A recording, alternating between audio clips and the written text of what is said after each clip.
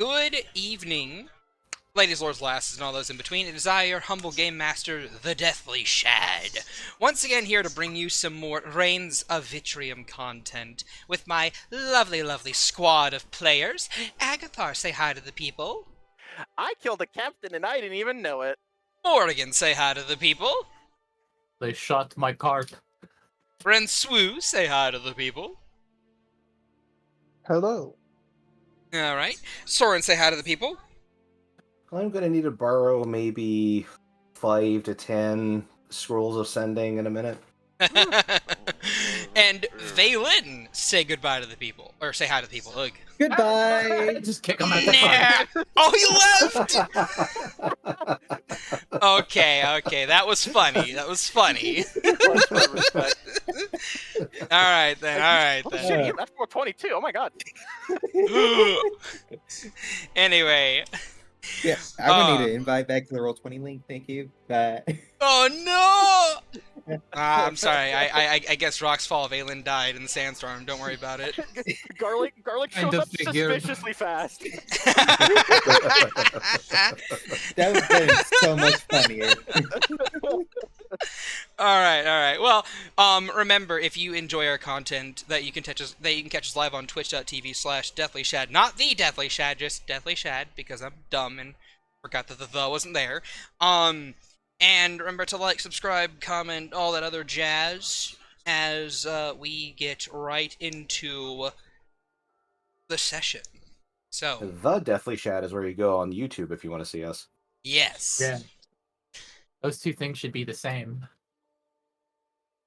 I had no way to do that. Anyway, when last we left our intrepid adventurers, Agathar the Kobold Necromancer, Morrigan the Halfling Divination Wizard, Francois the Rabbitfolk Monk, Soren the Rabbitfolk Samurai, and Valen the Rabbitfolk Cleric, the party is done with Merzye. Fort Providence is destroyed. Calagrin was pushed back, and the Debt Lords are scattered to the four winds.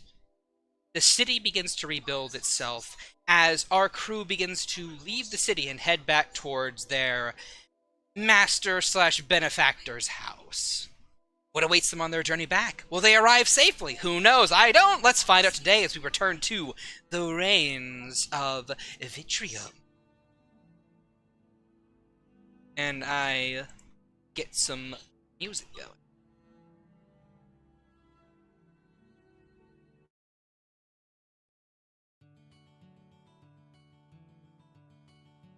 Would you say this fits the mood? Honestly. Do do do do do do. Something terrible is about to happen, isn't it? I'm glad I've conditioned you to think that way. Valen walks into the sandstorm willingly. Traumatized. What's the difference? The cart rumbles back along the stone mountainsides, and you eventually reach the pinnacle of the stone wall, the mountain range surrounding Merzye.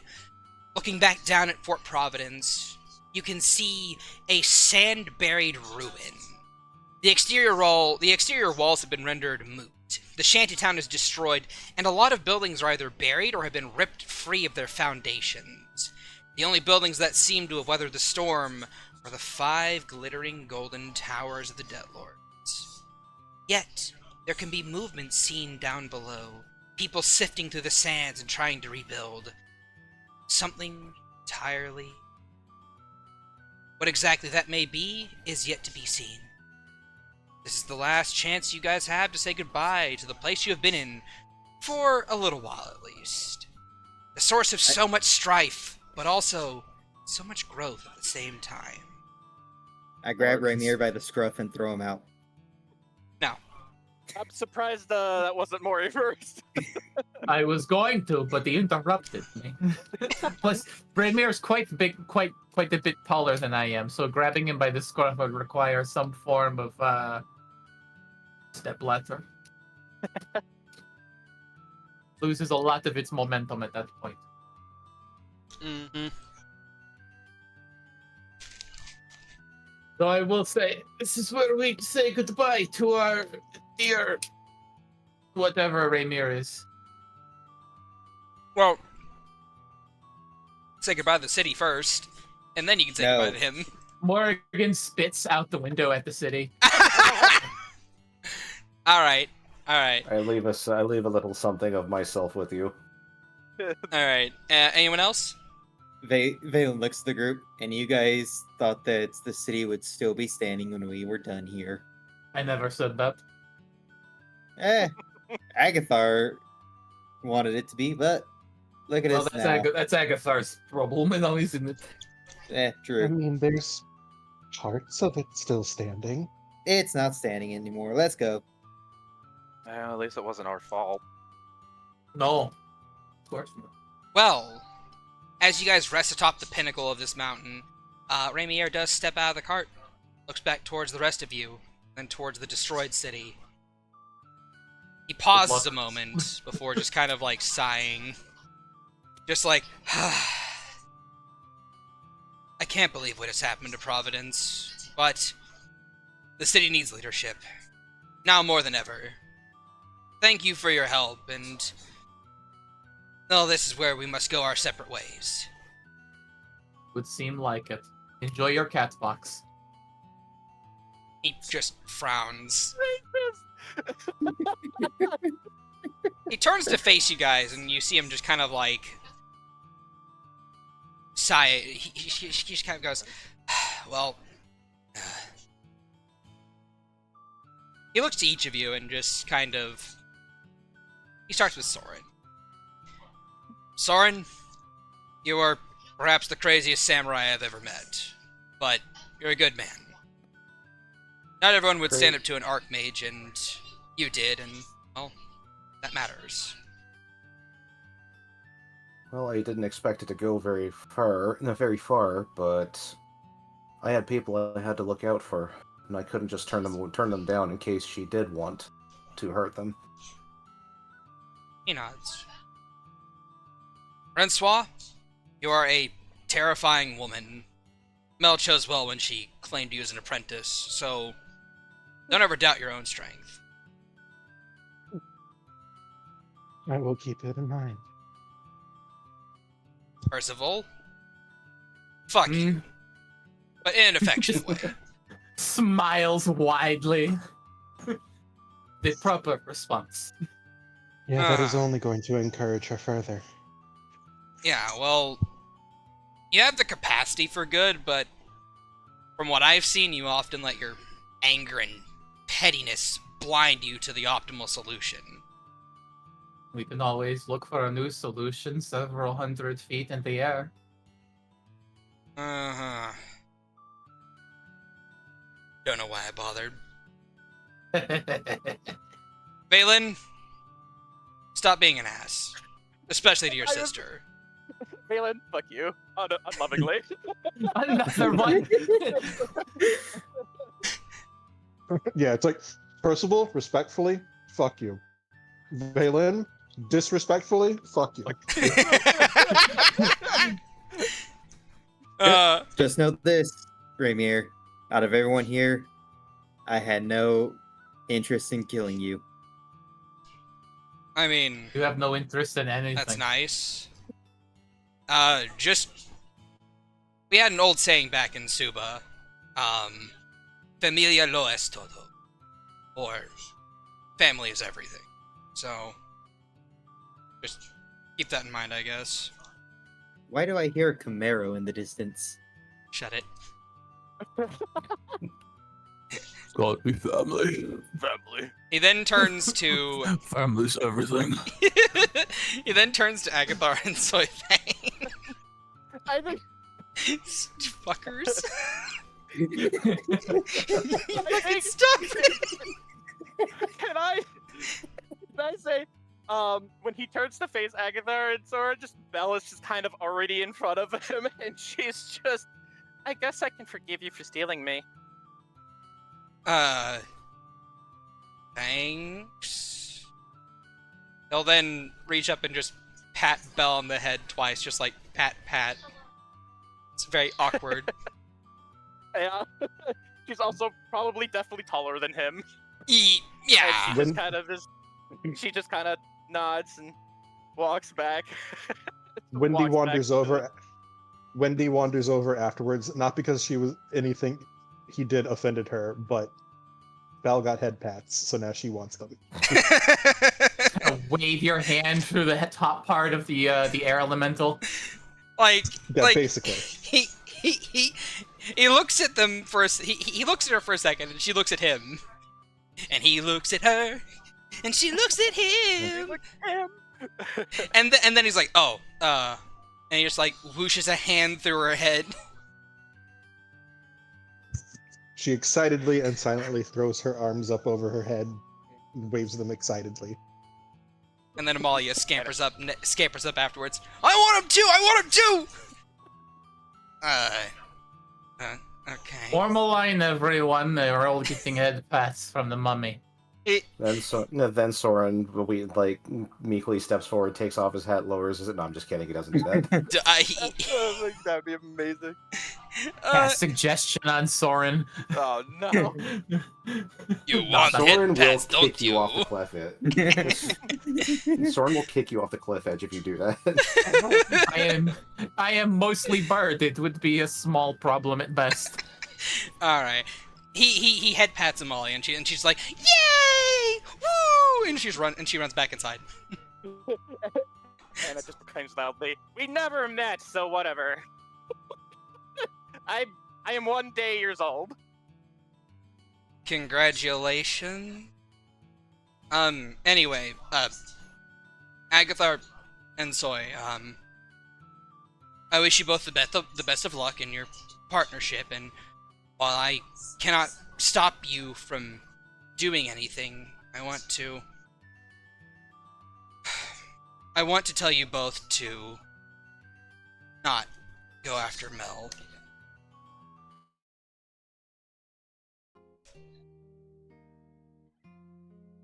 Agatha kind of gives a small nod, and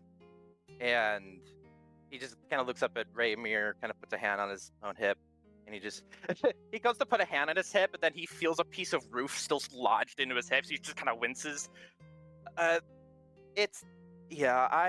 With that Praetorian fight, some things kind of came to light. I'm gonna sleep on some things, but yeah, I don't really plan on it.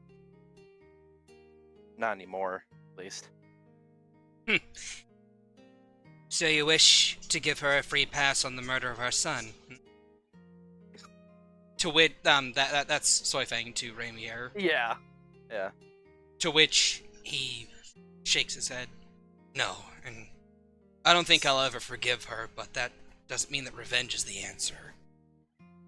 Worst case scenario is you all die and I'm alone again. Or you do succeed, and then what? Killing her doesn't stop Calagrin, nor does it bring back all those that were lost. It just serves to make us feel better for the moment. Soifang just kind of like turns away from him. He this is way forward. You want to say? Yeah, Agatha kind of looks at Soy, and just kind of looks at him. I understand that isn't an easy ask. After everything, especially you just looks at Soy, especially after everything that you went through. It was the one thing that kept you going, and now we're asking you to not go after it. It's hard, and it doesn't have to be a decision made in a moment, but to chase the past, we can't build a future. And with that... Oh, sorry, go ahead. No, go for it. Yeah, go for it. No, you finish your thing. Alright. He continues on, and says, we can't build a future, and it's... What would he want? You see Soifang start to actually tear up a little bit. She reaches up and pushes a hand through her eye, pushes a hand across her face, and brings it back wet.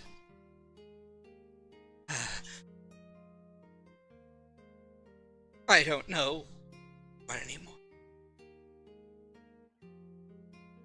And Rainier approaches and takes her hand in his and tries to look her in the eyes, but she just doesn't meet them. I loved our son. You may have never seen it, but I did. He knew I loved him, and that hug we shared will be my most cherished memory, but killing you out of vengeance for his death was always my greatest shame. You didn't kill me. I did that to myself when I broke my contract, and he puts a finger to her lips and shakes his head. No. The second you saw me, you attacked. Because of how shitty I had been to you and my son. When you believed that I was capable of killing him, that was the moment I killed you. Your eye still haunts me, but I am a better man than I was even a week ago. He presses his forehead to her. She sighs and pushes hers back against his. I wanted to kill you, to torture you, make you feel the pain that I felt. I almost lost my love again because of my lust for vengeance. Not for Agathar discovering the truth, I have no doubt that I met again and killed one. So while I know I can't stop you or ask you to forgive or forget, I just want you to think about what going through with it will really accomplish.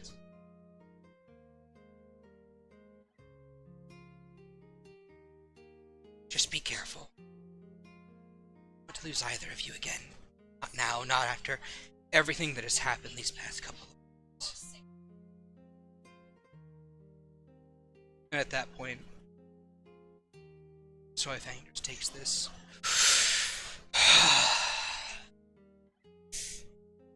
You are always a good man.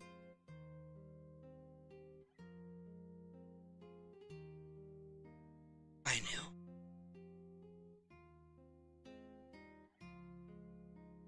I'll think about it.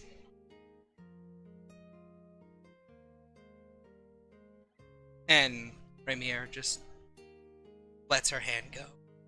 Steps back. He then looks to you, Agathar. You take care of her. And of yourself.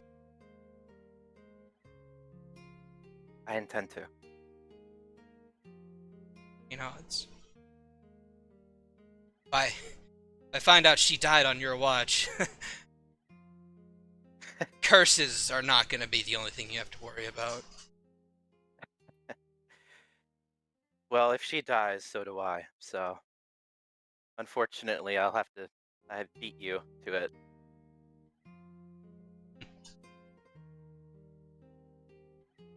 He then gives each of you a wave goodbye before he shifts among the nearby sands and disappears among the various grains. I flip him off as he waves to me. As he kind of starts coalescing into sand, he's gonna step up real quick and he's gonna say, Rainier, one thing before you go. You never did finish what you were saying a couple days ago. That I reminded you of somebody.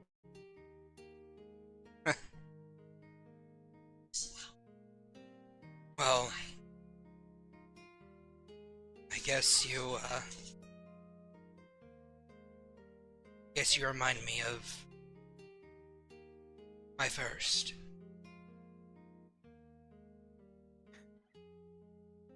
I see. Well, I thank you, and good luck. If there's anything that you need from me, let me know, and make sure you tell them. He just kind of motions to, like, kind of the people of Fort Providence. And just tell them what we did, that this time the adventurers didn't abandon them. They will know.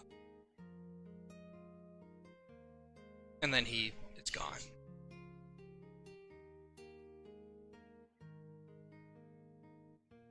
I cast Sunbeam on Rainier as he's leaving. Jesus. Counterspell at Um, ninth level. Counterspell. Yeah. Disintegrate as soon as he casts that. Counterspell. All right. Who else is casting? His reactions. Power- been used. Power word scrunch.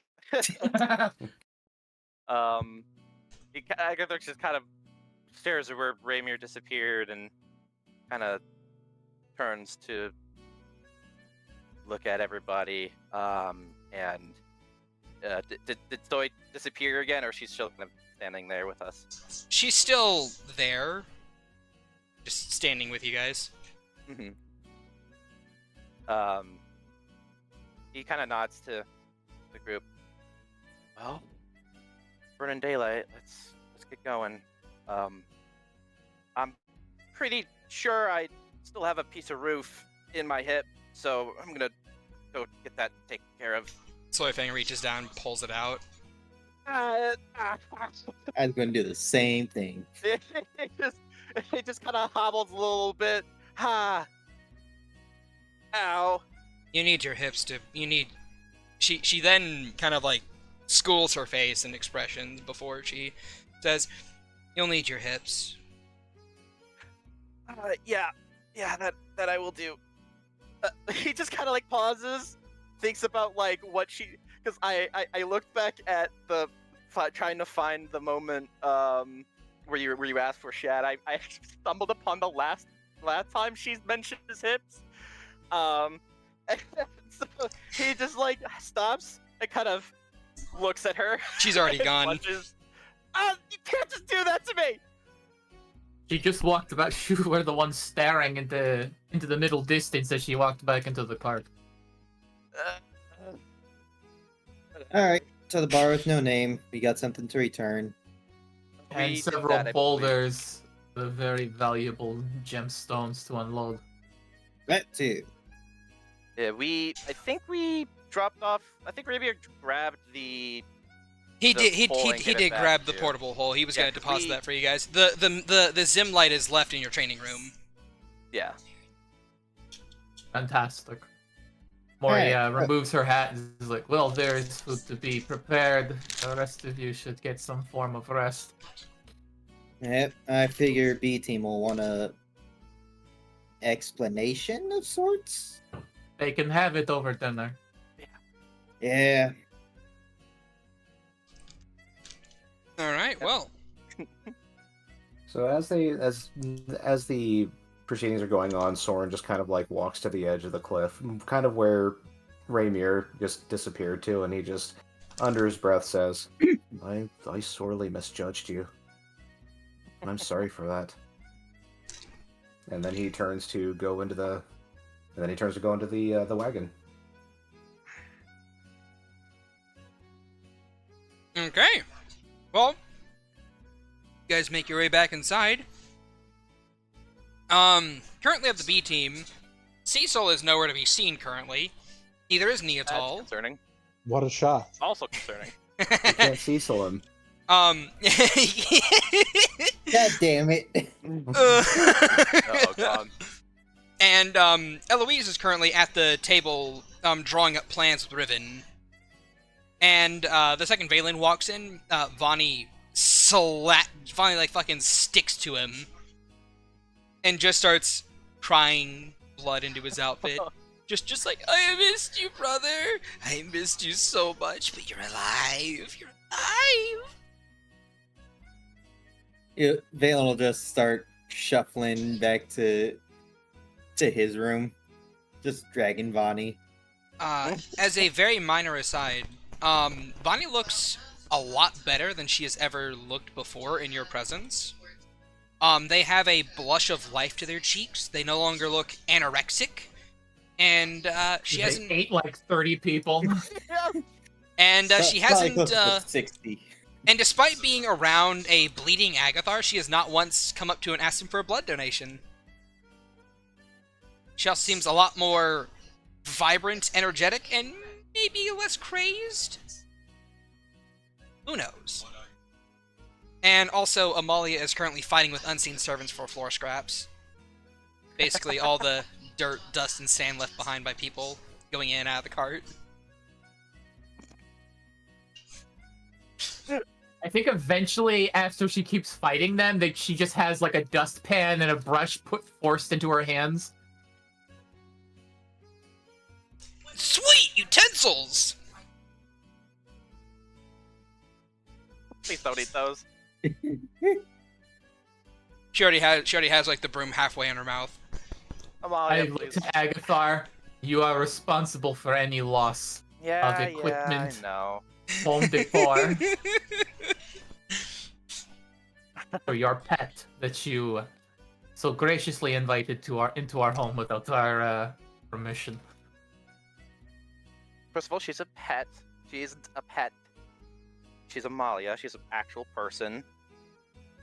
I don't call you bird. Ho! Agathar getting fucking spicy shit.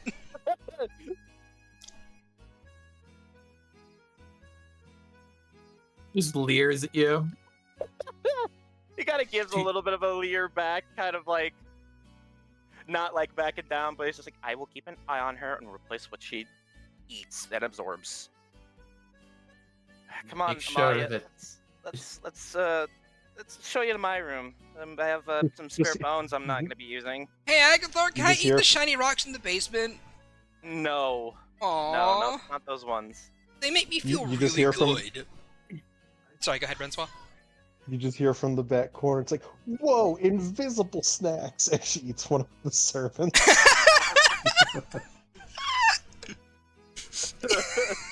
She fucking would though.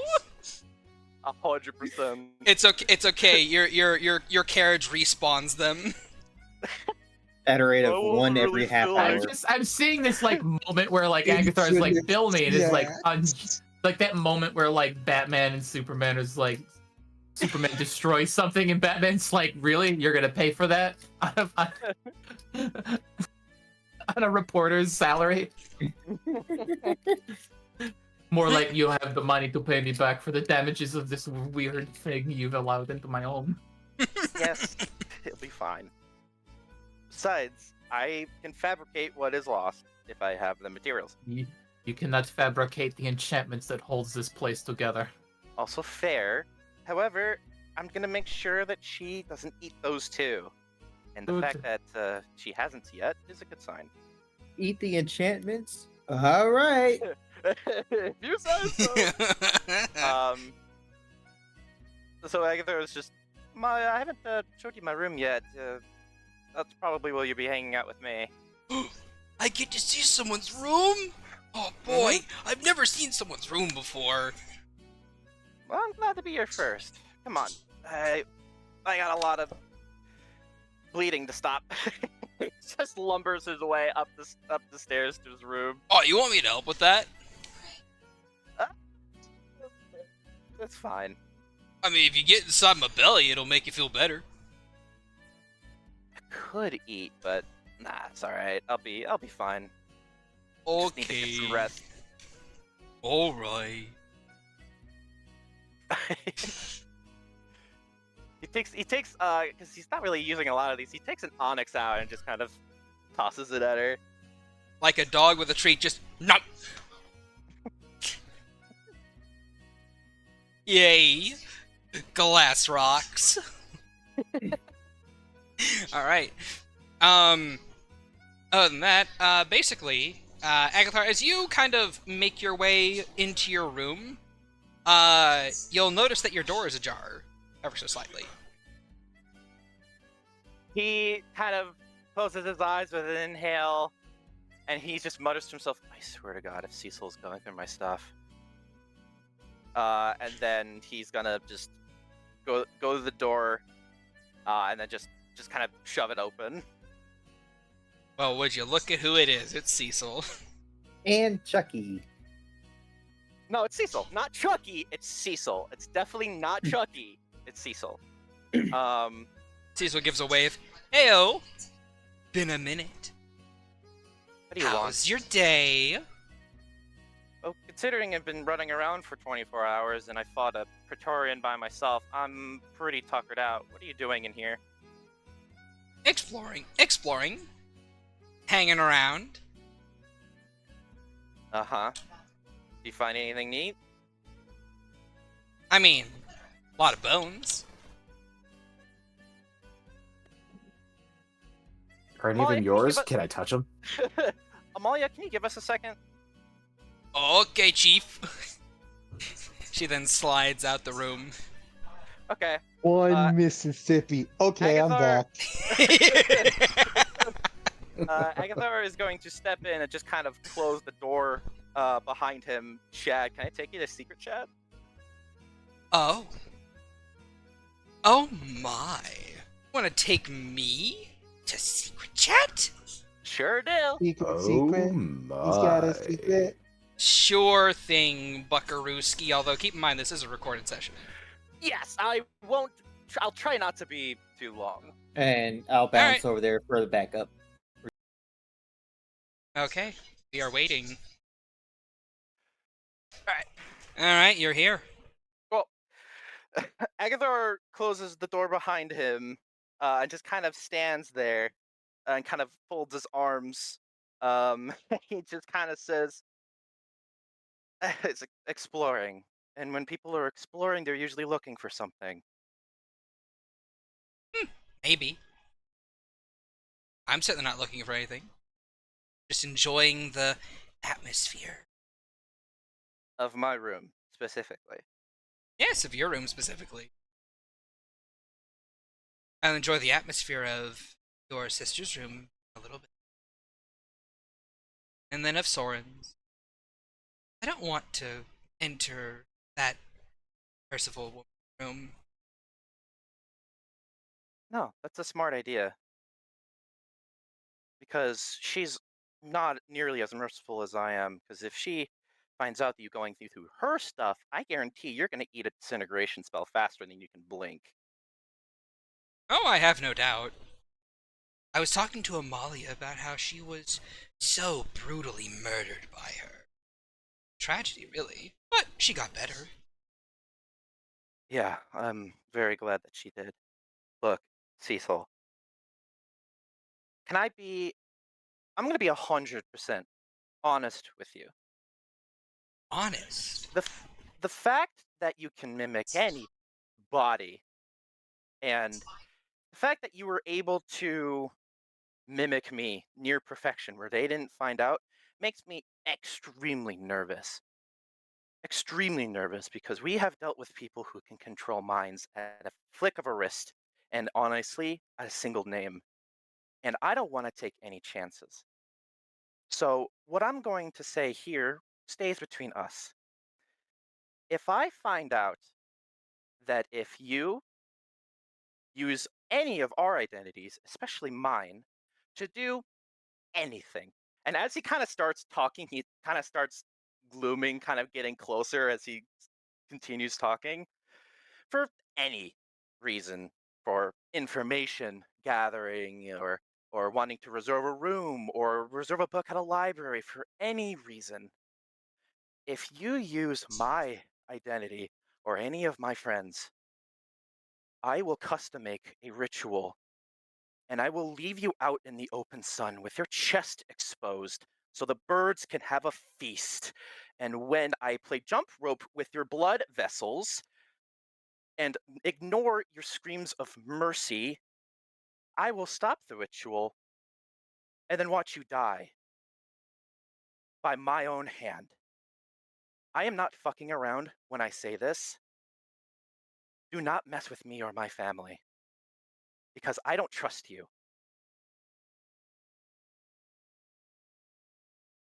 You see Cecil grin. A wide, near manic grin. And he gives you a hug. That tenses up, um, kind of like, kind of his hand gets kind of close to his firearm almost, but he just kind of like seizes because he's not expecting this moment. Gives you a couple pats on the back. And whispers into your ear. Good boy. You're such a good boy, aren't you? Yes, you are. Oh, I can feel your anger, rage, your frustration. I know that I have done my duty. And then he lets you go.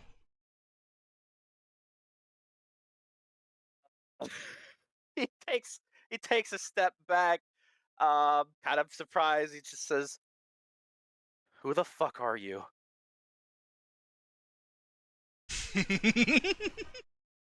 It isn't about who I am. It's about what I do. You see, I was never really ever lying when I said us kobolds have to stick together, because us kobolds truly do have to stick together. And the simple fact that you don't trust me, or anyone really upon first meeting nowadays, is beautiful.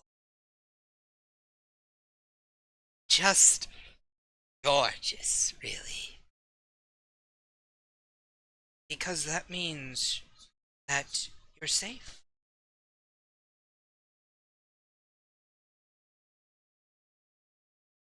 And that's all that I ever want. His eyes kind of open a little bit. Mel? No, no, no. I'm not Mel. I know of Mel. But no, I'm not her. What I am is, well, frankly lost to me. All the years that I've had, all the names, all the identities, all various iterations of myself that I've had to present to people, I lost track of who I was. No, I never lost track of my purpose, and that is what matters most to me, because a purpose will drive anyone forward for as long as they live. My purpose is to take naive, trusting little kobolds such as yourself and twist them into something that can be safe in this dangerous little world. And I have done that. My task is complete. Threatened to play jump rope with my blood vessels. That's the most unique form of punishment that I have ever heard. One of my cohorts come up. And that will always hold a special little memory. I truly appreciate this moment. I appreciate you. And I can't wait to see this all leads what you become.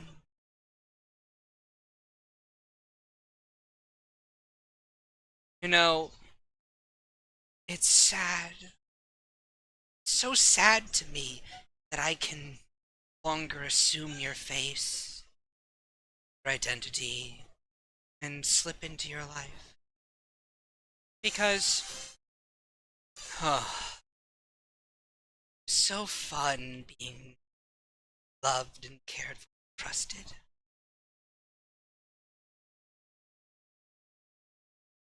It was, I want to say, the peak of this year. No, this half a decade, really. And I have you to thank for that. But you have politely asked me not to do so anymore, so I won't. And I'll leave your family alone, but do keep in mind that everyone has their secrets. Your family, they might betray you in the end. I can't say for sure if they will or won't, but it's a thing to keep in mind. And I'll deal with it as it comes. I'm sure you. This is because if I was Although, taught anything, it's to be prepared for anything. as Hmm. much as I can. And trust me, I didn't learn the trusting lessons from you. Hmm. Are you sure? Tell me. That powder you administered to your friend's beverage, those about a month ago or so. You remember it, right? I knew it was you. And you say you weren't trusting of others. Or, how about that mug you should have checked? His eyes fucking go wide when he says the mug. She was such a bitch, wasn't she? She deserved what she got. And I was happy to give it to her. A poison for a poisonous mind.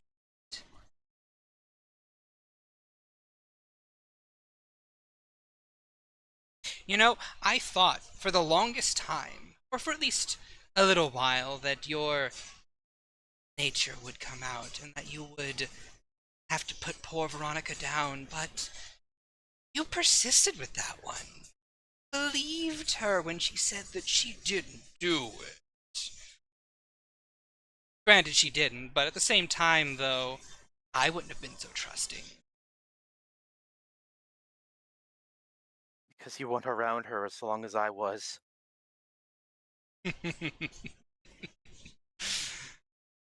Perhaps. Perhaps. But still, it was fun. Even funner to watch you squirm. Although I will say I did tell the truth about that book that I read, and your compatriot Soifang. Your lover, really. Now, do bear in mind, this is not me threatening your love's life or anything of the sort. Trust me, we're well beyond that at this point. We're friends, aren't we?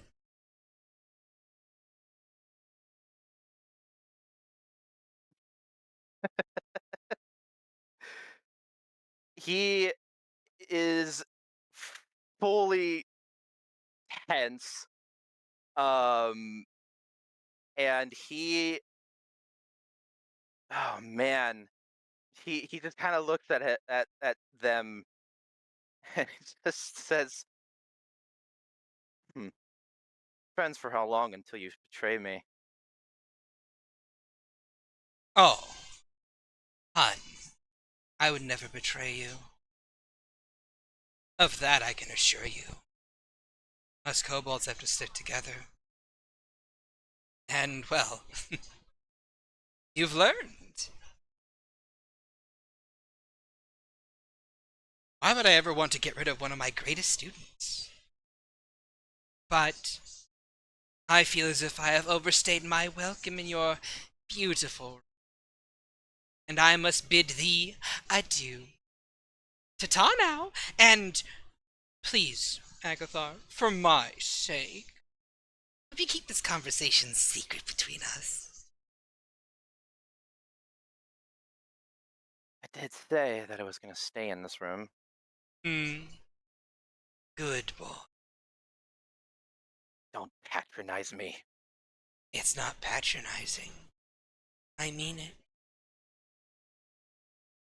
They will reach over and give you a little pat on the head. A little pat pat. I think he grabs their wrist before they even have a chance to get it, and I think their I think Agathar's glove. Could he say that he slipped his glove off? If you want to say you slipped your glove off at a point in time in the conversation, yeah, sure. Yeah, definitely. Like as apparently like abundantly clear of what this fucking thing is. Yeah, the glove is off, so like he like grabs their like wrist as they go to pat their hand, and then just kind of like keeps it there to let like the cold necrotic energy start biting away at them. And he just says with a growl, "Get the fuck out of my room." Of course, Agathar. You can keep the hand too, and then their arm detaches at the elbow, and you're left holding a hand before they walk out of your room. What the fuck? And we're back up here. Hey, look at that. Welcome back. Let me at Agathar. Hi. Hey! That was a really good scene, wasn't it, Agathar? That was something. Not the way that I thought, but you know what? Tomato, tomato. Did you at least have fun with it? Yeah, I did. Yeah. Well, the rest of you guys would see Cecil skipping down the hallway back into the main common room before taking a seat down at the table, grinning ear to ear. Well, you look awfully cheerful. Of course I am. I'm always cheerful to be around friends. We're going to have a talk with the group on accessibility of the second floor and the private rooms.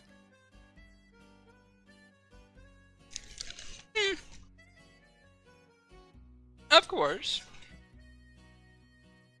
Eloise turns to kind of look at you, Morgan.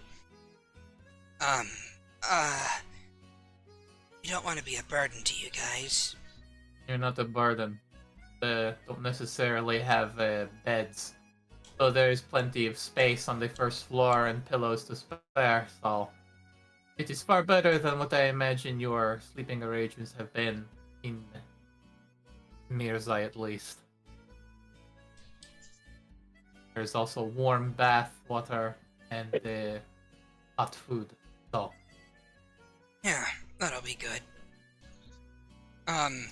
Thanks again for letting us stay here. Thanks for coming when I asked you to. It's what sisters do for each other. Speaking of, what's an archmage? What does it sound like? Sounds exactly what I just said. And I can remember you saying it earlier, but me not understanding what it is. Imagine the highest caliber of spellcaster with an ego to match. You basically have a fate reality-defying creature that can wave a hand and do just about anything they wish. So we have powerful mages to worry about too. Well, this complicates plans. And then Ribbon, who's also nearby, just kind of goes, "Huh. Well, respect to Soren for sticking up to one at the very least. Although honestly, Soren, you're a bit of a dumbass over there, you know." The Soren just kind of like sitting in a seat and goes, "You know, I might be. I didn't really expect, if there was a confrontation, I didn't expect to come out of it alive, but there were people down there, and I didn't know what she wanted with them, or if she wanted anything. I couldn't just leave them to their fate if that were the case." That's In all fair honesty, enough. He is not the dullest when it comes to that. I've spat at several of them. To which Cecil just giggles. Well, things just got a lot more interesting. As I recall, they can't really just do anything they want. It has to be within the confines of their school of magic, doesn't it? Okay, that is loose at the best. For basically, for a reference point of power, Dralam is one of them, so that should give you some form of reference. I don't think anyone in recent memory has any good idea of just how strong ch-ldr-n is. She's not the type to flex, and when she was senile, the random flashes of power were flares at a dying candle.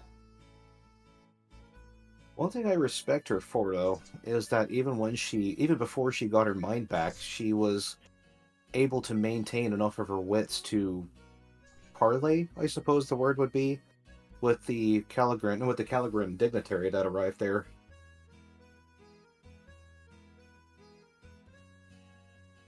I suppose.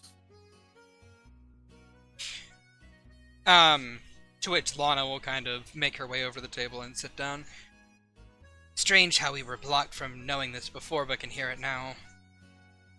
I would imagine that'd be the doing of the wench who wandered the caravan at her whim.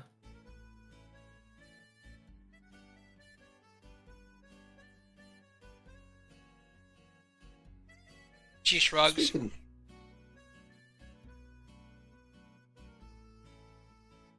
Welcome to being in on the meme.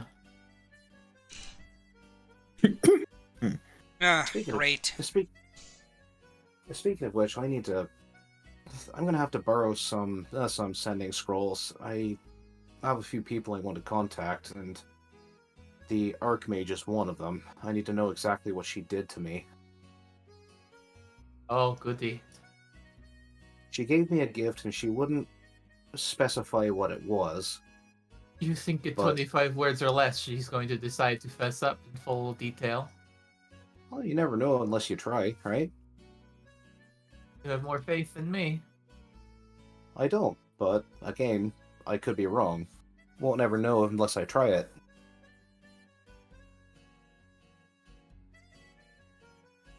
Maybe she will, maybe she won't. I don't know her well enough to tell off out the gate. Well, if you find some way to make it entertaining for her, maybe. That's one thing I'm worried about. The fact that you need to entertain a grown monster.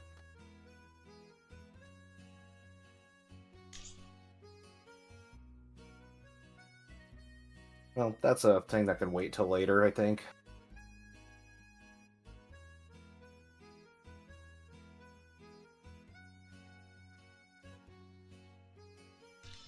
Whoa.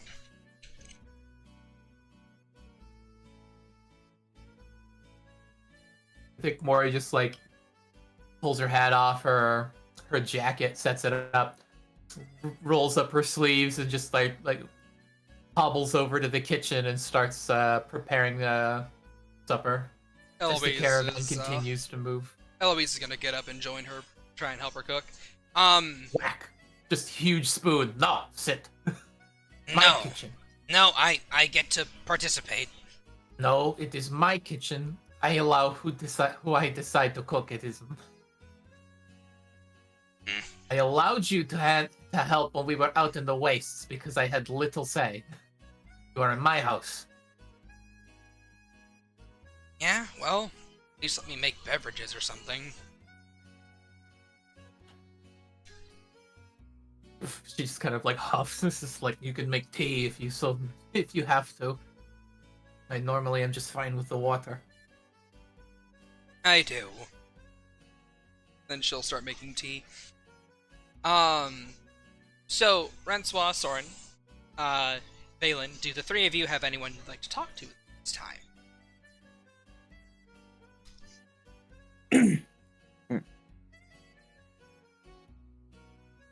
Soren's basically just gonna kind of lean back in a seat and then say, "So, you all ready to travel in style?"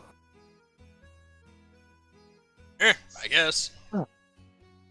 I'm certainly ready to, as they say, get out of Dodge. Oh, that makes two of us. Currently that's a leaving lot Dodge. God, so much happened there.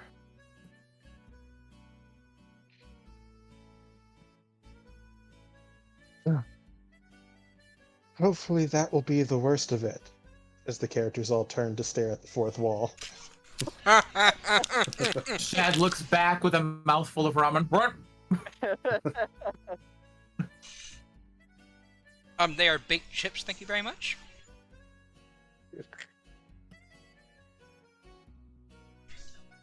Anyway, so Valen, you said you were hauling your sister off to your room, right?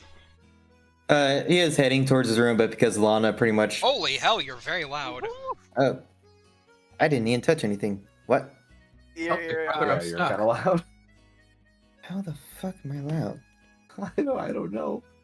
I haven't touched any of my settings. The fuck? Wow. That was flashbang by words. Alright, is this a little bit better? It's still a little loud. Turn it down.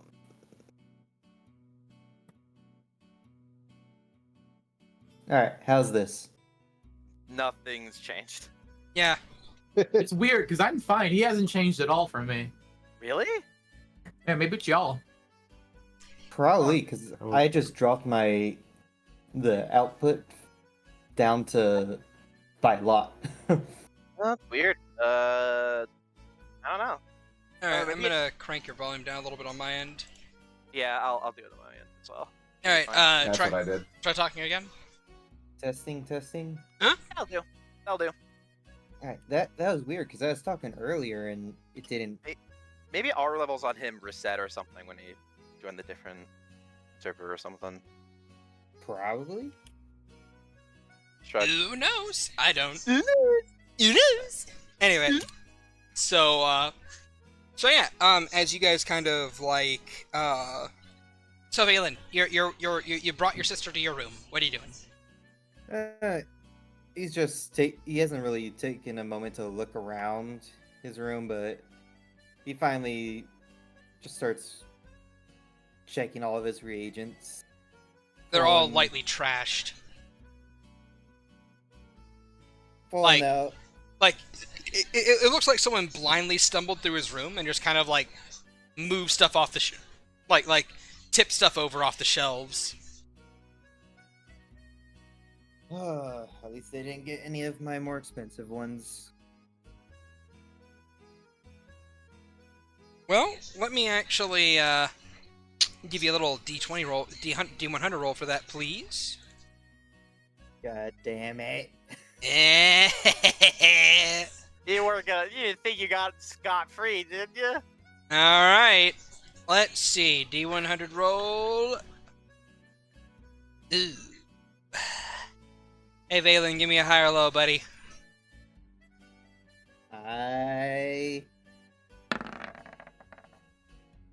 Ooh. Ooh. Ruh-roh. Uh-oh. Someone just took your whole ass shrine to the Raven Queen.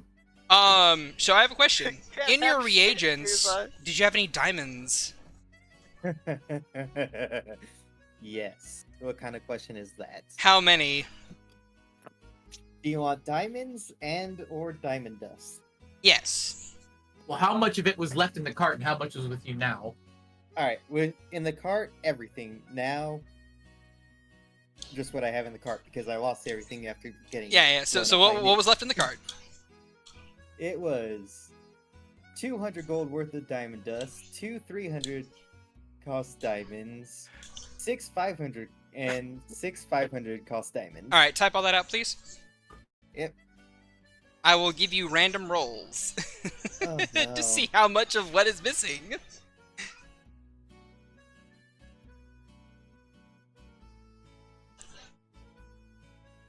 Don't worry, you have the big buckarooskies. You'll be fine, probably. Oh, those are just diamonds. That's not counting everything else I have. Yeah. I figured.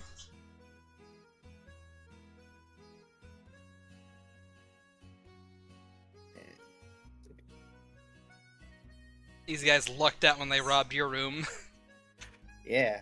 At least it's just the diamonds, not the incense, the golden reliquary, the powder, everything else, the holy water. Alright. Like, when I say I have reagents. I have reagents. You're missing 164 gold pieces worth of diamond dust.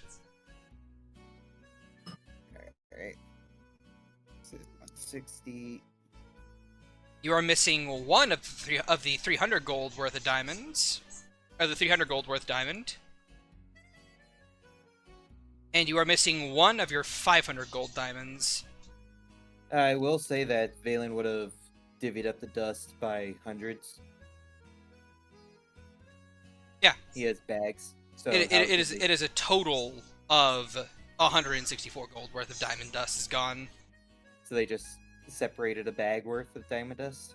They reached inside of your bags and they scooped out a bunch of it, and they kind of like left what remained there to like grab more shit from the room. I can't imagine how that went for the dude who did that, running out of the caravan. He's like, "It's real dark in there. What'd you get? Look, a big pile of sand." Opens up his palms to reveal the sand is actually diamonds. He's like, "Oh!" Well, he keeps them in Nice. separate bags, so he just The So he took sand an in that entire- card is diamonds. so he took a handful and a bag worth of diamond dust. Yeah. Why would you do that though? Because They're guard. blinded. They couldn't find anything. Yeah, but it's a full. How do you take an entire bag and a half? Don't ask questions. Very, very carefully. Would you like me to have him take both bags? I have a better idea. All of that diamond dust ended up downstairs in the fighting ring because it was all just scattered around after the guy tripped and fell and it went all over. And the unseen servants cleaned it up and just added it to the sand pile. Forever lost. The most expensive sand pile. Soren's down there training one day and his feet just start bleeding. Well, it's diamond dust. It's not diamond glass. Yeah, you'll be fine. Don't worry. If one of us dies down there, we'll be fine. He just uses Revivify on the entire sand pile. Anyway. One of a 40 gold worth of diamond dust. Quarter bag. Got one there. So yes, that is what you stumble into your room to see, is just like, you know, a bunch of shit's been tipped over, your reliquary is on the ground, like, it's not damaged or anything like that, it's just on the ground. No, I don't have the reliquary. I had pendants. Lost the reliquary. Oh, well, never mind then. Desk just destroyed. Rip. It was the reliquary one of the things you had on you when the suit went up. Yeah, that's my summoned. That's the reason that's for right. summoned.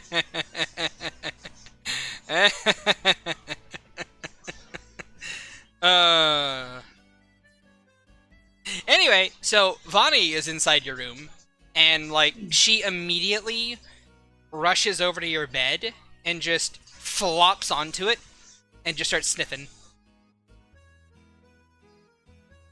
Why are you smelling? Fucking freak. She turns to look at you with like your blanket in her hands, just like in her nose, and she's like, "Because it smells like you."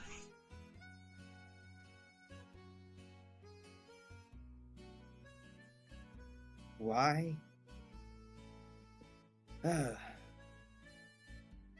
Because we used to sleep together, brother. Back when we were young.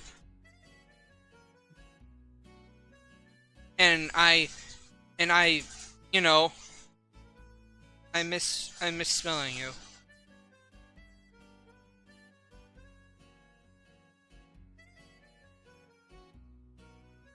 She then sniffs your blanket a couple more times.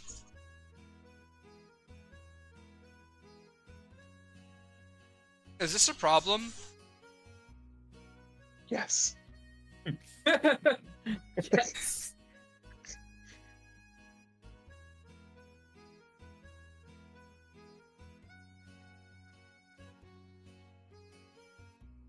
It's just strange. Sorry, I was dying for a moment.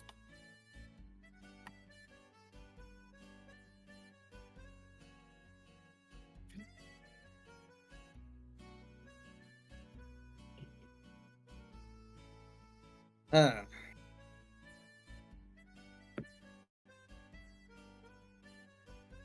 So you seem to be looking a lot better. She nods. Yeah, I feel a lot better. I ate a lot of people. And after she says that, he will lightly karate chop her head. Ah, why? Think next time. Don't just go on a wild rampage. Sorry, brother. I refrained for like a minute while they were casting the teleportation circle. Then when I got there and I asked the first guard where you were, and he tried to attack me, I ate him. And then I ate his friends, and then it goes a little hazy from there, but I think I ate everyone else. Yeah.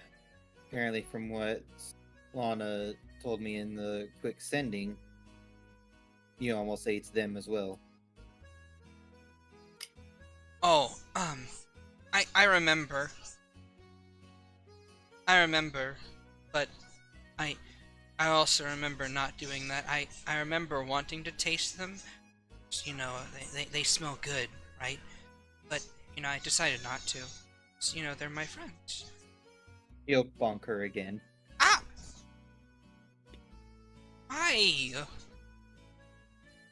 At least two of both of our groups can cast sending. Why didn't you check with them first? I know you can as well. Oh. She smiles at him nervously. I forgot. And again. Ah! Okay, maybe I deserve that one a little. Mm-hmm. I'm sorry. Like, I was half starved. I was really worried about you. Now you're here and you're alive and everything's better and good and awesome again. And like, I can smell your bed sheets and they smell really nice. It's in the line of work that we do. I We're guess. always, we're always in danger. I'm not.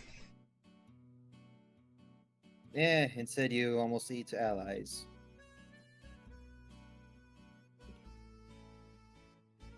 Well, I didn't though. Yes. Yes, he didn't. And he'll give her a hug.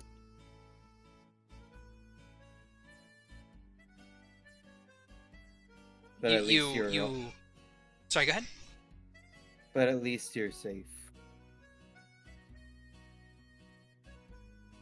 Those from Calagrin are not easy to put down. And be it that there are several of them, be glad you didn't have to run into them. She kind of hugs you back and just like relaxes onto you, just like, I missed this. It's nice to feel warm.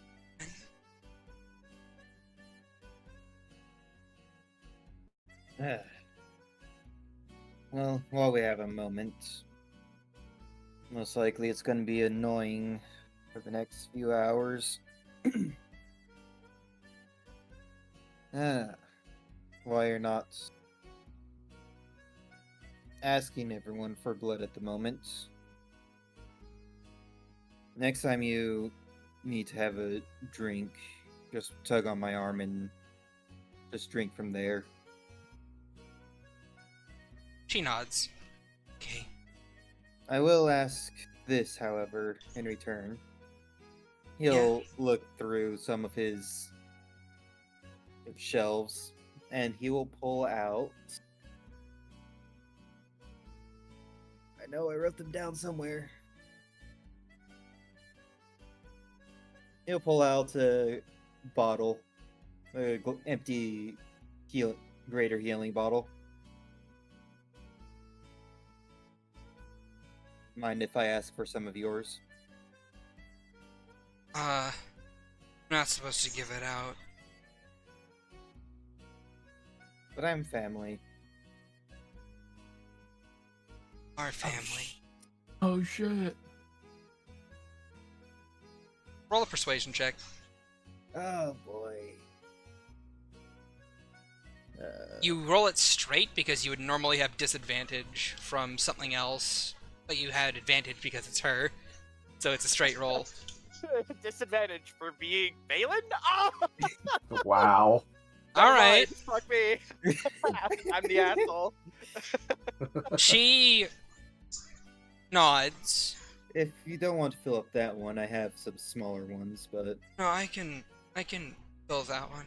She'll just kind of like reach out and pluck it from your fingertips, and she'll put her index finger inside of it, and you'll see as red liquid begins to pool around her nail before a small droplet of blood forms beneath her finger, which then starts to grow and expand without actually dripping into the vial itself, until it encompasses the whole of the vial itself, at which point she'll pull her finger out and just kind of like put it inside of her mouth to suck on to remove any excess blood. She'll then cork it and hand it to him. don't worry. I just want to see if there's any way for me to recall anything else. Still missing parts of my memory. And with what you said a whiles back, I don't have access to everything that happened to me. She nods.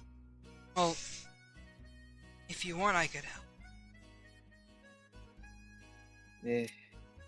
Probably another time, whenever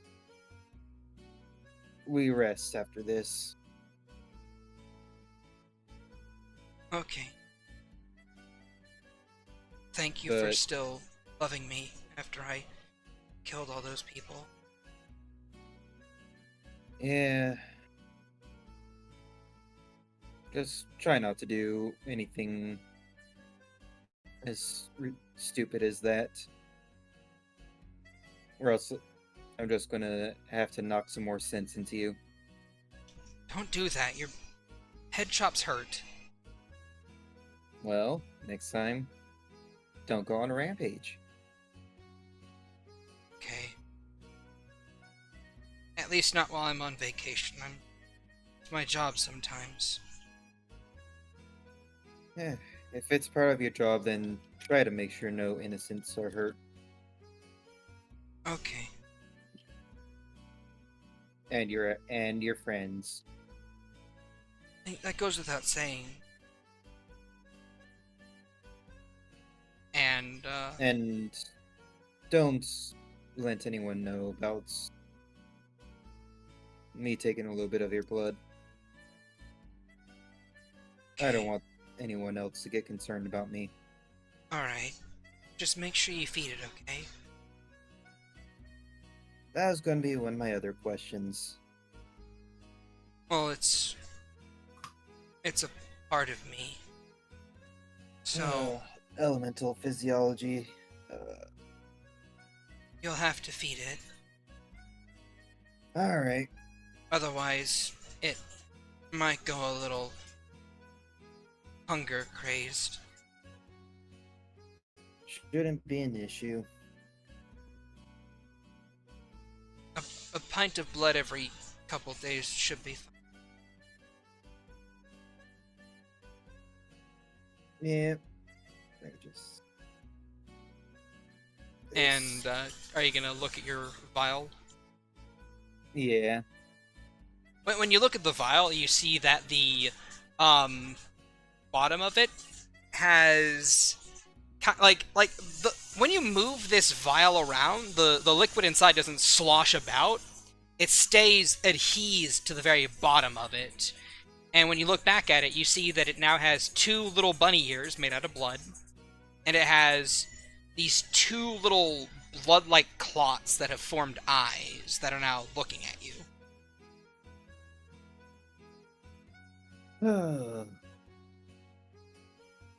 He'll just set her on a shelf somewhere. You feel its eyes Somewhere following you throughout the room. Somewhere hidden. So people have to actually search for it. Alright.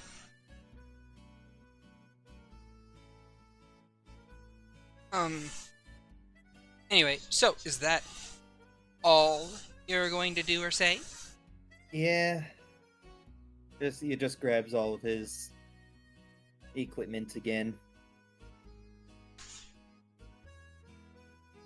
Alright. And, with that... Francois, Soren, are the two of you wanting to talk to anyone in particular?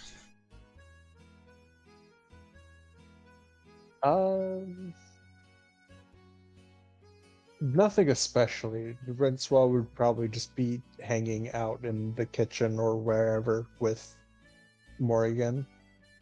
And Eloise. Well, yeah.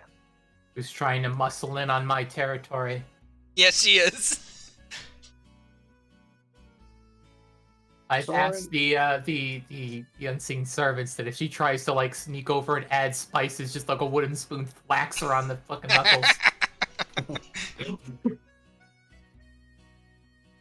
I hear it at least once where I'm stirring something, I just hear whack.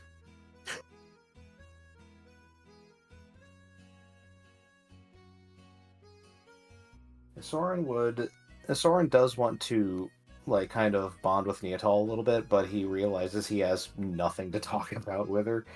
I mean, you could just go down there. She's in the Go training down. room. I forget how clean was he able to get his room during the hiding phase? Was he able to completely get it all clean and tidied up? I mean, not really. I mean, actually, no, wait, yeah, no, you spent a lot of time doing that. I'll say, yeah, you did. All right, then And he'll probably everywhere. he'll probably go back down to the training room first to make sure that the civilians that were down there didn't leave. Oh, they're anything. gone. Well, yeah, but he's gonna make sure they didn't leave anything there.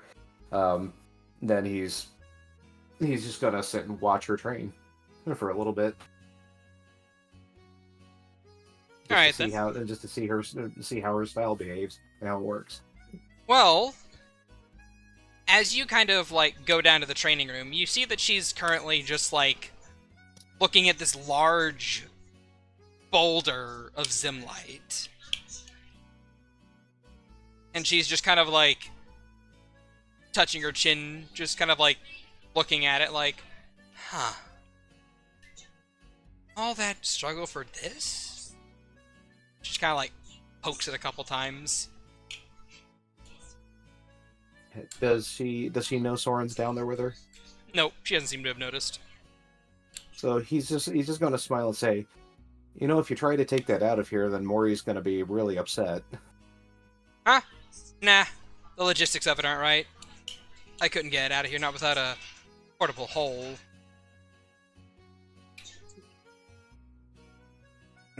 That and I'd need someone really strong like my brother to push it in. True, but Percy's a friend. I wouldn't want to take this from her. She seems really partial about this acquisition here. That's fine. Wasn't going to anyway. It's just all of this is the cause of basically an entire city getting destroyed? Well, not the cause of it. The cause was something else. This here was mainly the reason that everyone was in poverty and why a few very privileged individuals were in power. Huh. This right here, you know what it's called? Zimlight, I heard people talking about. Aye, that's correct. It was Merzye's the very highest trade. It was what they traded in, it's what they exported, it's what made the debt lords rich. Huh. I don't exactly remember how much gold worth is in this pile. I remember Percy mentioning it once, but No one ever gave an exact gold quote. actually, didn't Soren roll really high on the investigation check? Too. And I think you crit on it. yeah, and he was. You had Yeah. like a guesstimate. Like you had a pretty good number. Yeah, because I don't kind of remember what that. the word was, but you definitely know. Because I kind of remember making the joke, like, after Shad... I think Shad gave, like, the exact number or something, and just as a joke, Soren just, like, whittles it off just, like, casually and goes, well, it's just a guess. Yeah, Like, down to the copper piece. I think that was something else entirely. No. What he guessed on was the pile of gold in the Debt Lord's vault. Right, that's what it was. that's what it was. That's what that was, alright. Yeah, you're right. It was a long time, leave me alone. Anyways, yeah, he's gonna be... This pile here is worth quite a bit of money. If you'd like, Soren, you can make an intelligence check. I think I would. Just straight intelligence, no. Yeah, flat I mean, intelligence. Or investigation, your choice. Well, and they both have a +0, so... Luck token, you get one. You just kind of like sit there and you look at it and you're like, yep, that's a big boulder. She could hear the modem start booting up. you hear like the Windows XP just do boo doo bum. Like it's the old like Windows 95 boom. Yeah. It's like it's not even recent. She kind of like turns around to look at you like, you okay there, bro? He's still kind of looking at it and goes, I was just curious if I could get a rough estimate of how much this is worth, but this is way out of my wheelhouse. She kind of like puts a hand to her chin. Huh. Let me check. Let me try. Sure, by all means. I'm sure Percy would love to know. At least 5. 5 what? 5? Somewhere between 5 and 100. Is that what she says? No. Okay. She says, well, I don't know the worth of Zimlight, but I could probably estimate that you guys have about 1.5, 2-ish tons of Zimlight here. Clearly a lot more of this green and purple stuff than any of the other stuff you got, sadly. I think. I don't really know, like, is purple and green stuff good? Green and purple, green and purple, green and purple. Well, apparently it was all good if it was making the debt lords rich. Oh, shit, sorry. She looks around the other side. No. You have a lot more white and green stuff. With a good amount of purple. And some of this navy blue shit. The stuff you have the least of is this red stuff. This little spiky red stuff. And she kind of like pokes at what you would know to be Severum.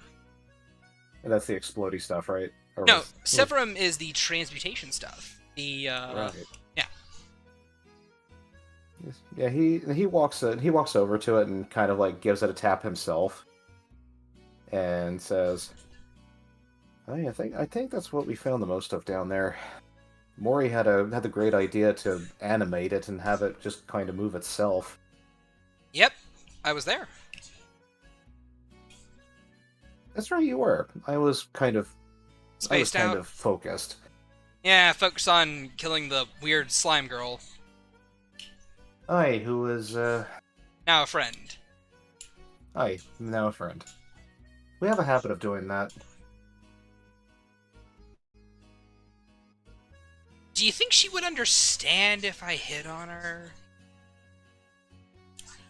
He kind of snarks a little bit and goes, "It would kind of be funny to see you try.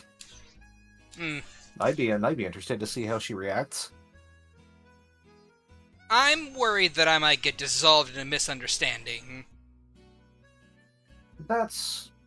She listens to the word no quite well, especially for Maggie. I guess. I mean, hey, might as well shoot my shot. Never been with a girl that had 4 arms before. Could be interesting. Did Soren ever hear that Neatal likes them small? Nope. So he's just gonna kind of smile and light and say, "So you like them big and tall both, huh?" Well, to be fair, I like girls. I like itty bitty girls. I like the big girls with the Good muscles and the There yeah. it is. Yeah. There it There it is. and no, she goes through the whole song because I don't know the lyrics. Ah. He kind of smirks and looks at her and says, "Did you write that all on your own?" No, a friend wrote it for me. Name Quite of catchy. Joe Cat, I believe. It's quite catchy. I might have to meet this Joe Cat. He's a good guy. Or, yeah, they're a good person.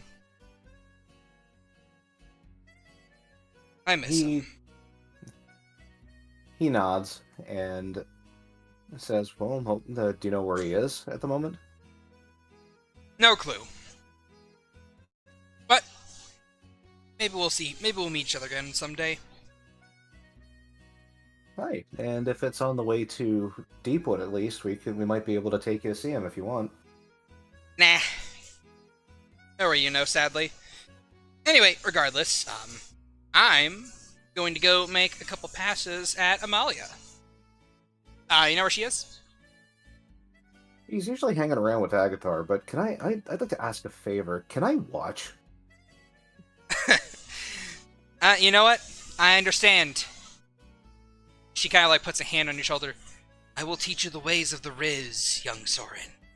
That's Holy shit! I'm not- not expecting that. That's not actually why I want to watch.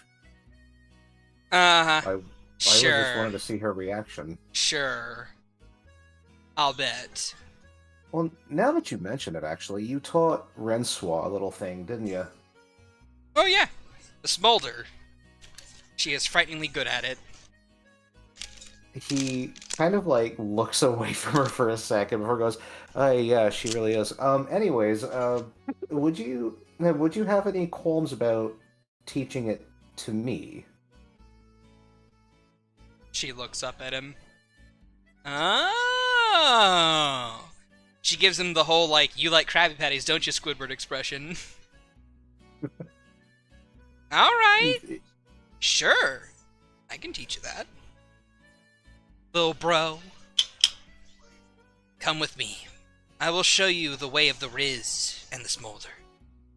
I actually think I'd be the big bro in this, but okay. You have much to learn, young Padawan. Oh, all right. What's a Padawan? Don't ask questions you don't want to know the answers to. She then walks around you and makes her way upstairs. He shrugs and just follows her. All right. The two of them make their way over to Agathar's room, and Agathar, while you're inside, dealing with the vaporous remains of whatever the thing was you had in your hand, you hear a knock on the door. Knock. Who is it? It's me, Agathar. Your good old buddy Neatal. Oh, God. Okay. Yeah, give me a second. He just, Amalia wouldn't happen to be in there, would she? Yeah, I am. Yeah, she's in here. Oh, nice. To clean the floor. Awesome. Yeah, come on in. And Oh god. Okay, hold on. I need to pull her sheet up. Ah, Oh boy. Hold on, let me I already see it in my head. It's so bad. this is the episode that gets cut off of YouTube and Twitch. Oh my god. It gets them demonetized. Okay. So, Oh no. as the door opens, Neatal is leaning against like the door frame with her head down, and then she kind of flips her hair and looks over at Amalia and gives her finger crossbows with her right hand. Goes, "Hey." Soren has a notepad and he's writing stuff down. Agathar's looking genuinely so confused. He just looks at Malia. Amalia is like, wait a minute, I know what this is. You're hitting on me, aren't you? Yeah. Pretty girl. She looks lightly confused as to what Amalia's gender is because they are a slime. And Amalia's like, yeah, that's me. I'm a girl. So, wanna come in, hang out? Sure, babe. Neatal then strolls into the room. So, Agathar, how's your day been? Been having a good day? What the heck is happening? he just looks at Sword. Is this what I do to Soy? You then get a message from Neatal that's just like, I'm hitting on Amalia, okay? Just like make sure she doesn't eat me or something like that. Okay, all right. Wingman mode on.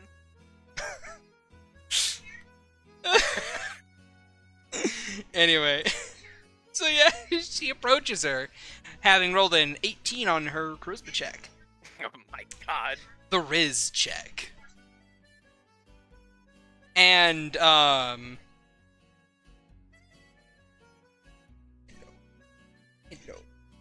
My cat was trying to get attention. And she kind of like takes one of Amalia's littler hands in her own hands, and she looks up because like the height difference is about 2 feet. Mhm. Neatal is like 4'8", and no, she was taller than Rinswell. No, she's 5'6". My fault. Keep forgetting heights. Amalia, however, is significantly taller, like 6'6", 6'8", something like that. And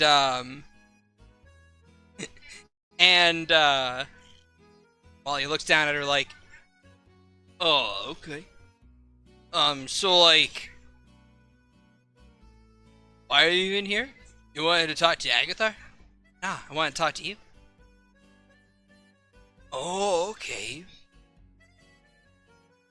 And you wanted to, like, hit on me and stuff, right? Yeah. I wanted to, see if you'd be interested in having a little, dinner together at a point in time.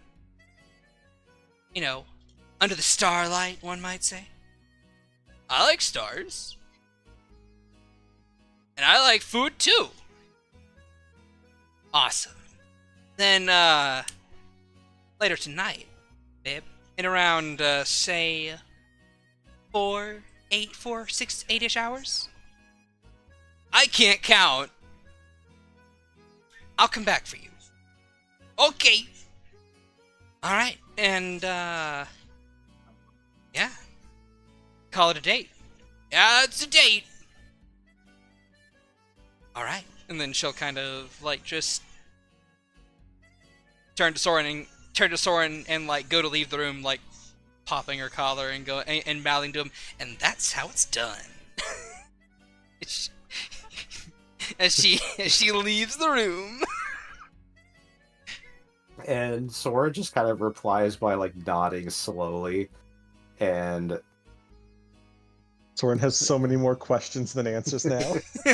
Well, he was about to ask Agathar a question in Draconic, but I'm unsure if Amalia speaks Draconic or not. Amalia then looks to Agathar and just goes, I got a date! Hooray! Yeah. Yeah, you did. That just kind of happened. Yeah, what are those? Ah, well, you know when in the tower, I gave you that pinky promise, right? And you kind of gasped and you were like, does that mean I'm your girlfriend now? Kind of thing. Do you remember that? Do I have a girlfriend now? She wants to be your girlfriend. Oh my gosh! That's so sweet! No one's ever wanted to be my girlfriend before. Well, you got one now. So that's what a date is. Is essentially how I've kind of figured out is a date is a point in time where you do something with the person you're interested in to be your mate, your partner, however you want to call it, and then you just do an activity together for how long you guys decide. And usually dinners are kind of the common staple of dates. Her eyes blink asymmetrically. That was a lot of words, but you know what? I got half of it. Cool. She likes you a lot and wants to eat food with you. I like eating food too! Oh my gosh, it's like a match made in wherever the angels come from. The celestial plane. Yeah, like a match made in the celestial plane. Cool. Well, A connection introduced to the celestial plane. well, I was not prepared for that. Neither was I! Gosh, I feel like I'm blushing. Am I blushing right now? You can't tell if she's blushing or not because she has a slime. I think you're blushing a little bit. Oh my gosh! Now here's what here's what I learned about dates. You want to ask the people what they're interested in, what kind of boundaries you want to set for like relationships, how fast you want to take it, and you kind of like starts like going on and on, getting maybe a little too technical of like, here's my experience. Yeah. Because I read a book called Dating for Dummies. I will roll Amalia an intelligence check. Can I give her the help action? You know what? By explaining Sure it to thing, her? buddy. Sure thing, Hell yeah. buddy. Amalia Wingman then mode on. She not Amalia then looks over 20'd? to Soren and goes. Let's go. Amalia. Sorry, you were saying Soren? So Amalia then looks to Soren, like after all, then goes, "Man, he told me a lot of things. Do you have any input?" And Soren just puts up his hands and goes, "No." Those were certainly words. Let's go, Amalia. Crit. Her like around halfway through the conversation, you see her eyes focus and like lock onto you, and her small right hand is just stroking her chin, and her two larger mitts are just on her hips, and her other smaller hand is just kind of like waving a finger through the air as a little notepad is nearby being written into with a quill. She's like, okay. So that's what happens when the one brain cell she has figures out that knowledge is also food. Okay, awesome. I think I get it now. Alright. Okay. So she wants to go on a date with me to see if we are compatible to have a little marriage thingy and a little ceremony and maybe babies later on down the line. Okay, I get it now. Kind of. I mean, with those steps, you kind of figure it out as you go because stuff changes from time to time. Yeah. I mean, take it from me. I had a girlfriend one day, and then we just kind of became fiancés. So that just kind of Okay. happened. I get that. I understand that. She then grabs her notepad and stuffs it into her belly, which then starts to dissolve as she eats it. Okay. I'm ready. I'm going. I'ma go on a date with the... What was your name again? Neatal. Yeah, I'm gonna go on a date with Neatal. And And Soren then pipes in and goes, "Just one thing that I'd like to clarify is that That's my sister that you're going to be going with. And while I'm not the overly protective brother who would say like, no, you got to go through me, just treat her well, all right? Ooh, that reminds me. Okay, so a compliment that could be confusing to you sometimes is when you refer to one as a snack. They're not being literal. Oh, okay. It's complimentary. That means they look good. You know, they look beautiful. They look handsome. Oh, okay. Yeah, Like so that- you don't like that actually one- eat the person. Okay. I remember a similar situation. Someone said that I was a feast for the eyes, and I tried to, take a little bit of my slime and put it into their eyes so they could eat it, and they were like screaming and in pain, and like their eyes were bleeding a lot, and like they didn't like it. Soren grimacing really hard at this. Agathar's also grimacing. Like, just imagine Soren's and Agathar's grimace sort of grows at the same time. Yeah. Somewhere Mori is smiling. A little inflicting pain. He just, yeah. Unfortunately, Malia, that was a figure of speech. It was a compliment. Kind Yeah. of. I mean, it depends. Yeah, I You- know that you- now. Yeah. And there are some people who will say that, but they're like strangers, and they might have nefarious purposes for it. So, I would take those as a. People are weird. Let's just put it like that. Some people are Yeah, weird. people are real weird. Some sage-like knowledge you got there, buddy. I'm very experienced. I had sex once.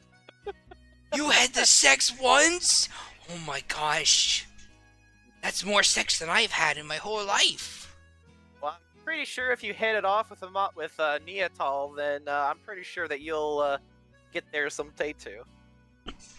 Awesome. Anyway, I'm gonna go now. I'm gonna go get ready for the date. I hear you put on makeup and stuff. I've never done that before, but it's gonna be fun today. She's gonna look like a clown. If you want, you don't have to, but I don't have Sure. to? Okay, then I don't want to. I mean, I could maybe put a little bit on you, like a couple of maybe. Well, I feel like your body would just kind of naturally eat the eyeliner, or it would kind of smear. Yeah, it would. Yeah, Eyeliner well, tastes good. Well, I'm sorry, I don't have any eyeliner. I have a. He just opens up a bone drawer, just like pulls out like a human bone. I have a bone if you want it. Oh, I always want that. And she's got like yoinks the bone and just Yeah. puts in her belly, just dissolves. But because I offer some bones, that doesn't mean I need a lot of them. He kind of starts like gets weirdly defensive, like, no, this is mine. Oh, okay. Like, just ask. Okay. All right, cool. I understand. The bones are not for eating unless you tell me I can. I'll starve. You'll be fine. she then wiggles out the room. Just saunters out of it.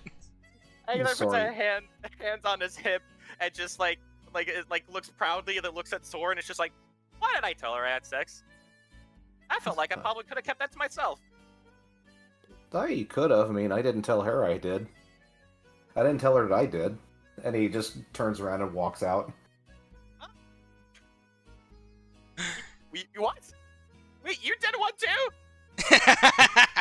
And with that, we will cut over to Renswall. If Renswall has anything they would like to say or do with Morgan or Eloise as they are helping cook and stuff.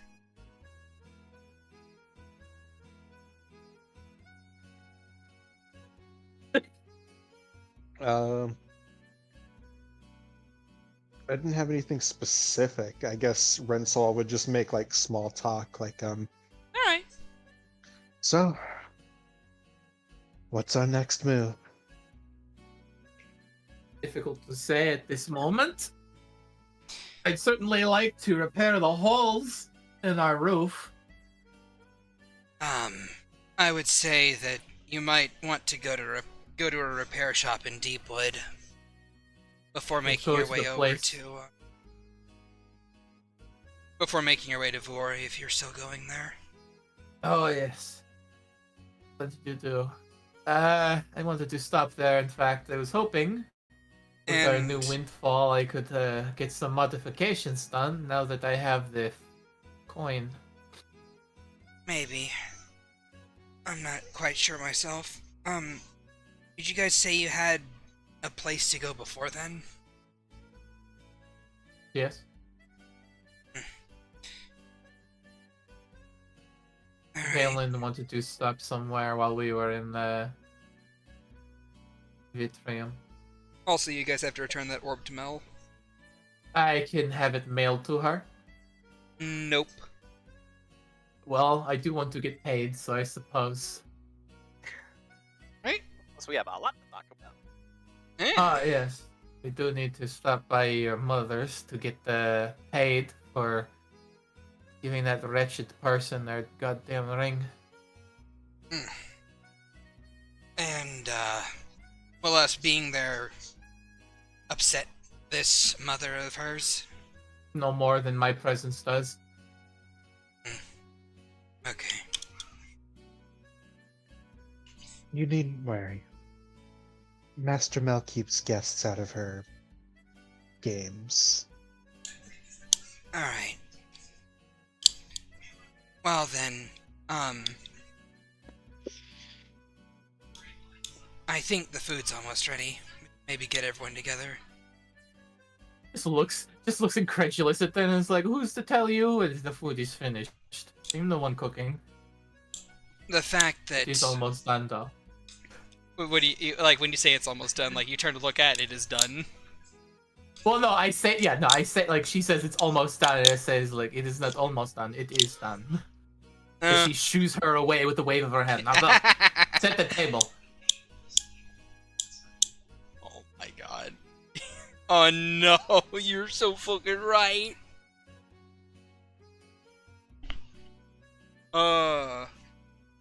Anyway, so yeah.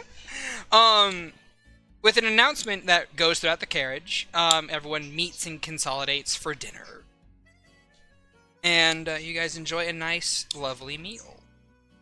As a secondary aside, does Soren get any scrolls of sending? Out of curiosity. He's probably like, how many scrolls are in the cart? We have one sending scroll left. Oh, I've been Uh, keeping We it on used my. most of them during the mad dash. Yeah, we did. We have on hand. Did we use the Wall of Force yet? I don't Yes. believe we did. Did we? I Okay, Wall of Force is used gone. it to block gunfire, and I Yes, tried to right. use it to like hit the ship, but they were like, "Ah, yes, an invisible wall. We will go Okay. around it." Yeah, because they're speedy little bastards. So Wall of Force is gone. We have one sending spell left. All of our fireballs are gone. We still have Ice Storm, one See Invisibility, a Blight, a Hold Monster, Reverse Gravity, and then a spare Greater Potion because I used the superior one. All okay, right. so we only have one sending scroll. Yeah. However, you do have 3 wizards in your inquiry that could make you scrolls. Yeah, he's going to request 4 just in case. He has a few people Who are he wants you to talk to. asking? Well, first he's going to ask Agathar. And if Agathar does not, then he will ask Mori. Yeah. I mean, You know, Eloise is also a wizard, This is true. and she's a lot Technically, nicer Mori- than Morgan. Mori and Eloise are technically witches, but yeah, wizard is also Yeah. counts. Richard. a witchard. Divination Witchard. Witchards. The Witchards. I hate it.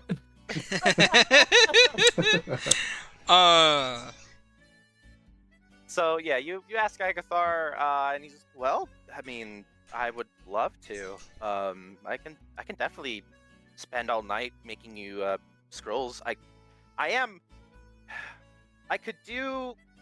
Keep in mind that a Scroll of Sending is a 3rd level spell scroll. It requires gold and materials to create. Ooh, do we have the materials on hand? No, you have not bought scroll crafting materials. Oh, that's right. That's separate materials. I totally forgot. It also takes a bit of time to it also takes a bit longer than a night to craft a scroll. Yeah. Yeah.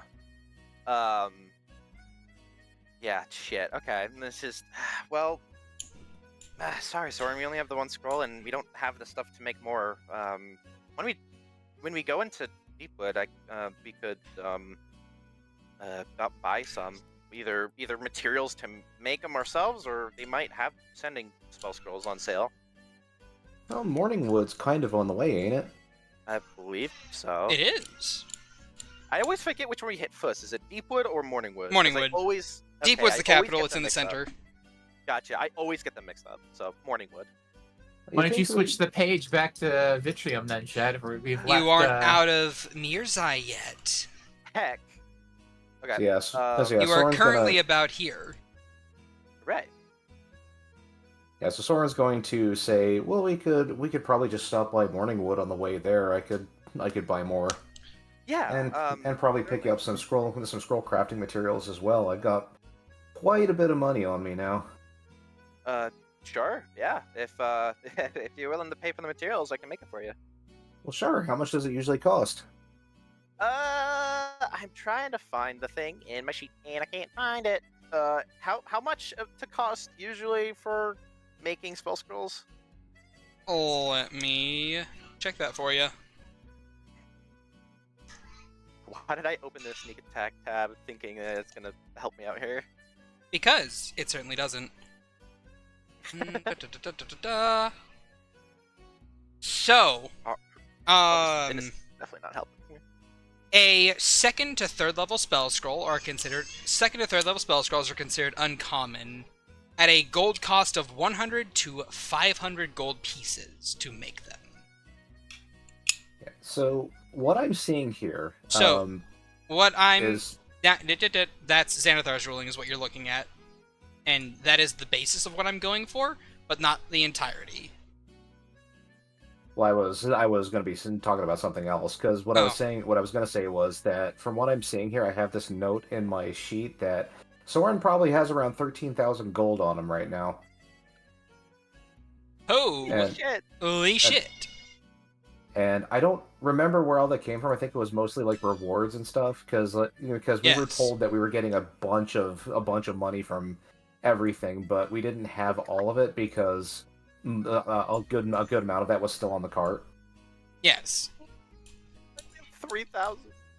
Yeah, so Soren probably has about 13,000 gold on him right now. Oh, I know why I have 50,000. I bought the fucking the mace. Yeah, Veronica 8. you Yeah, bought so a couple Soren could- things. I That's bought just- a couple things. And there's not really a whole lot Soren ever wants to buy, so he could absolutely Yeah, that's very true. he could absolutely like foot the bill on scroll Yeah. crafting materials if the party needs it. Anyway, Yeah. Yeah, So- Agatha gives them an estimate. I would say for a scroll of sending, it'd be around 250 per pop, and it would take you 3 days to craft a scroll once you're familiar with the crafting process of it, but it starts off at a week for one scroll. Alright, so Soren would probably not dump all of that on Agathar, and he'd Yeah. probably Yeah. he'd probably request the help of everyone else in the caravan, but he's probably what he's gonna end up doing is actually just buying the scrolls from Morningwood. All right. Yeah. Again, if the party's okay with passing by there. Yeah, that's fine. I want to stop by there anyway. All right. Yeah, friggin' what's his face is there, isn't he? Zulamon. Yeah, he is, but it's for a different reason. Okay. So with that having been said and done, you guys all sit down at your dinner tables, and it's a nice, comforting meal. You guys don't feel as if you're overtly stressed out, or as if, you're on a deadline, or as if you're about to be murdered or blitzed around or anything like that. It's just comforting. It's a moment where you get to just slow down and just live.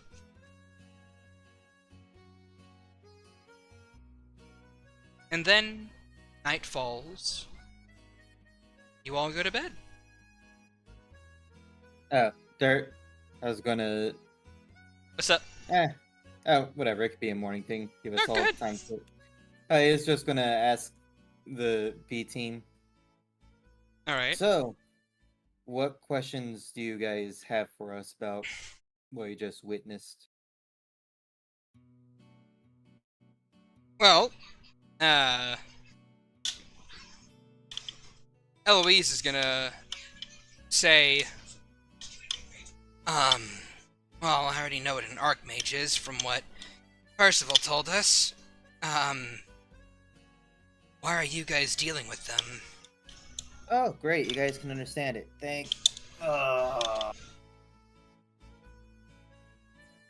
Okay.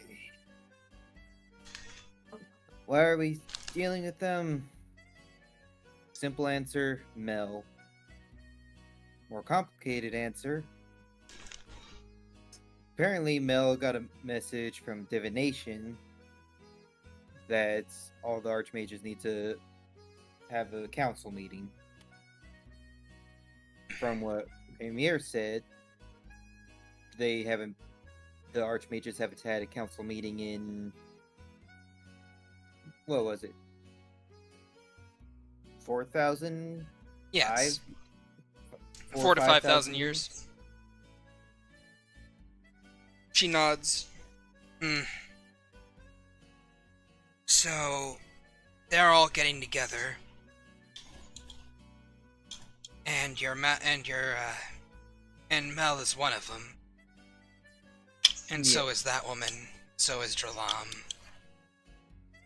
And there's this divination one as well. There's one for each school of magic, one for druidic magics, and one for divine magics. I would argue the druidic one isn't an archmage, but an archdruid. Yes, but we're tasked more as messengers and retrievers. And, do you have any ideas to what exactly this message is you're delivering? No. Well, We dislike it greatly, but we seem to be stuck to this project. yes. As for what and why, don't know the specifics, but I do know that it's for some end of the world event. I can confirm that much. Well, that's great. So they're saying that the world might end with Calagrin on the rise, Providence destroyed, and whatever's happening in Ori. I suppose it will have something to do with Calagrin if me eating an explosion that destroys magical equipment is something to say.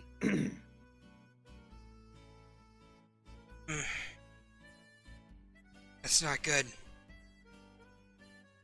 No, it's not. And Lana reaches across the table and smacks you on the back of the head. You ate an explosion that destroyed magical items. To be fair, He's an idiot. Yes, he is an idiot. But it did Hey. save us. Based on the explosion in the small little pocket dimension, let's just say all of us would not be coming out unscathed, including the entire city.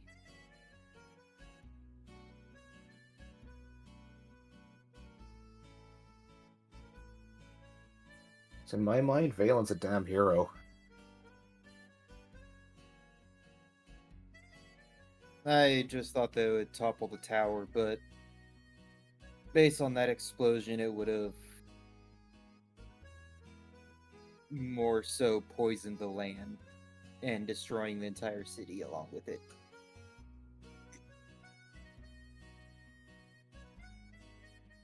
They nod, one after the other. Well, if If Yeah. they have that in their little mech suits, then maybe they're making something bigger than that. That's why they're trying to get everyone together. I wouldn't be Potentially. surprised.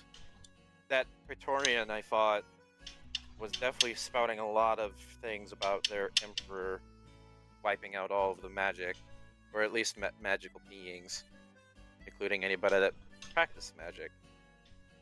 So if I have to bet coin on it, I would assume that this emperor of theirs is either the threat or he's gonna cause something that he has no idea.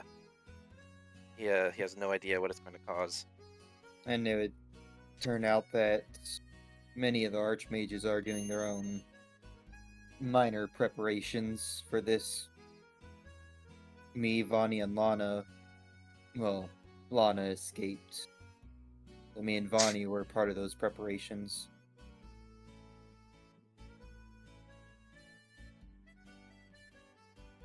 Is this? Have you told us this yet, or no? He's made light This mention. main mention. He's been passing of, yeah, he was Mhm. bought and sold. Yeah, that's right. Bonnie is not going to speak, but Lana will just kind of look to Valen. And what do you mean by that?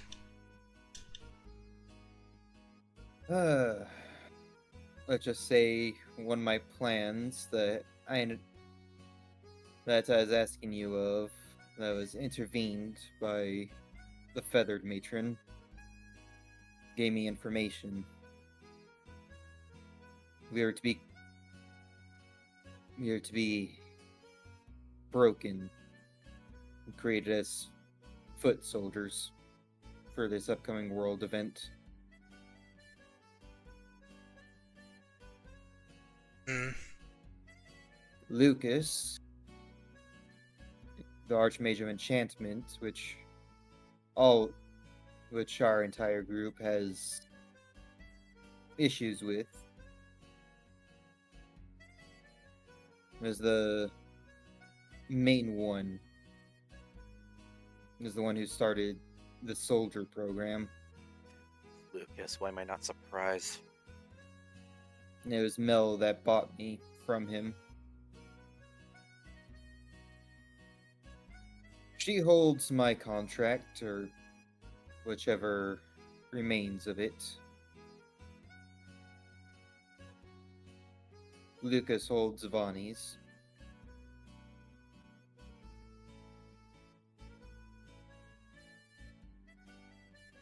Bonnie does not respond. Valen is now just staring at the table. But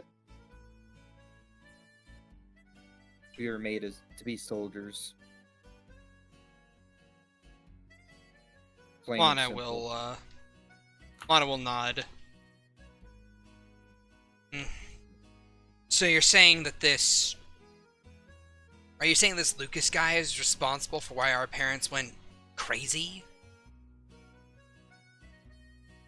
From the information that I gathered, yes. And it appears to be around the time when ch-ldr-n was not herself. Which evidently opened up a way for him to do what he's doing.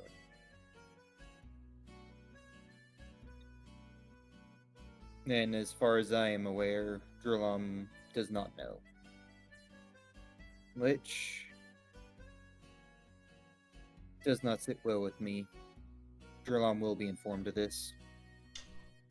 She should be. I don't care if there causes a schism between the archmages. What happened to us crossed the line.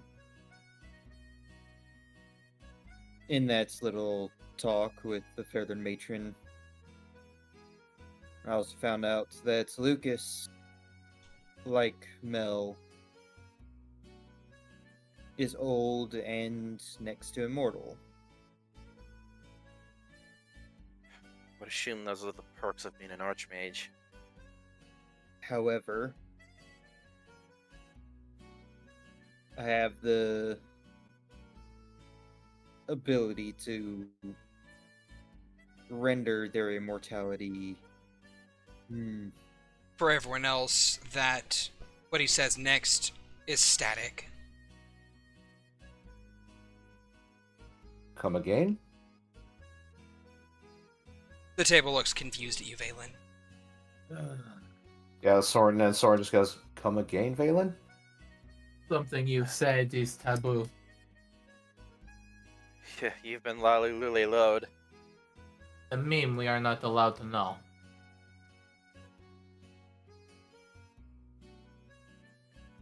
Strange, but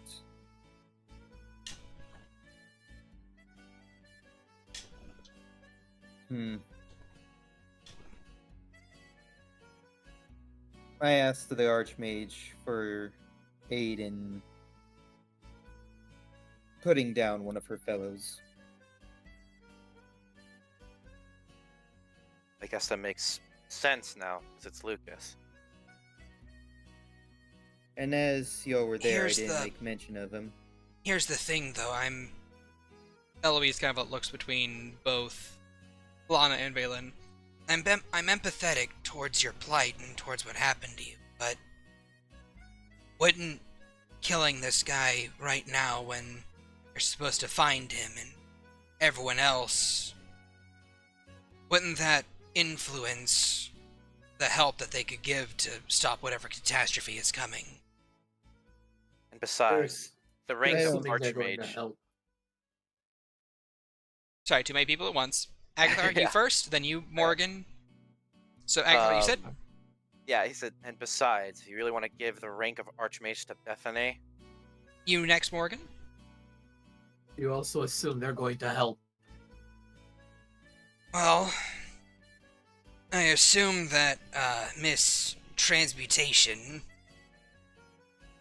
isn't the type to help, but still, she said that she would lend her aid when the time came. That she would see you all later. She also did say, depending on who it was, but I plan on. I'm not referring to your deal with her, I'm referring to the end of the world thing.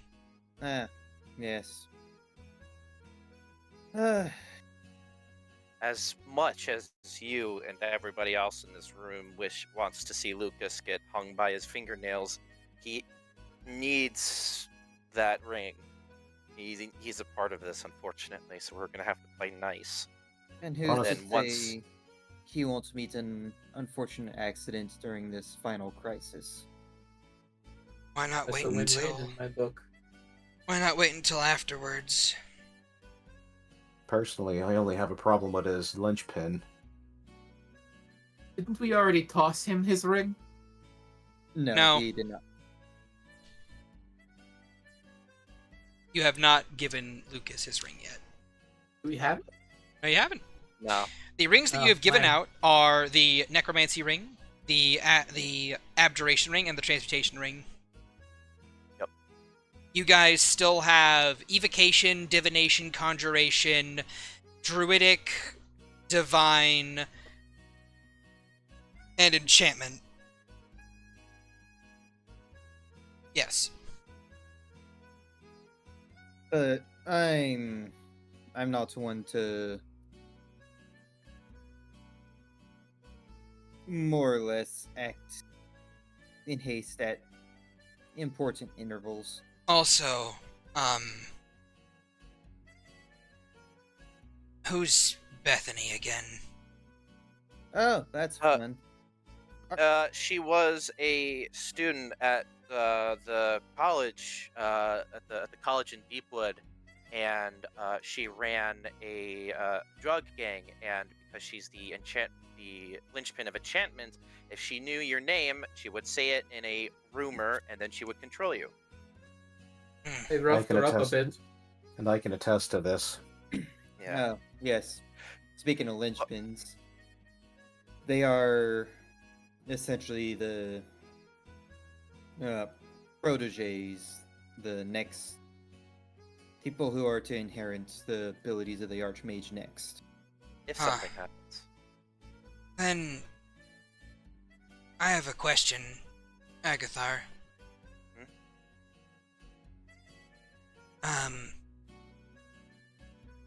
You say that this Lucas guy is bad news.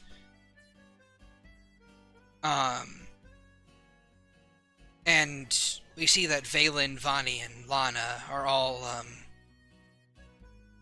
basically child soldiers. What race is Bethany? She's Haragon, right? No, I thought She's- she was Tabaxi. No, she's she's Haragon. Haragon. No, Veronica is Tabaxi. Yeah, I was just rewatching the VODs too, so I should know that. Last time, remember, she's like a white furred. Is she white furred or? She was brown. She was russet brown brown. furred. A russet brown furred Haragon. However, in the one-off, which you guys don't know about, she was white furred. Right. Yep.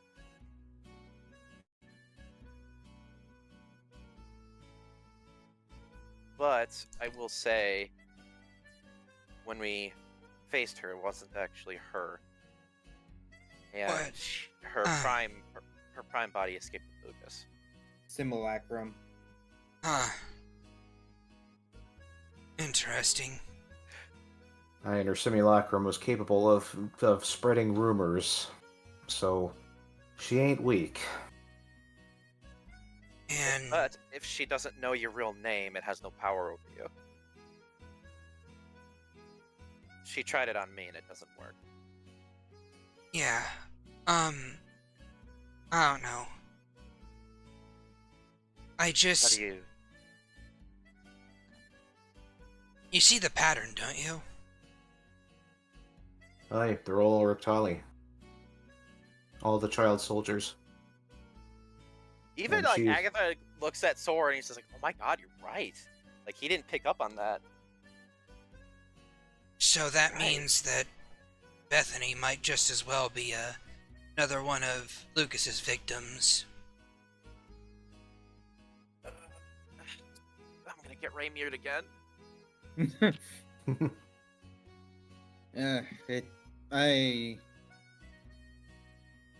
Bethany to me is just an obstacle. But from what we can tell, linchpins are, as we have said, have unique powers. Rumors. Sometimes the linchpins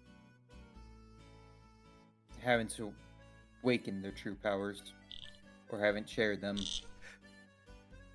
In our group, we have at least one as he looks at Agathar. Huh. He he like with his horn, he just kind of like, all right. When he points him out, he just kind of like, even like grabs his horn, and she knows it's like solid as shit, but it just like melts in his hand. It just kind of becomes what looks like clay, and he just kind of folds it around his hand. And he just kind of looks at her. Yeah, Renstraw is one as well, and he just kind of puts it back together and leaves it be. I could have figured as much from the two bone golems you have effectively following you around at all times. Anna is is in like the gamer lean because she's like playing chess with Belle, and her head just kind of shoots over. It's just Golem. Yeah, and, well, I didn't know about Rensois, but it makes sense. Neatal gives Rensois a thumbs up. You go, girl! Linchpin status! Yeah! Whatever that means.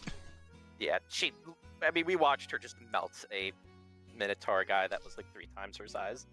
It was Lori's honestly head coolest. perks up as Neatal gives them a thumbs up as she like winces over the table. Is that a cluster of mushrooms under your arm? Ha ha ha ha ha! You're not gonna get me this time. I'm gonna Checks. Do a persuasion check. Hmm. Could I Sword do a ju- persuasion check to be like really persuasive? Red Swan just gives a very disappointed sigh. I will let you give a persuasion check to get her to look. I am a halfling. You are a halfling. Would you like to get that luck token, though? No. Didn't work. Fuck.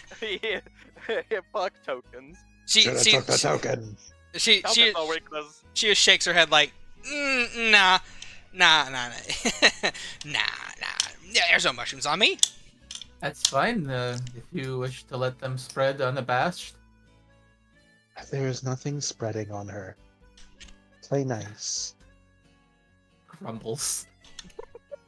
Percy, be nice to my sister, please. Why? Because she's my sister.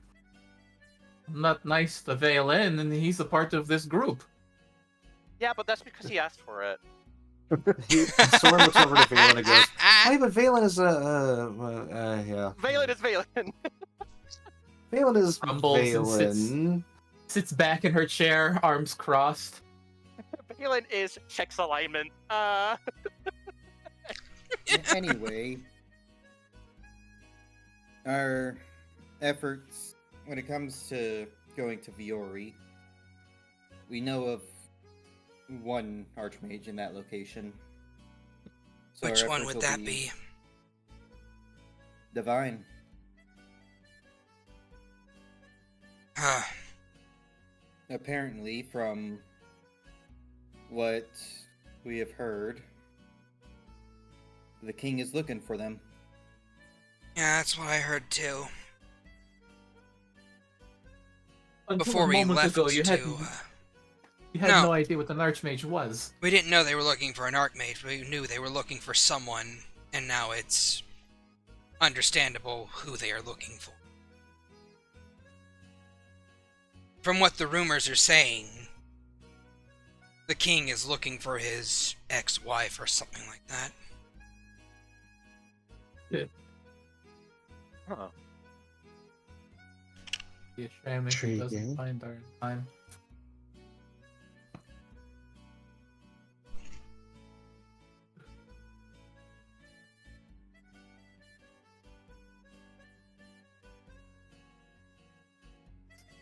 Well, that just means we gotta find her first. Eh. So, our efforts to aid in this little rebellion, from what you've told us, will be both aligned and split at times. Sorry, what? Our goals with you and Viore will be aligned and split at times. She nods. Yeah, so it seems. Morgan just like side-eyeing the Eloise. And Diane? if we destroy Go the ahead. king, then sorry. If we destroy the king, then the archmage might make herself known, since she'll no longer be hunted. Probably. Yeah.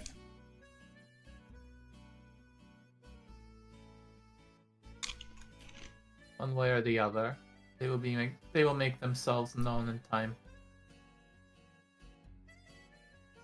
My question, though, is why does the Archmage have to worry about the king? What is the king capable of that that the Archmage would have to hide from? Maybe she doesn't have. Maybe she doesn't have a linchpin. Pettiness. But we've only seen a taste of how powerful Archmages are. I mean, Perhaps something is restricting her power. Or she doesn't deem him worth the time of day.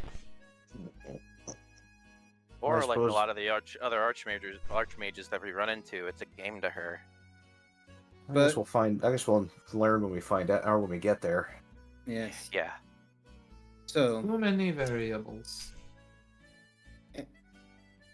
What other information do you wish to know that we might bring to light?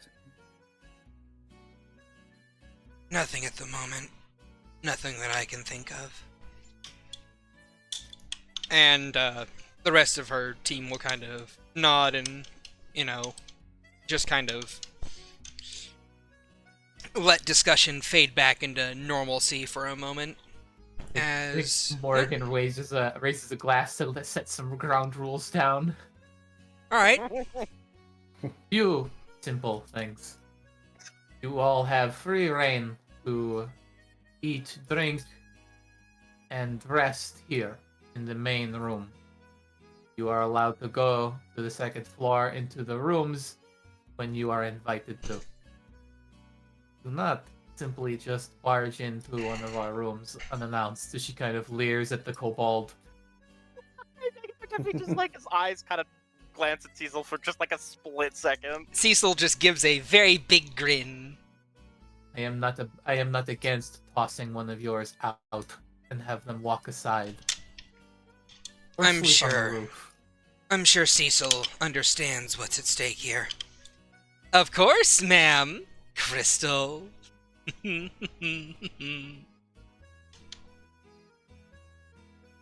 And with the ground rules set and your dinner finished, you guys settle in for a nice long rest. And As Shad rolls 5d100s no, I'm in the not background. gonna fucking do that to you guys. And Garmaki appears in the cart. You hear Agathar scream, "My skin!" As the Please don't touch my skin! can I do something just real quick? It's going to be a real What's quick up? thing. So, as Soren's going to sleep, he seems quite restless, and he eventually just like gets up and sits on the side of his bed and just puts his head into his hands and shakes his head, and then he takes a deep sigh and then just kind of thinks for a second, and then he stands up and slowly approaches the door to his room, opening it and going out into the hallway. He then, like, doing this, he looks kind of like sad and like just kind of like a sadness, like he's missing something. And he walks over to Agathar's door and raises a hand like he's about to knock on it, and clenches his fist a little bit tighter and says, "Oh, he's probably with Soy. Give him his time." And then he's just going to go back to his room and lay down and try to go back to sleep. All right. Agathar, you're breaking up there. Sorry, I'm freaking out. Just,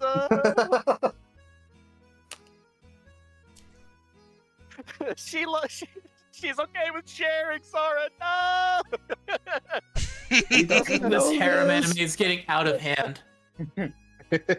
All right then. And as you guys Now there's as- two of them. So and as you guys roll into Deepwood, the cart slows to a crawl and stops. Well, I mean, it as you go into Vitrium. My fault. Ugh. Damn, we're all the way in Deepwood right Yeah, now. I was about to say, I was like, Shit. Nah. faded all the way to the middle of the And country. and as you guys kind of like peek out the window, you see a large tree has fallen into the middle of the road. And just as you guys are about to, like, give some kind of reaction, a gentleman comes out from behind the log and stands on top of it with what looks to be a half-burned face and body. "Stand and deliver, for it is unlucky that you happen to arrive on our road and..." Disintegrate. Light. Oh. Okay. Alright, Everyone just. just out their immediately! I mean, Alright, that's definitely Morrigan's first go-to. It was Blight. Now it's just be dust. so, what's your spell save DC? 18. Oh, I Okay, didn't roll my my thing yet. Give me a second. Here. disintegrate. It's gonna miss. No. You can't. I already rolled it. Shad, I said I was about to roll my portents for the day. Okay. Anyway. He rolls a 6. Okay. So, just as you see this look of mild recognition begin to settle on his face, a green beam just taps him and dust immediately. No need to roll damage. Just dust immediately. And you see like you see like a bunch of bandits nearby just kind of like look at that with like awe, like oh, and you hear, we'll get this tree right out of your way, ma'am. Yep, right out of the way. Yep, and the tree just starts to before they do that, Soren's just gonna kind of look at Mori and say, "Was that absolutely necessary?" And then he's gonna look at the group of bandits, goes, "Here, allow me to help." And he's going Made me feel better. He's going to enter Kaminari stance and then cut the tree in half. He's gonna try and cut the tree in half. Yes. You know what? Sure, fuck it. Roll with advantage. Is that too much, or? Listen, Raiden, I know you're gonna cut this tree into several small pieces. I will give you the chance. I will give you the chance. Go ahead and roll the hit with advantage. All right, roll damage. Gonna flex on them. This is literally flexing on like bandits who may have given us a hard time in the past, but now it's just like look, straight up, like this is the JRPG when you're like level 20 and you go back to the like level 1 area. No, like straight up, that half-burned bandit, he was a survivor from Morrigan's fireball, so it's like he was in the middle of recognizing the cart and was about to just kind of like pull his guys back, but he got disintegrated before he could. Oh my god! Yeah, I'm stupid. For some reason, somehow when you said it's like, oh, this guy with a half-burned face, for some reason I thought you were saying like he was holding a half-burned face in his hand. No, like he's split down the middle from like where he basically barely managed. Yeah, he barely managed to dodge out of the way of a fireball, but it still almost fucking killed him. Holy fucking shit. So yeah, no, he's dusted now, and you slice the tree in half. Yeah, fuck it, sure. You slice the tree in half, and like they're like, oh no, our trap. Ugh. As like half the tree lifts away, but the other half remains. Also, hey Morrigan, that is, I believe, 3 times overkill. It's called sending a message. Oh no, it's 3.5 times overkill. Yes. Damn, the dust got turned to dust, and that dust got turned to dust. I am only saying a message sent is a message, received. Yeah, and they basically pull the tree out of the way, and they just kind of like they just flee into the woods. You're left with half a log on the other half of the trail. Either like was taking a break from whatever he was doing, and just like looks at everything. He's just. Yeah, no, that makes sense. And he just turns and walks. Just goes back to his room. Yeah. So he was about to stop, you know that, right? He was about to get out of our way. That wasn't absolutely necessary. You don't know that. I could see it. He was about to give up. He recognized you. I don't know what you did to him, but he recognized you, because Soren wasn't there when that happened. It looks like he was severely burned, which is... Anyone could have done that. Anyone could have done that? Considering he recognized you, he's probably from that group of bandits you fireballed. It's coming. If the fireball didn't teach him the lesson, it was very clear he wasn't going to learn a lesson. And I thought my response was a little bit overkill. He gets back into the cart. Alright, and your cart continues to trundle along. And you eventually find yourselves in Morningwood. Yay! Hooray! And there's actually fresh signage out front pointing to another nearby city called Knotwood. Oh Was well. it made out of cinder block? all of Shad's towns are boner jokes. Unintentionally, yes.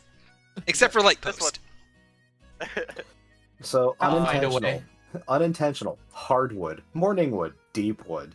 I mean, That's it's all all wood, of that is unintentional. We're Not at a rainforest. Also, there's Lake Post.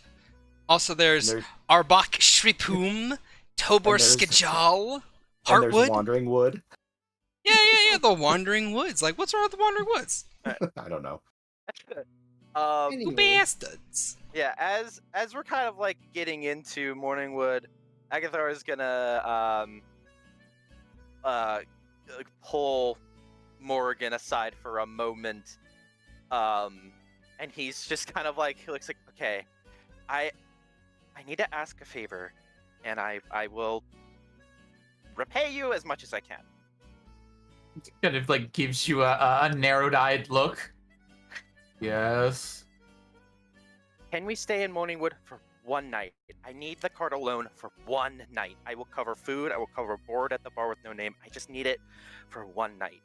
You want the entirety of my home for a night. Our home, but yes. Just one night. That's all I'm asking. You are paying for the guests that we have staying with us too, I assume. 100%. Fine. So, Thank you. my room is off limits. Oh, for sure. I'm not gonna do anything with the rooms. Clean up any messes you make. Freudian 100%. slip. Yeah, I that have- was literally a slip. And she makes like a spell as she points it at you, and it makes like a black light. It's like, I will be able to tell. he fully doesn't know what that means, but he just gives her a hug. He just gives her a big hug. Oh, thank you. She kind What does of blue rubs the top of your bald, scaly head. Why am I blue? What does the blue mean? entirety of the general area. The common area. All right, You are so going to be the one to break the news to everyone they're sleeping in the hotels tonight. Yeah, I'll let everybody know. all right, so Soren, you are going shopping, I hear. Yep, he's going shopping for sending scrolls and for scroll creation materials. All right, both are I'm easily going with- found because College Town. You know, bards need to write down their songs and shit. I am going to make a roll to see just how many scrolls are available of the sending spell. I was also gonna do light shopping, but I'll just send you what I'm getting because it's not. That's doesn't fine. need to be a scene. Doesn't need to be a scene or anything. That's fine. That's fine. Power Yeah, Shad. I'm not expecting Do this to be they a have scene it? either. What? Staff of Power Shad, do they have it? Staff of Power? Boy, howdy. Let me roll to see if they do. Also, they have 5 sending scrolls available for Sweet, purchase. that's exactly how many he wanted. What's the percentile, Shad? Above what I rolled. It means nothing to me. He could have rolled a 99 and it would have been a fail. It was a 15. Fine. Very well. I'm sorry. Anyway, so yeah, no Staff of Power, sadly. If you guys have any items you'd like to purchase, just like send me a list, and I will and I'll tell you just how much. I'll give you a quote. Also, Agathar, I would say you could probably pick all that up for like 5 gold max. Hold on.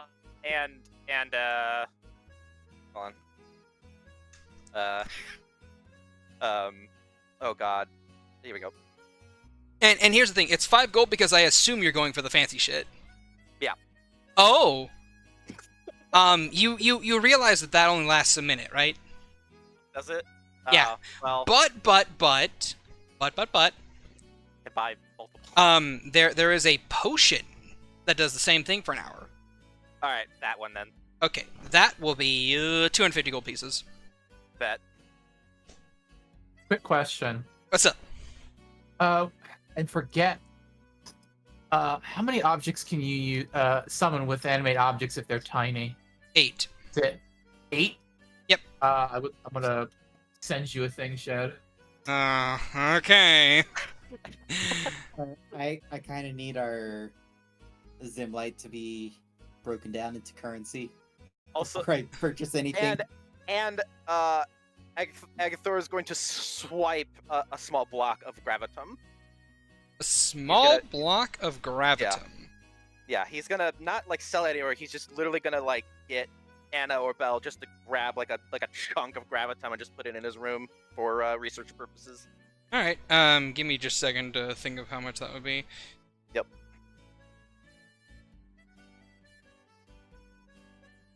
I plan on going on a There you go, Vox. very expensive right. reagent. spree. And you wanted the Zimlight broken down into golds and funds? That's gonna take me so first of all, so when it comes to the Zimlight specifically, you can either take it to a Zim technician like Regina in Merzye, or you can just sell it wholesale as it is to a merchant, and you'll get a decent chunk of change for it. I'm not going to be specific on how much money you're going to get for it because you don't know the price on Zimlight and stuff. But that is going to take a lot of additional math, and that will be outside of game that I figure all that out. All right, then I'll do my Makes sense. shopping after we figure out what we want to do with the Zimlight because Okay. I need reagents and I don't have gold. And as a secondary aside, do keep in mind that a particular member of your party wants to use that Zimlight to upgrade their card, Yeah, Which- that's what which- I said. which will Okay. require a Zim technician. Do they have one here? Well, you know that Regina in the Deepwood Bar with no name has a place that connects to their brother Regina at the Merzye Bar with no name. So one could say that they could come for a visit. I call ahead with sending. All right. Regina is gonna kind of like just give you a nod. Yeah, sure, I can maybe talk to my brother about that. He'll need to set up someone to watch over his bar while he's doing that because shit is very hectic there from what I hear. Yeah, it will be a few days before we reach Deepwood in the interim, so he has time. All right. So you have a Zim technician set up. And also, Soren, for each of those scrolls, it will be 400 gold pieces. So 2,000 for the whole lot of them. Yes. And he has 5 scrolls. And how much gold worth of scroll materials are you going to buy? Well, that depends. How much does the party need? You gotta guess, man. Well, since this seems to be the theme, let's use the scroll of sending as the baseline. How much gold of materials Depends on the does it spell. take to make one? Yeah, well, yeah, that's what I'm 250. using. 250 for sending. Yep. 250 in a Alright. week of time, unless you are familiar with making it, meaning that you have made at least a number in equal to your... Basically, you spend a month and a half making sending scrolls, and you're familiar enough with the formula to get a reduction on the time it takes you to craft one. Okay, so To a long fucking time. Yes. More time than we have. I mean, I hey, don't- while you're trundling around in your cart, you can be making them. he'll probably grab about. He said 450 for a scroll sending. 250. 250. He'll grab about 2,500 gold of scroll crafting material. All right, then. I will say that is written down in your inventory. Aside from that, is there anything else anyone else would like to buy while they're here, or throw money at the wall for in DMs, which I will Yes. certainly give you price quote for? Was this the town I got the cart? No, that was modified Deepwood. in? All right, then no, not until Deepwood. All They right. don't have the staff of power here. I'm gonna have to try again in Deepwood. I'll just get 260 worth of diamond dust. All right. Yeah, that's Because yeah, I plan on going on a very pricey reagent run, All right. but I don't have the gold. All right. I mean, Soren does. And Soren still has money. and with that, Soren, buddy, Yes. you wanted to send some sendings off. Please, by all means, do so. He did. The first one is going to be to, I believe her name was Sylvia. Yes, the name of your draconic sorcerer lady friend from Merzye. Yeah, the one. Yeah, the one that he first scared the piss out of, and then befriended, sort of. Yeah. So yeah, he's going to send one to her, and it's going to read, just, unsure if you remember me. Wanted to say that things in Merzye will be very different. Your family's debt may get better soon. And that's it. That's 23 words. All right. Her I have it written response. Her response is, Soren, is that you? Gosh, it's been forever, but I'm glad to hear from you all the same. Merzye is getting better? Well, we'll see.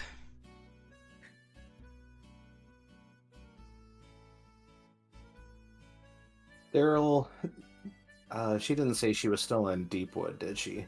No. But she didn't say she moved anywhere else. Okay.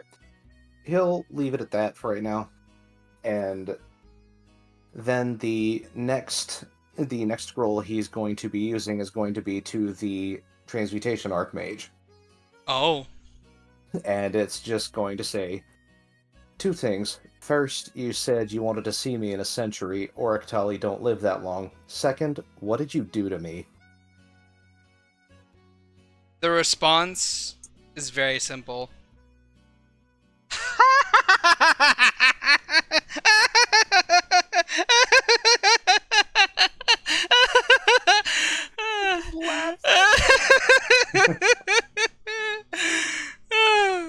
I'm sure you'll find out soon enough. Make sure you take care of my ring until then. Holy shit, she just laughs at you. I didn't catch that. I think it fizzled out. But is that actually what she did? She laughed. She laughed at him, and then she said, I'm sure you'll find out soon enough. Make sure you take care of my ring until then. He just sighs. She crammed her ring into you. I do have a question, Soren. Like, do you like check yourself over? You have a ring Yeah. in a very uncomfortable place.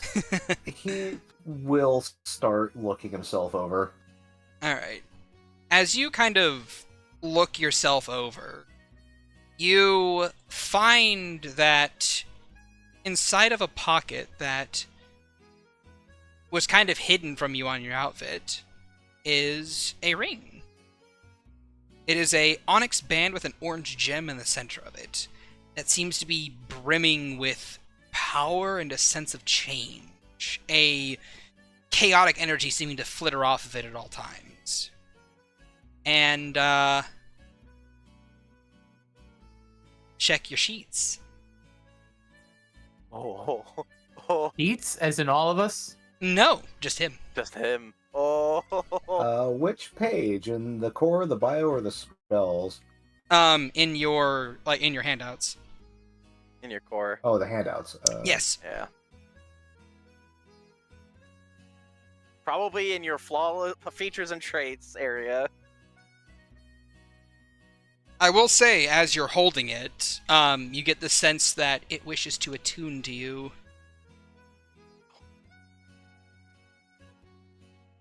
Hmm.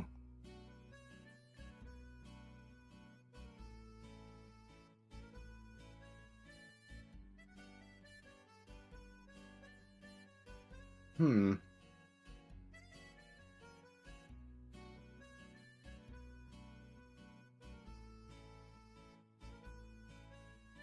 Sorry, you could probably move on. I'm kind of reading this. I don't Alright wanna then. take up all the time there. Okay, so yeah, that is what you find inside of your pocket.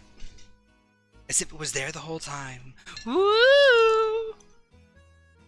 And with that having been said and done, I'm just gonna assume that you guys are done shopping and you pick up and start rolling out?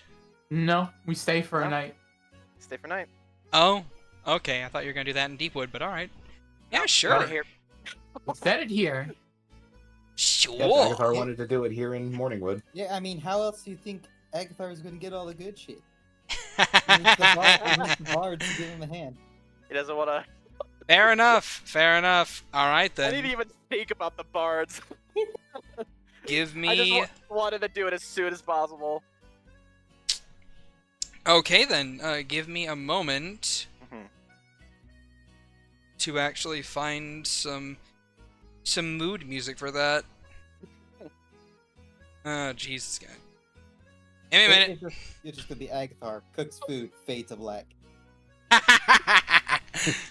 Nah. I'm giving this moment. We gonna see. While I'm finding the best music for this, everyone else, what are your reactions to being, pushed out the cart and all that other jazz? It's very polite. He's kind of like, yeah, he's just like, I need to do something for a night in the cart. I know it's kind of, the cart is a lot better than the bar, but I need this favor for just tonight. Soren is a little surprised by this, and he goes, "Oh, okay. You know I'm gonna have to ask you why, although I know you're probably not gonna tell me." Lex. It's it's just not really. Oh. He kind of scans around a little bit and then uses message on Soren. He's just like, look, I owe Soy Fang a dinner, and I'm gonna make it the best freaking dinner she's ever had. His eyes light up a little bit, and then he kind of like looks down a little bit, and he just nods and smiles. Roll a insight check. Yeah, absolutely. I think I found the music that I'm looking for. Yeah, that sounds about right.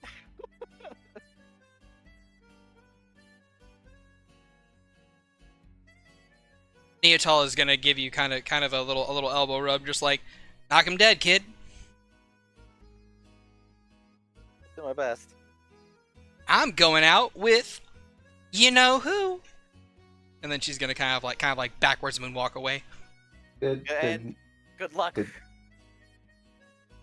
The fact that most of your fur is still intact means you didn't get any. No, that's what tonight's for, I think. Amalia says. She kind of like slithers out of the cart and gives Agathar a little pat on the head with her big mitt. Just I've always almost wondered what encompasses their head. I go up to I try to catch Amalia's attention before they slither off with Neotal. Roll me a dex check. We'll see if you go first in quotation marks initiative. Lady is schmovin'. Okay, yeah, you do. Yeah, you do. I wave Amalia over for just a second, like feigning like I wanted to hand them something, like to get back into the cart for later. Oh, yeah, what's up? And I whisper to them this, like, let me give you a little piece of advice that will get you far in a relationship such as this. Oh. When you're in the act, it is customary to just leave a bald spot on the back of their head. Huh. It's like a hickey, but for those with the furred race. Because then how will anyone know? Oh, okay. But The audacity of this is just between you and I. You can't ruin the surprise. All right, okay. and then I give them a hearty pat on the side. You go get them. I will go get them. I She was just afraid you killed me, but okay. Yeah, pretty much. Just like, oh, this is pleasant. Bless- You didn't murder me again. Yay! Bless Amalia. That means you like me. Sure. Just slithers away. Bless She her heart. as you see Maury do like the Tom and Jerry. Tom like Devious like face. She wings her hands together. Holy shit. The Soren probably didn't see this happening, but if he did, he'd just be like, No, "What I did was you very do?" Nothing. Why must you assume I am constantly up to no good? I Because know you who are. I'm speaking to. You're constantly up to no good. Oh boy. Alright then. And with that I believe. Unless anyone else has anything else they'd like to do or say. Oh, Agathar, insight check on Soren. Yeah, I did. I rolled a 5. Oh, You I rolled the don't know. GM. Did I? Oh, Yeah. shit. Eto. Yeah, roll it again, okay. Okay. I'm a benevolent so- GM. He's so very insightful. Classic With an ace. Agathar. It's up to you, Soren, whether a 5 is the DC you're looking for. It depends on how easy he is to read in this moment, or how easy the emotion is to read. Opposed deception. No, he rolled good. You I don't think really that see went it. to GM, as I don't see Yeah, I meant to send that to GM. Ah. He kind of looks down for a moment and then just kind of smiles and then so that was the message cantrip, right? That you sent him. Yeah. Yeah. Does that get responses? Yes. It's Okay. like a sentence response. So he's gonna smile and say, "Well, good luck," and then just go off about his business, and Okay. go to the bar to find his room. Okay. Nothing else seems off about that. Alright. Well, My with heart. that, allow me to kick that. Alright, Agathar. Up to you, my boy. Set the Or you don't want to scene. put on the Italian pasta song in? Nah.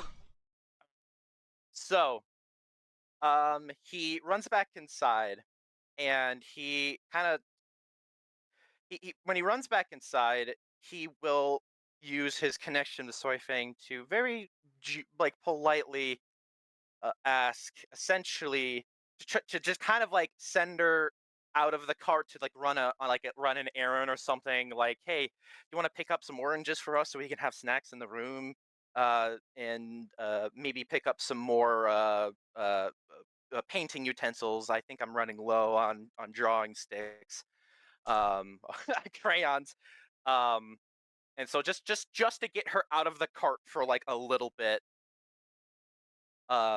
And obviously she's free to just take his money. Alright. Also, She can't take what she already has. also the music Very isn't playing. Hooray, cool. Relationship, it's her money.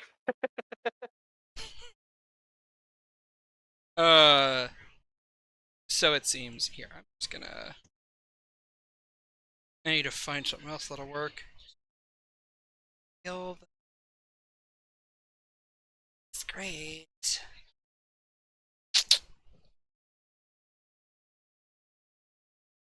Yeah, fuck it. Sure. What's this?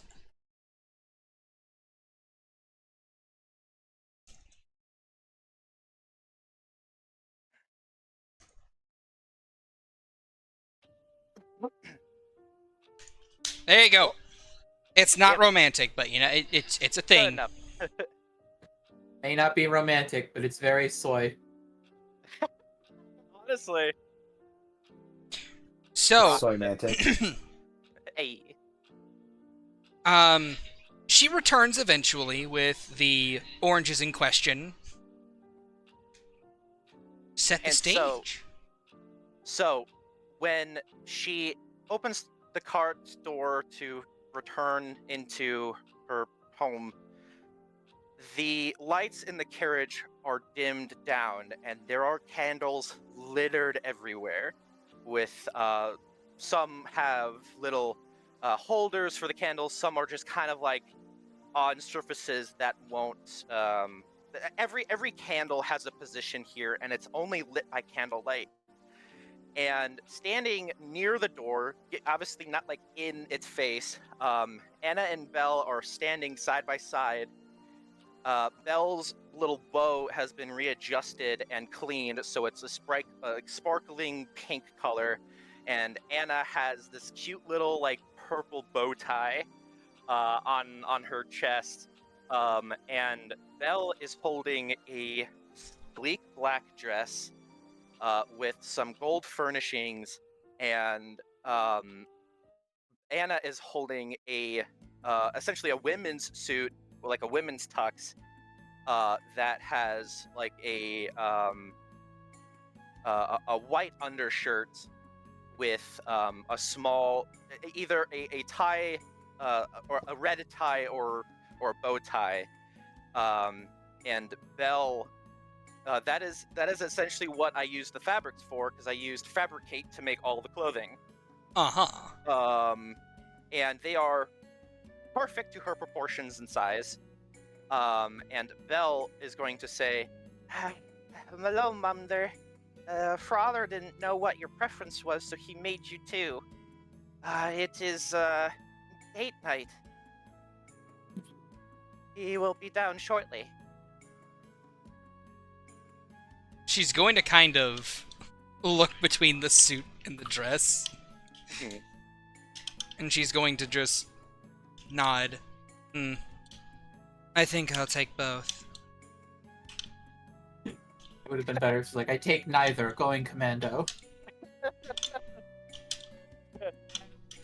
at each other, shrug. Like they weren't prepared for that, but they offer her both.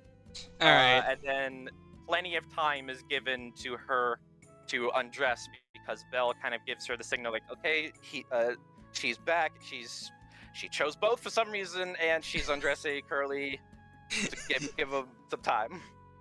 All right. Well, whenever he comes down, he would see that she basically has the dress as like an under outfit, with the tuxedo kind of like jacket over the top of it, and the hem of the dress kind of like poking out from beneath a belt over the pants that are also kind of like hanging down as well. The shirt has been turned into an ascot with the remains of what was left of the fabric kind of kicked off to the side. When Agatha comes down, he is in a tux of his own, a cute little cobalt tux. He's not wearing the hood, so his head is laid to bare. He's got a black undershirt with a blue tie. As he kind of steps down from the staircase and sees her, and just kind of like is in awe of what he sees, and he's just, wow, he chose both. You look amazing. Well, I didn't want either of them to go to waste. Fair enough. And he will offer his hand to her to take, so he could take her to the chair. Yeah, she'll reach down and let him let him take her hand and just get led over to a chair where he will, where she will take a seat. Yep. And I'm gonna do a little Agathar thing. Don't mind me. So does a 22 beat her passive? No. It doesn't. No. What is her passive? 100.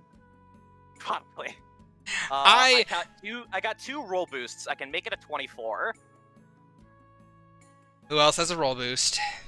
Holy shit! She is a master. She's a master thief assassin. Like you tell me, my man. That's fair. I will say, do you have the spell enhance ability? No, I don't. I don't have it. Unless Valen wants to be a homie. Would one token be enough? You know what? Here, I have an idea for you, buddy. Go ahead and write off 5 I'll gold. take that as a no. Okay. Go ahead and write off 5 gold. A bard cast it on you beforehand. Alright, bet.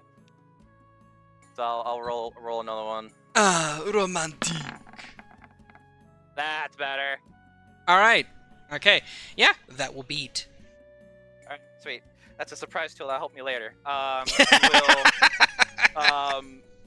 He will escort her to the table and, use it with a mage hand. It will drag the chair back, and he will guide her to her seat. And he will She will very sit. daintily sit down. Yep. Her long floofy tail poking out between the chair's back and like where the seat would be, flicking a little bit. Yep. And he sits down across from her, and Belle, Anna kind of stomps over because that's just her default walking rhythm.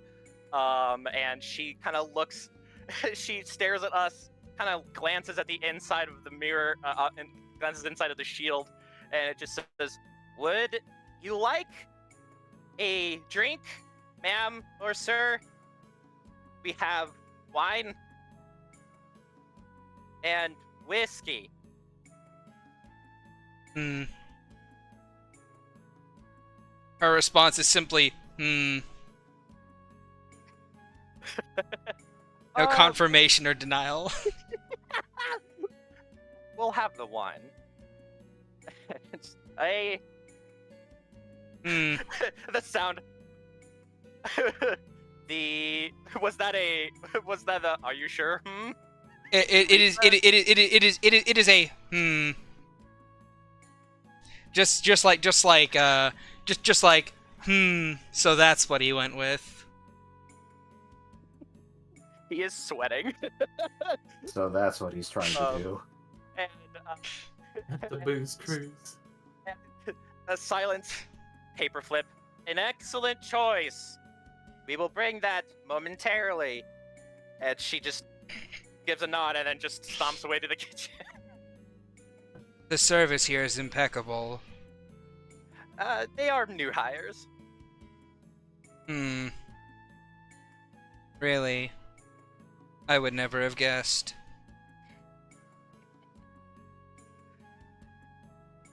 And She stares at him. the back of his neck is sweating so much. And he and sometime soon the wine is brought over and is poured into their glasses. It's a bit of a red, sweet, like a Cabernet. Is Cabernet a white or a red? I can't remember. No idea, but it also doesn't matter. Red wine. Yeah. Like a bit on the sweeter side. And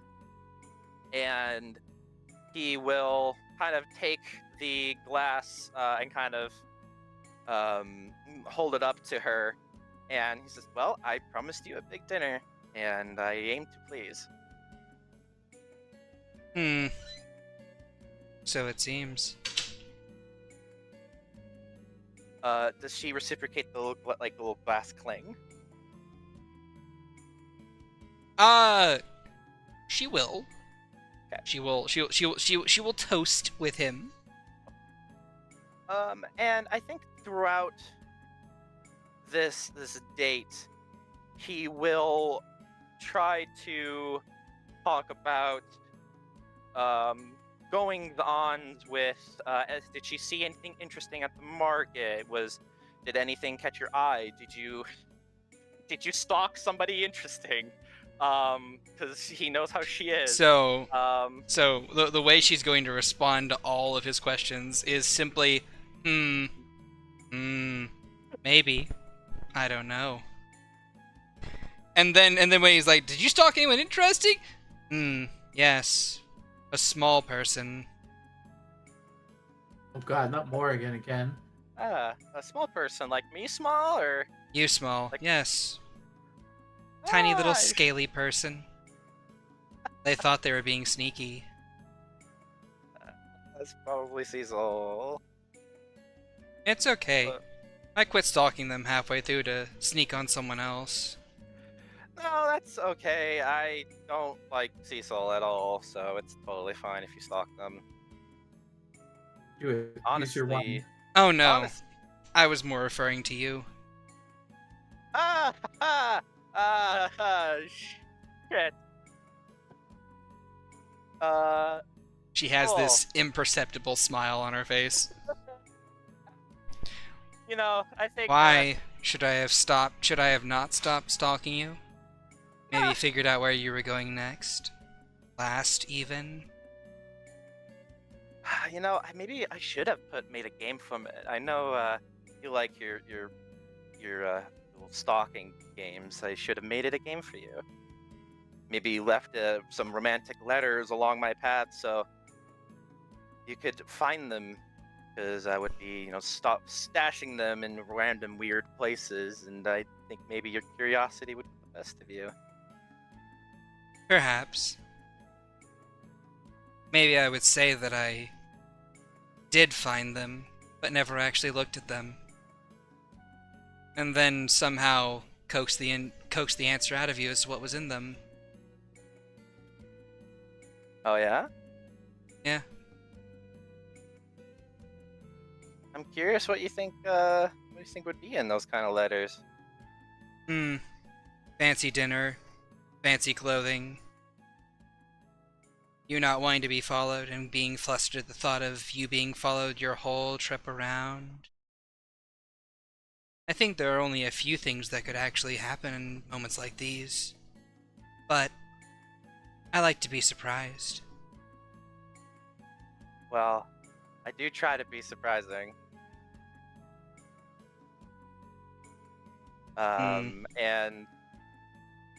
And moments later, the food is brought over, and there are this just ensemble of food that that he helped make, that he got from other like the bar with no name. We know has good food, so That place is in Deepwood. that place, shit. Any nice place, because he ran around all over the place. So any Yeah, that's fine. nice stuff that he can commission to make, and then Yeah. it got like delivered or something. He found good restaurants. Yeah, there are an ensemble of food here. There is pasta dishes. There are steaks. There are complex salads. There's simple salads like a Caesar salad. There's like applewood, like smoked bacon salads. There is food to eat for days, because How he good knows is his it? lady. He knows his lady likes the food, and then there are several orange-themed dishes splattered around the ensemble here. And I would Alright. imagine that the food is good. Yeah, I would say that it is quality food. It is good food. Yeah, he And- went balls off the walls for this. And as she sees all this food being delivered one after the other, she's like, I see. We're tired of me taking from your plate, huh? Sorry, you can take whatever you want. I might later.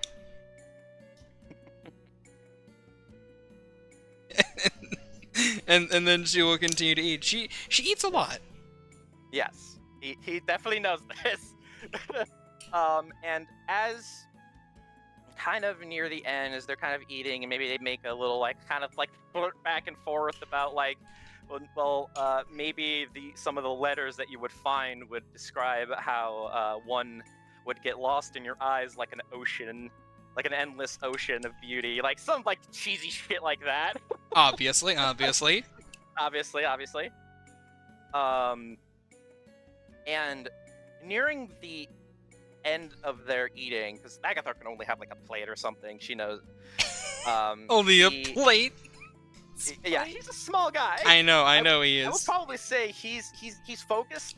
This is probably good flavor. He's focused on a lot of the dishes that mostly have milk incorporated with them for all the calcium and stuff, because he messes with Yes. bones in his own bones a lot.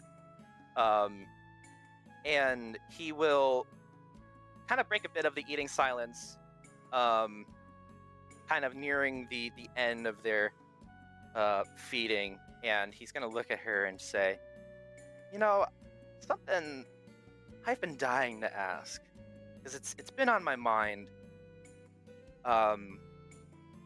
There are plenty of guys out there that are strong, smart, witty. I mean, there's Zulaman, who obviously I had made his body, and I made him a little too attractive. Honestly, I did a little too well. But he's a good guy. Just he has that dragon spirit, and some people are into that. And then there's people like Soren, who are always incredibly gentle and strong and powerfully willed, who can just cut through hordes of people who dare touch the people that they love. I'm curious why you said yes to the 2-foot-tall kobold in a black robe made out of a tablecloth.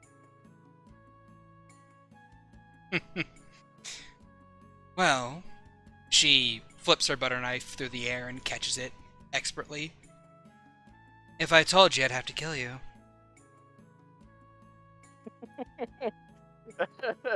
he smiles. He says, "I am dying to know, though." Hmm.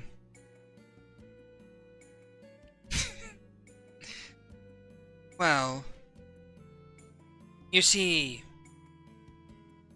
you are right. There are bigger and stronger men out there. And there are attractive women here and there. But at the same time, though, I don't think any would indulge me as you have.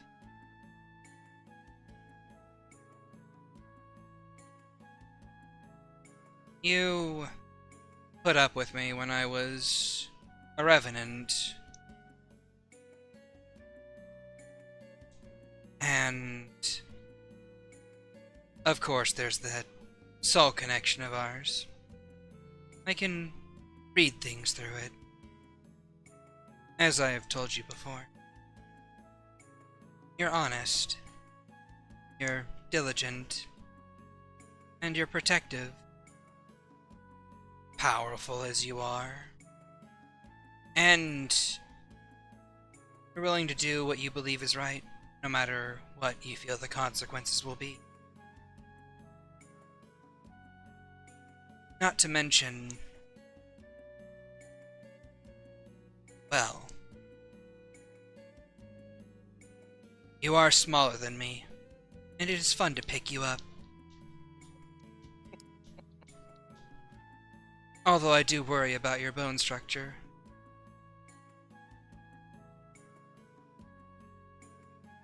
Don't like me messing with it, or are you afraid you're gonna break me? More the latter than the former. I feel if you're messing with your own bones, then you know exactly what you're doing with them. But if you make them too weak, I will break you. And I will not be sorry about it either. It's your fault. You shouldn't have made them so breakable. That's true. I would kind of be asking for it.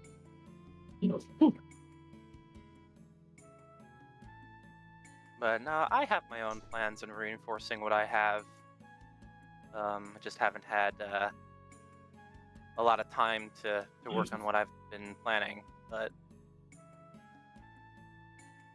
yeah, at first it was morbid curiosity, because I did something that I never thought I could do. It was a panic, spur-of-the-moment ritual that I just went with my gut.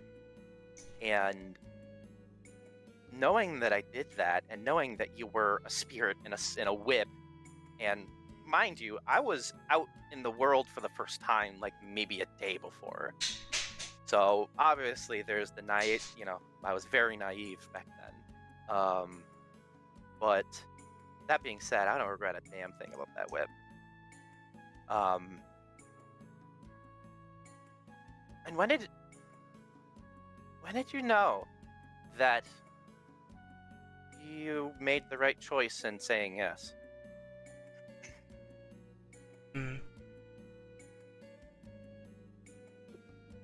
I will say But I knew it was the right choice. Long before it happened, but I suppose it sealed it that night in Merzye.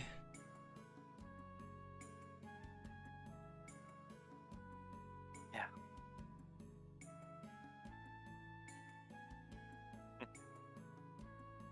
You know, at first it was the morbid curiosity of our ancient revenant who was just the archmage of assassins who was just so extremely skilled. Got me morbidly curious. I wanted to know everything about your past and how you became what you were. And then it was when I pushed myself even further to perform a ritual of a spell that was twice what I could cast at the time. And that dumb little kobold, giving up his own life energy, pieces of his soul, to resurrect a dad. That night, when you broke into Percival's cart to tend to my bandages, which I was in the safest places I could be, and they weren't cuts, they weren't bleeding, they weren't really at risk of getting infected. You broke into someone's cart who I hold in high regards because of how powerful and how, quite frankly, how vile she can be. You broke into her cart without thinking. Well, it didn't seem like you were afraid, and you changed my bandages. That's when I learned that you did that. That's when I fell. I fell hard. Because why would someone so powerful care about a little kobold like me? Maybe it was at the time self-preservation.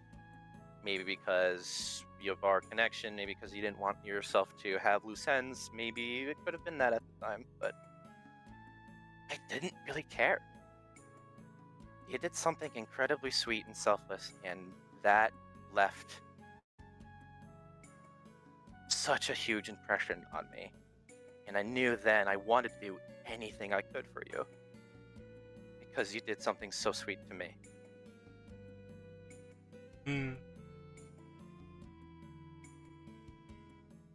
I suppose you're right about that.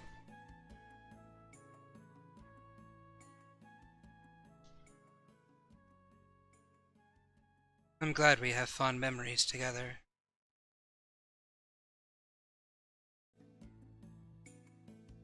Then how about I make another one? And he is going to use his ghost step to step through the table, and he is covered in thick black smoke that envelops him as he walks through the table to go to her side. And when the fog diminishes and the smoke coalesces into his body, he is on one knee presenting the ring of regeneration that he gave her.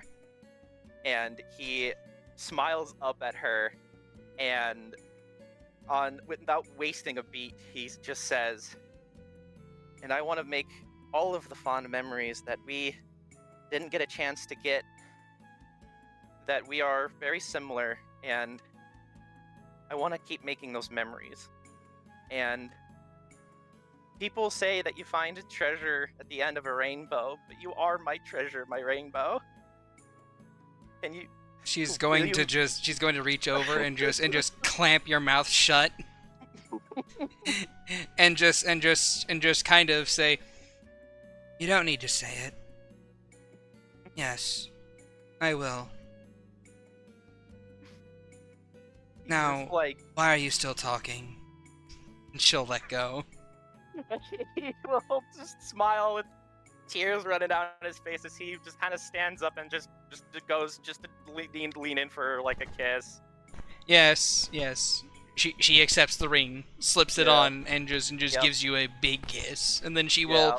will lift you up and fade to black. Congratulations, Oh, the You didn't need to happy roll couple. A really high whiz check this time. yeah! Marriage. Oh my god, I've been sitting on that for so long. Was it worth the wait? Absolutely. Hell yeah. Oh my god. Just like, shut up, dude. Come on, yes. Stop being a nerd. Stop being a nerd. I already love you. Oh my god. All right. Yeah, he wanted to make it official. Okay. And Agathar, DM me the amount of time it has been. Hey, Shaq, can I get a reroll? Oh, yeah, sure, dude. I wasn't even gonna have you roll. I wasn't even gonna have you roll that, man. I was just gonna do it For myself. funsies. There we go. There you go. All right.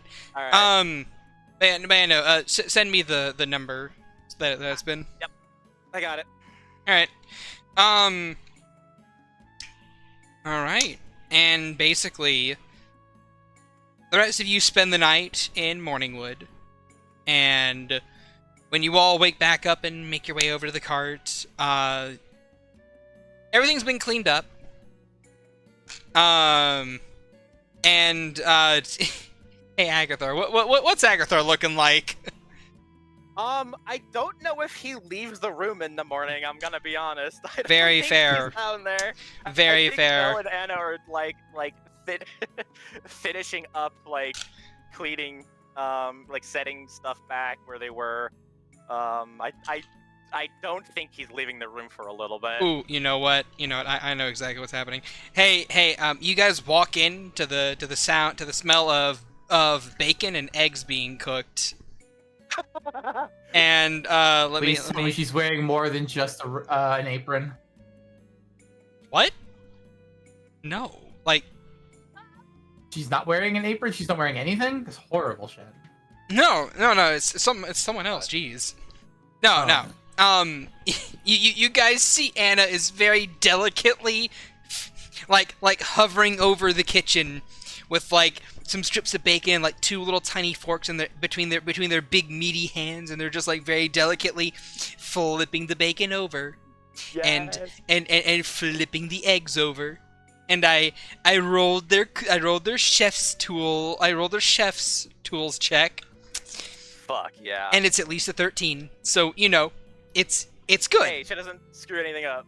She hasn't broken any of my cutleries. As Mori is like, No, she hasn't. there's a silent seething in this small green girl. Belle Kicked out of my own home. Belle, of course, gives each of you guys a small bow as you enter. Father and mother will be down shortly. Sister is currently cooking breakfast. Please enjoy. Who said you could use my cutlery? No one said that we couldn't either. Be setting up a board of rules for the kitchen before we leave this town. The table is set. Please, Morrigan, enjoy your meal. Sits, tries it. It's a 13. She takes a bite. A 13's above average. Yeah, she chews it. Doesn't say anything, doesn't complain or anything, just I will say that like the amount of eggs and bacon that has been cooked is like it's more than enough for everyone. And she's still cooking.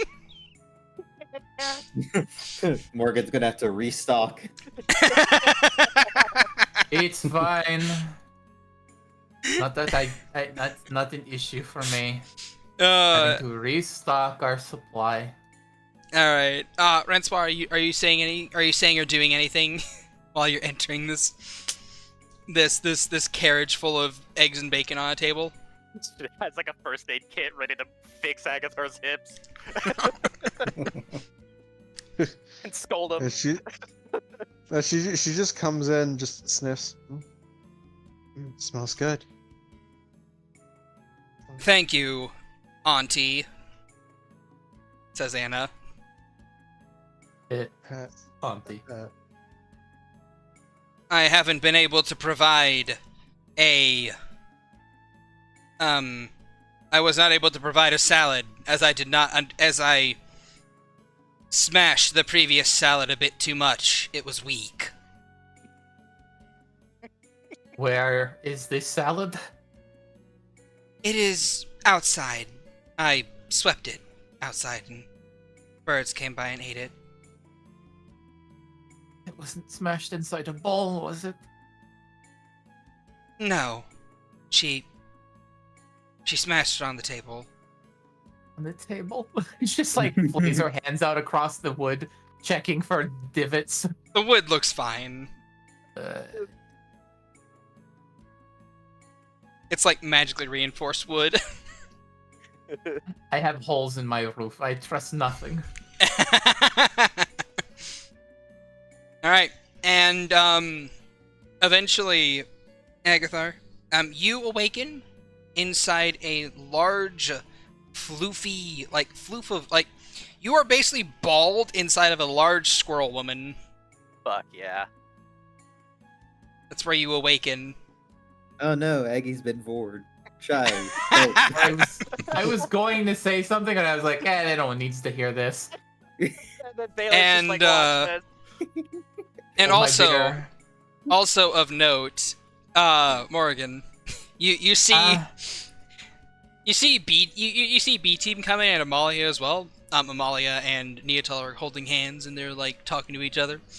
And whenever Neotal turns to face Amalia, you see a little bald patch right on her head.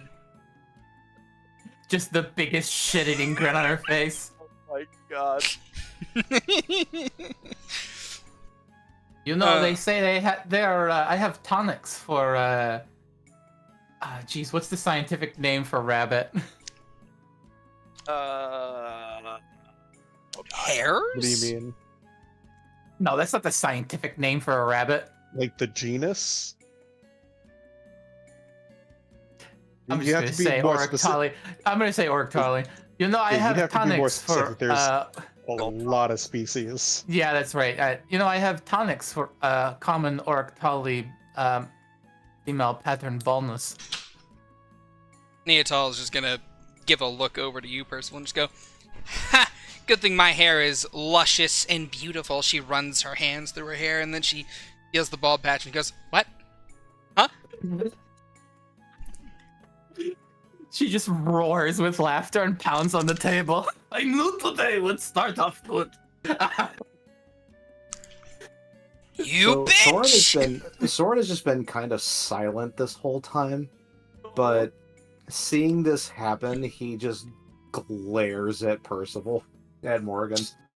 She's tearing up with laughter. She could care less how angry you are with her.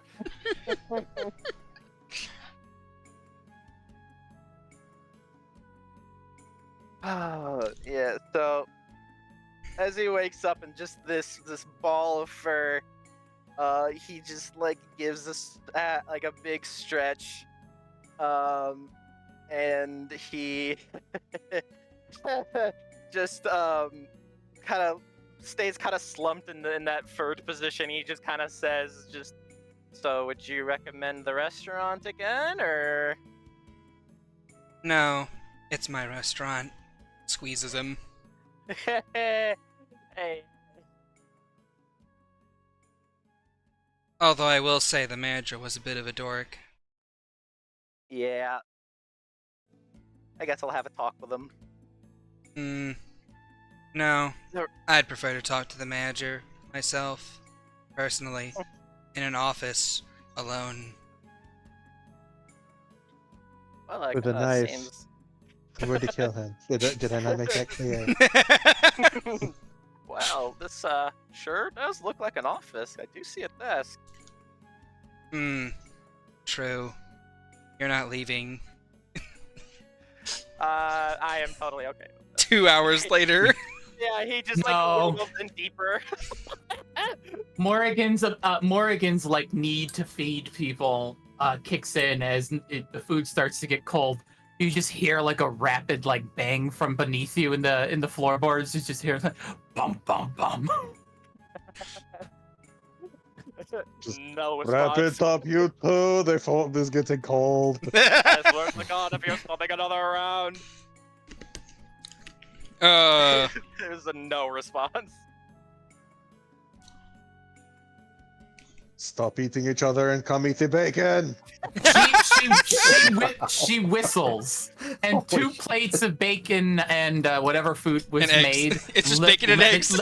Bacon and eggs levitate, and Mori like tosses her key into the air as it's grabbed, and the door to your room, Agathar, just swings open, and 2 like plates of food hover in, lay themselves on your desk, and then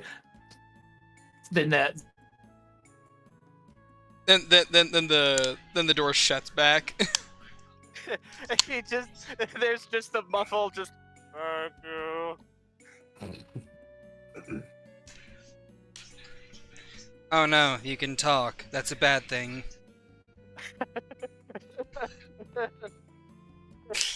Anyway, I guess I.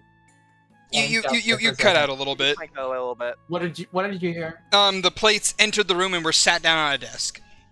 And then you just feel the 3 presences like leave the room with the door slam. Yep. Perfect.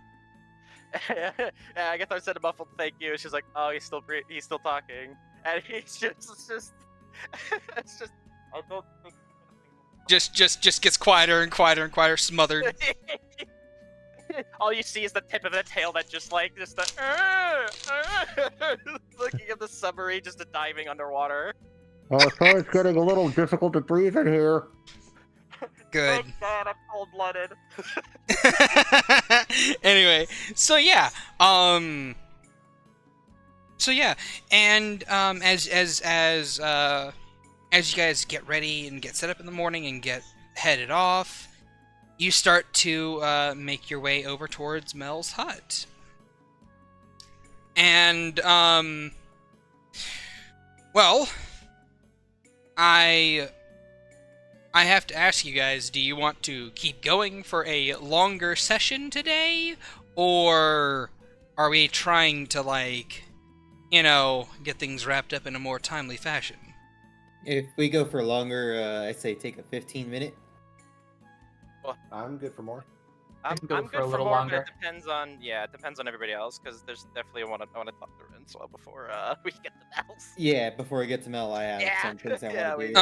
Okay, so everyone has something they want to do before we get to Mel's. Okay then. I So, will be back. alright, so what I will do is I'll call for like a little 15-minute break here, then we come back and we go for another hour. Sound good to you guys? Sure. Okay, that's 1. That's 2. Francois? Yeah. Good for you. Alright, good for you, G-Man? Let's get it. Alright, awesome. This is worse losing sleep. Alright then. 15-minute bio break starting right now. Oh my God, I'm so glad I got that. All done. Lifetime I'm Achievement sorry. Award.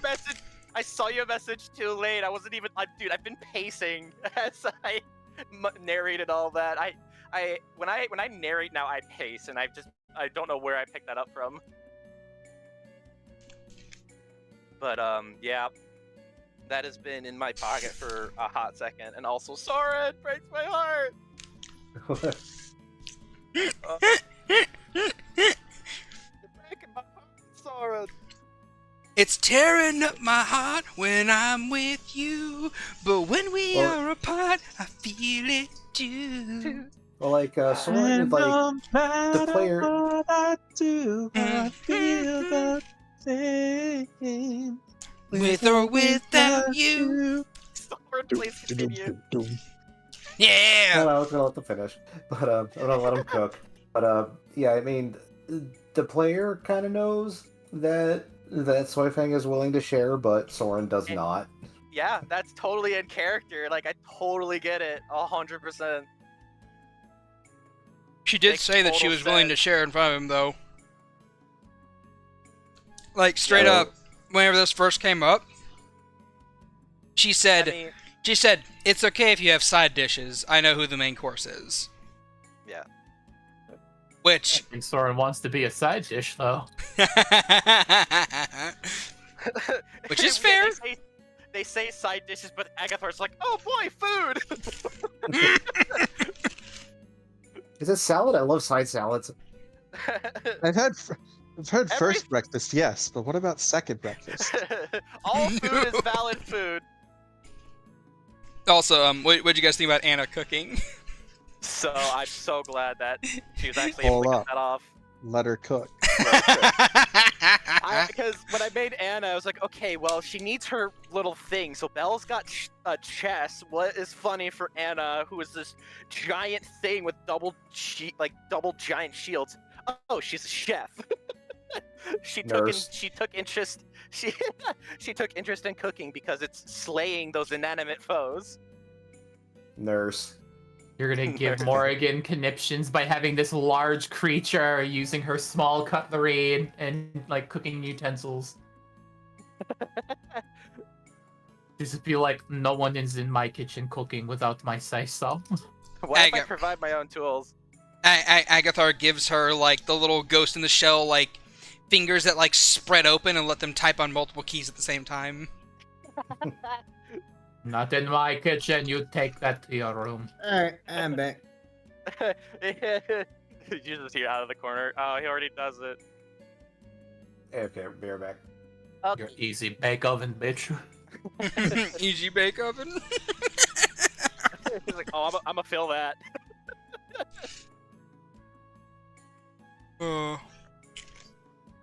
Oh yeah, I just like you gotta roll the performance. Like you gotta roll the performance. And for everybody else, I begged and pleaded because I got a nat 1 on my performance, and I was like, no, not like this, Not like this. not like this, not after all that. And then I got a natural 19, so 21 performance. So I got a flex.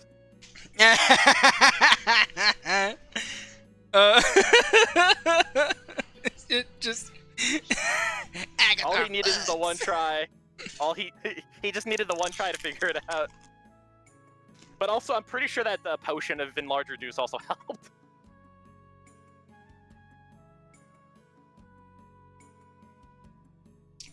It was just a potion of enlarge. Yeah, just the potion of Enlarge, whatever. It made him still smaller, but only by inches. Let me actually look at. Let me look at that. Because I'm pretty sure it doubles the size of the person. I'm looking it up. Give me a second. There's a potion of demonization. A potion of growth. Potion of growth. For 1d4 hours with no concentration. Nice. So, yeah. The enlarge effect, the enlarge reduce spell for 1d4 hours. So he's big for an hour. Yeah, He was big for an roll hour. that shit again. Okay. Oh god, they went longer than an hour. 2 hours. Roll that shit again. You could just say through 4 hours. Fine then, 4 hours. There you go. Aha! For- See, for- I rolled another one. For growth lasting longer than 4 hours, contact a There cleric. it is. There it Yeah, Agathar, I think you need to go see a cleric. is. Looks at Valen, walks out the door. It's like, hey, Lana. Sorry, little bro. I'm a paladin, not a. Fuck. No, she's a cleric. Yeah, that's why she was able to beat the shit out of Valen so hard. Yeah, she's a life cleric, which is even funnier. You beat the life out of him. Exactly. I don't have to hold back because I know I can heal you. Speaking of, Valen was bones, Vani was blood. What do you think Lana was? And probably. Or organs, or. I don't know. Oh, muscles! Yep. Oh no! I literally had the fucking like tick tick tick tick ding ding ding. Yeah, muscles. Oh, poor girl. Like, I kind of had that moment when when Shad asked me like, is Soren gonna check himself? I'm like, why? She just said take care of her ring, because I thought when he said that, or when she said that she was talking about her Archmage ring. I didn't know she was talking about a completely separate ring. No, that is her Archmage ring. Oh, it is her Archmage ring. You got Yeah. turned into. Wait, You got turned into a fucking Oh my linchpin. god, are you a linchpin? Holy shit, But, that would be. Well, everybody would have noticed that Soren is no longer leaving after images. He's decided to replace the. I decided to replace the cloak of displacement with the ring. Nice. If you So want, while that, we're on break, you can tell people what it does. Well, I did. Well, I don't know why I rolled it advantage or why I thought it was advantages. It actually just gives me proficiency in a Constitution saving throw. So that con save for the day should have been 13, not 16. It still fails. Yeah. And I believe it's If it- 76 for the damage. I don't remember. I believe so. But it is halved because you're already resistant. Yep. So Too bad. It is 18 cut in half to 9. That's not too bad. So he has 72 maximum health for how long now? For how? I think you have to roll for 20. that too, right? Oh Mhm. yeah. It's like a D20, isn't it? Ooh. No, that's how long 16 the hours. exhaustion lasts. Oh, that's right. Yeah. So The exhaustion lasts 1d20 hours, or 1d10 if you made the save, but you didn't. And it does and the max HP is off of you until you take a long rest. yeah. So We're only missing 9 though. That's not bad. So yeah, people like the party will probably also notice. Well, but this can wait. This can actually wait until break is over and everybody's back. Alright. But So, let's do say, you like your gift, Soren? Yes, the player does. Soren doesn't know what to make about all of the abilities though. Like this is it's kind of busted. Hmm. It's an Archmage's ring. Yeah, it should be busted. Yep.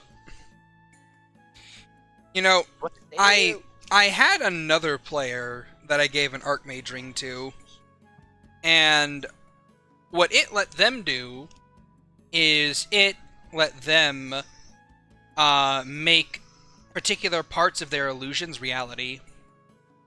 Holy shit. All right, Loki. That's what you want to call it, sure.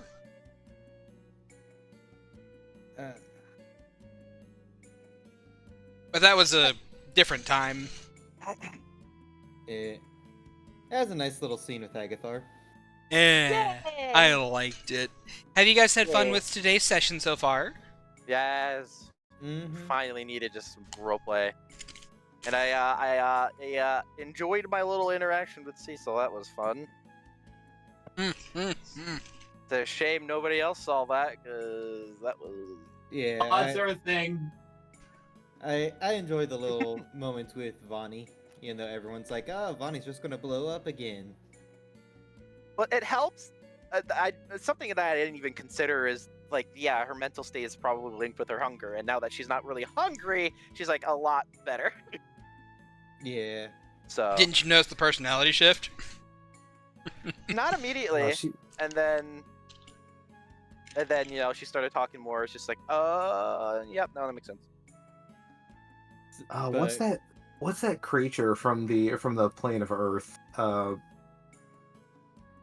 That has a similar thing where The they're plane of quite Earth? personable. No, they're personable and friendly, and like are just friendly to everybody unless they're hungry, and then they become violent.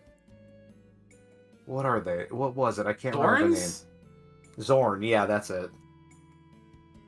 Yeah, that's kind of what that reminds me of The now. treasure-eating elementals. Yeah. Yeah, they Oh. come from the realm, the earthen plane, and if they're not hungry, if they've eaten, then they're really friendly and will like talk your ear off about anything. But if they're hungry, then or they haven't eaten in a while, then they get actually like violent and are an actual threat. Especially since they can swim through rock. That's kind of a problem. Bananas. I will say one things that I want to do is a commune spell. Oh, that's gonna be a fun one. Soren still has a lesson to learn from Neatal as well. Yeah. About whether or not the genetics are hereditary, that you might get a bald spot. No, like Soren already knows that. That's like Soren can put 2 and 2 together, especially since Mori was laughing. Yeah. That was due to something Mori did or said. Oh, it's definitely not a good thing if Morrigan is laughing at something. No. Yeah. Yeah, Soren knows It's- Morgan well enough. Bad things happen when she laughs. Or bad things have happened when she laughed. Yeah. Or happening. All of the above. What about that little like fucking little sass this morning from Aggie? Not like this morning, from like the start of the game. Like he was not in a great mood. Morgan just like, well, someone's going to regret this decision later. Oh! Oh! Oh! All right, is everyone back? Give a roll call on the roll 20. Just put a 1 on the roll 20 if you're back.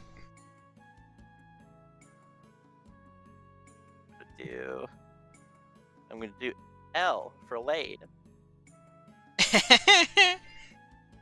But so, B for back. Uh-huh. what do you guys think of Valen now having a minor A elemental? for It'll never last. Okay, mine's not coming through for some reason. I think Roll20's lagging for me when you reload the page. What do you mean Bad. the elemental won't last? God. I've got suspicions it'll never last. Maybe. Can I just say, after spending like actually 3 months, it's so nice to see the Vitrium map again. Yes. I literally do feel like at home looking at this fucking map. Aww. Yeah, it was. So let's see. We're gonna hit Mel's hut. Yeah. Then we're going to Hardwood, Deepwood. Deepwood. Yeah, we gotta swing into Deepwood. Thought that the repairs would be in Hardwood. No, they're in Deepwood because that's where we got the cart. In Morningwood, did not check up on Zulaman at all. Just too focused. I was like, I'm sure he's fine. We flash cut to his house. All the kids are like skin and bones in the corner, and you just see a picture of Zulaman like a skeleton. No. Yum! No. Okay, so I get what's He what's died going on. waiting for you. Alright. I get. Yeah, no. I'm probably gonna interject when we start back up. All right, so you guys begin to make your way back from Morningwood, and along your way past this area here, you'll see off to your left a large, colorful city that looks to be made entirely out of painted buildings, walls, with people milling about inside of it. Too bright and colorful for me. Avoid it. That's weird. Why do I suddenly wish to use fireball? No, for this we would need a lot of water to make this paint dilute. Nah, it won't work in this place. Alright, I can definitely conjure up, with the help of Agathar, a lot of paint thinner. Why would I help you? Anyway. You owe me! I gave you the cart for a night. Alright. moving along, unless you guys have anything else you want to do or say, you eventually make your way, through this little valley area, and over here to this crook where you turn right and begin to make your way back into the place that divides the bramble from the wandering woods. Back over toward Mel's hut. Alright, so, Shad, Yes. when we get within, I don't know, an hour-ish... Uh-huh. Wait, I thought we would be meeting Mel and the Canary. Well, apparently she changed her meeting place to here. Because Shad forgot about the canary. No, she didn't. No, I didn't. Were we told anything that she changed the meeting place? Yes, you were. Whenever Agathar messaged Veronica, she said, "Oh yeah, well, I'll meet you guys when you arrive back here." Yeah. Yep, she did say that. Did Agathar decide to tell Yes, the I would party? imagine he did. Yeah. He did. Me, the player, kind of already thought we were gonna be meeting at her place anyway. I totally forgot about the Canary. I thought it was the Canary because of my domino effects, but I can make do.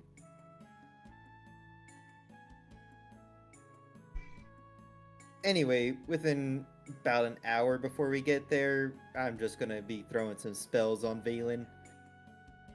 Alright. What spells you throwing on? Death Ward. How much health would this be? 5, 10, 15, 20. Let's do a 5th level aid on Valen. Scared of something? Possibly. Okay. And... no, not that one.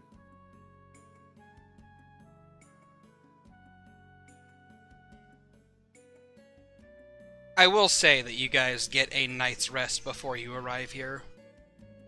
Alright. And So you know what? another con save? Yes, he does another con save from you. Does that count as a tick or no? Yes. Because I think that's okay. All right. So, And I'm also throwing protection from good and evil. that's a 10-minute concentration spell. Ah, shit, that's concentration. Shit. Yep. Alright. Then not that. And that's Right. fine. So, Uh, I have a couple things to do here. So, I believe I'm just gonna say you set up on the morning, on the next morning. Just Alright. call it that. because that shit lasts 8 hours. So Yeah. And I believe someone wanted to do something in the middle of the night. You're talking about me? Yeah. Oh lord. This is something I would have gotten people for. I would have. And I don't know if Mori would have done it before going to Mel with the knowledge of how that works. Alright. If you want to wait until afterwards, you certainly can. Yeah, that's probably what's gonna happen. Alright then. And Agathar. Yeah. Give me a con save. Okay. Here we go. Okay, 23. Okay. It's still in the GM. Fuck. Yeah, it is. I see the 23 though. Don't worry about it. Yep. You wake up to the sound of vomiting. Okay. He's gonna just kind of sit up and look around. You see Soy Fang in the corner with the bucket. Oh lord. It's way too soon. Or unless. Hey, you okay? No, not okay. Must have been something last night. Maybe. I mean, Mori's pretty good about keeping all the food. Maybe we just got a bad orange or something from market. He's just gonna go over to her and be support. Alright. She kind of like narrows her eyes. Maybe. Then she just goes back to just having a bad morning. Yeah, he will use prestidigitation to clean her, clean her face up or whatever. Just be there for support. This is very strange to him because he's obviously never seen her like this, so he's like obviously concerned. But Yeah. maybe it was. He is thinking like, usually. Oh, this can't be. They're usually pretty good about filtering foods. Yeah? Usually. Do not Can give I- me your guff. Can I scan for like a stomach bug or something in her? Or can I? Is that a thing he could do? I would say no, because, like, That makes sense. you don't have the advanced medical knowledge of what a stomach bug is. Or Also fair. viruses. Also fair. Go ask your dearest brother Valen. Yeah. Anyway, and then that's the only other thing of the event that happens. Like, her sickness Okay. passes relatively quickly within like a couple hours or so, and then she's just back to normal. Okay. I will say Um, before the long rest of approaching to Mel's, when everyone's asleep, Valen will sneak outside to do something. What are you sneaking outside for, buddy? For a commune. Alright, commune. Alright, your 3 questions. Can a wish scroll or the wish spell be used to break the contracts without repercussions?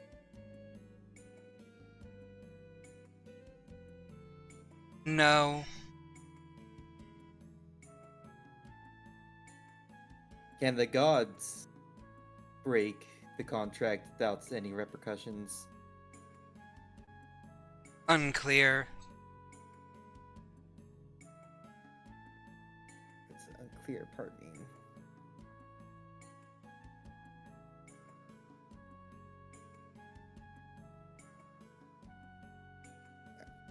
And the last one is there a weapon or skill that puts me on par with the archmages without becoming one? That is not a Calagrin design. No. It was worth a shot.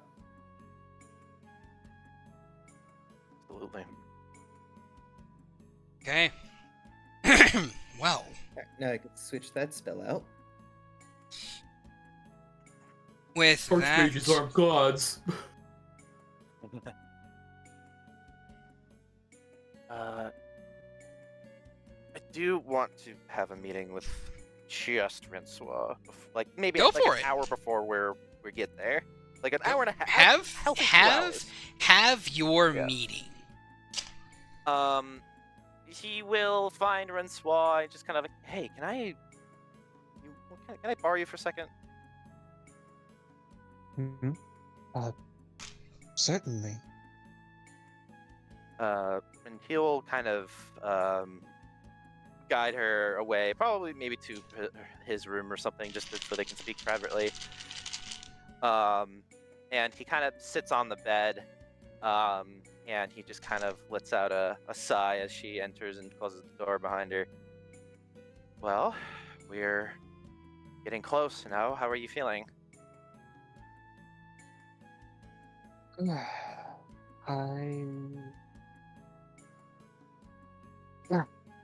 She just kind of runs a hand through her across the fur atop her head. Just He finds a bald spot. No, I'm just kidding. It's, I don't know. After everything that happened, going home to see Master Mel almost feels normal.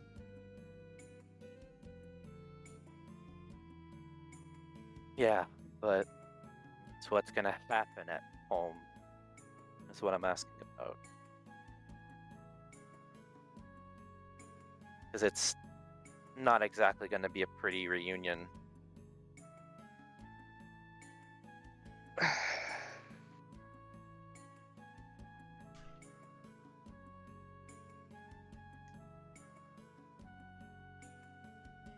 It's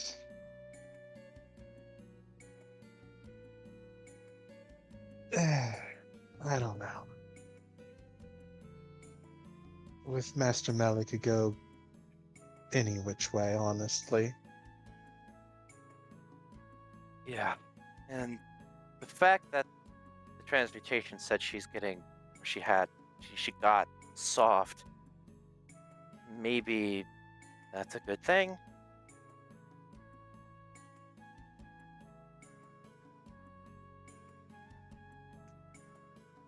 Because if the transmutation archmage liked her and then suddenly didn't like her, it means she got a bit less, well, cruel, I should say.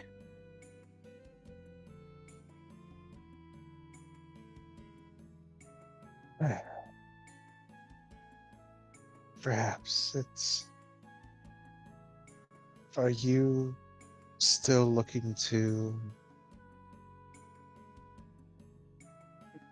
She kind of lets the question hang in the air. Mm-hmm. He kind of gives a small smile and kind of hangs his head a little bit before looking back up at her. No. I slept on it, I gave it some thought, and I've been so blinded from my past where I wasn't allowed any decisions. They were all made for me, and then now I'm out here with you guys, and I was still so in that mindset that I couldn't make any decisions. Well, now I can. I've made a lot of decisions, and I don't want to be the Archmage. I will if I have to. Like, if something happens, I'll take the mantle, but then again, you're also a candidate, so I don't want to take that from you if you want it or you're interested in something like it, if something happens, but I gave myself an excuse about the duty and the responsibility. I was just thinking about Sui Fang and all of that happened. I was just giving myself an excuse. But now I know what I want.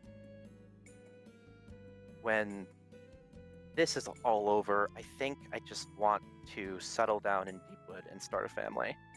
And maybe teach at the college. Maybe I can be their summoning instructor or something. I want to spread the information that I have about what I learned and what I learned from Mel, even just in a less traumatizing way, to help prepare the next set of the next set of necromancers or any other mage that steps into those halls. That's what I want. I just wanted a family.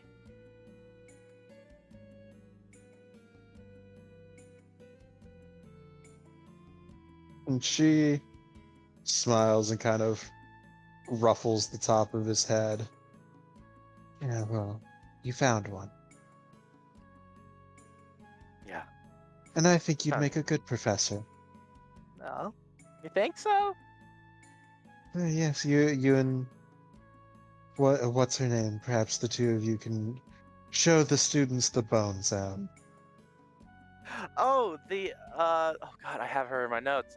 Oh come on, it's somewhere. I have her in my notes. Ariana. Yeah, Ariana. I was like, oh yeah, me and Ariana could show the students the Bone Zone. Yeah, that's true. I would have full access to it. Oh, Speaking that's- of, you still have that's the too much skull. power. Unrestricted access to the Bone Zone is a little too much. Ooh, that might corrupt me. You're just gonna see fucking I forget the Draco Lich flying over Deepwood. Tiny little kobold riding it. Just Like fucking oh god, like the Neverending Story with the little kid riding on the back of the dragon, just like Yeah! Yep.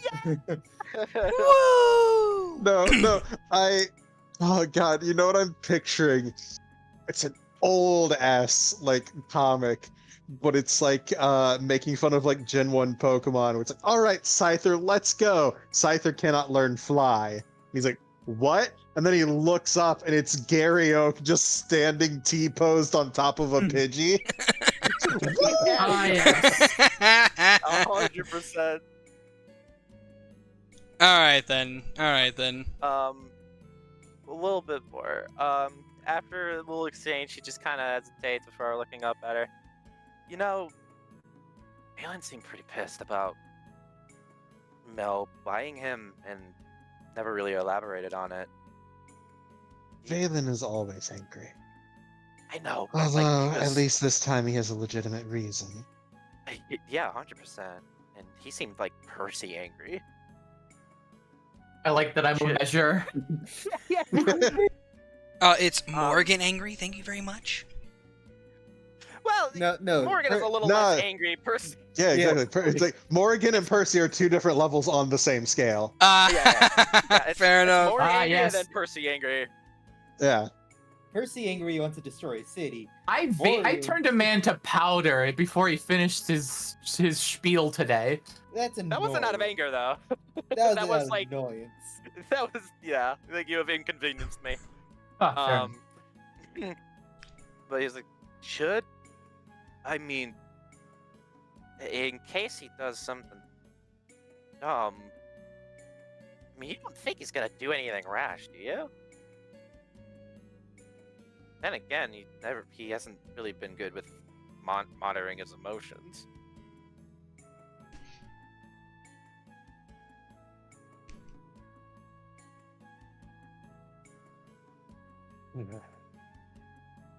It won't surprise me if we have to stop him from doing something stupid again, but on the other end, he may restrain himself to Sorry. not put any of us at risk. Maybe. Yeah.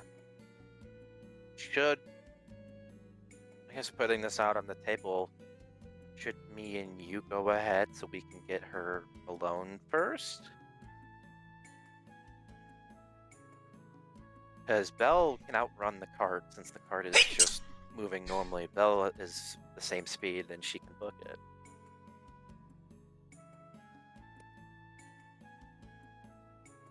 Maybe. Sneaky. Although, I don't know that, well,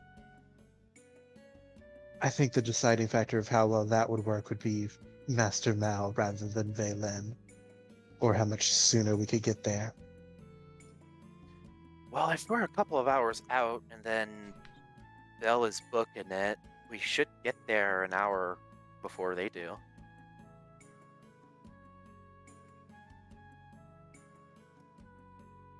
Just putting that on the table. We're all gonna have an unpleasant conversation with Mel. I just want to make sure that she's not in a bad mood, or she might be in a bad mood regardless. I don't know. Truly, I don't know.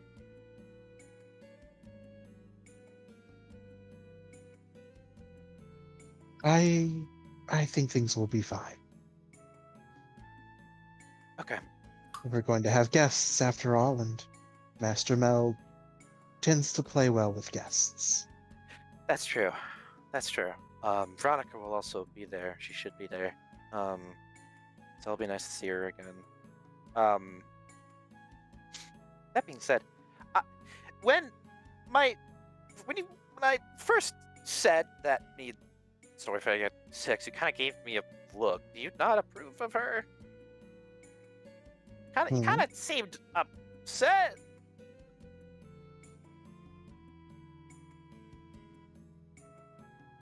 I don't know what you're talking about. She just very much looks away, very much does not look convincing. Yes! Yes! You're still not not angry about the bag, are you? I just worry about my little brother is all.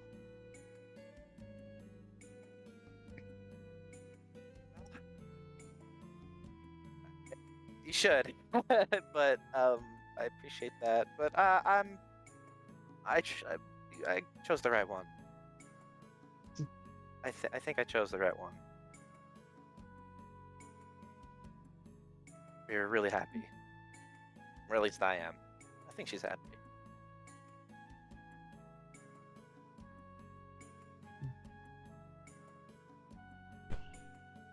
Good. Alright, well, whatever happens, happens. And then we'll deal with it as a family. If she makes you happy, then that is what it is. And if you make her happy, then you better keep making her happy, because there's only room for one dumbass brother in this family, so.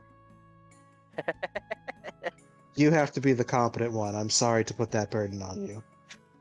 It's a tall order, but I will step up to the plate as I always do. I mean, hey, I killed a Praetorian by myself. I think I can handle that. If you ever do that again, I will be the one punching you. I am crystal clear. I am more scared of you than I am of those Praetorians. She gives a grin that is a little bit more again than it probably should be. I am so happy She that just I have. reaches over and just pats him on the head. Good boy. Morgan is rubbing off on you a little bit too much. You sure it's not Cecil?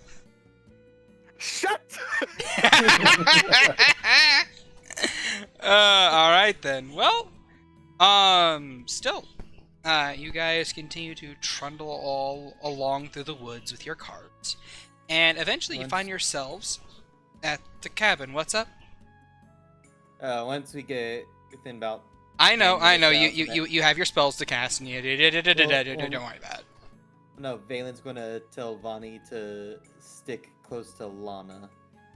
Oh, all right. Yeah, sure, she does that. She's chill. Alright. Yep.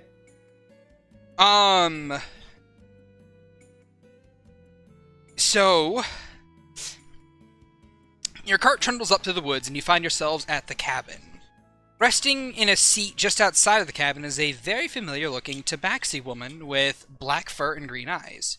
She is tall and lanky-looking, just as you remember her, with a set of long, flowing black robes, and what seem to be a couple different piercings along her ears and her nose. Her face has a white skull design along it, and when she spots the car moving into place, well, she gives you guys a big smile and stands up. The lute she was strumming, she sets off to the side as she waves you guys down. I was thinking you guys lost your way, but I'm glad that you arrived. I'm glad you arrived during my break. Master Mel's just inside. She points to the cabin itself. Veronica has the freaking... Did she have a face paint on when we first met, or no? No, she didn't. She's blonde. Nice. That's a callback. Okay. Agathar will step out. He'll take a breath, and then he'll step out of the cart, kind of revealing his he looks so different than the last time that she saw him, with the brand new armor and the double cloak. And then fucking stepping out behind him are Anna and Belle, kind of sticking close, guard style. All right, so looks... So her hands go to her face. She's like, "Oh my god, that's so Archmage!" I hate this. Yeah. You hear Morrigan say as she's standing beside Rinsois.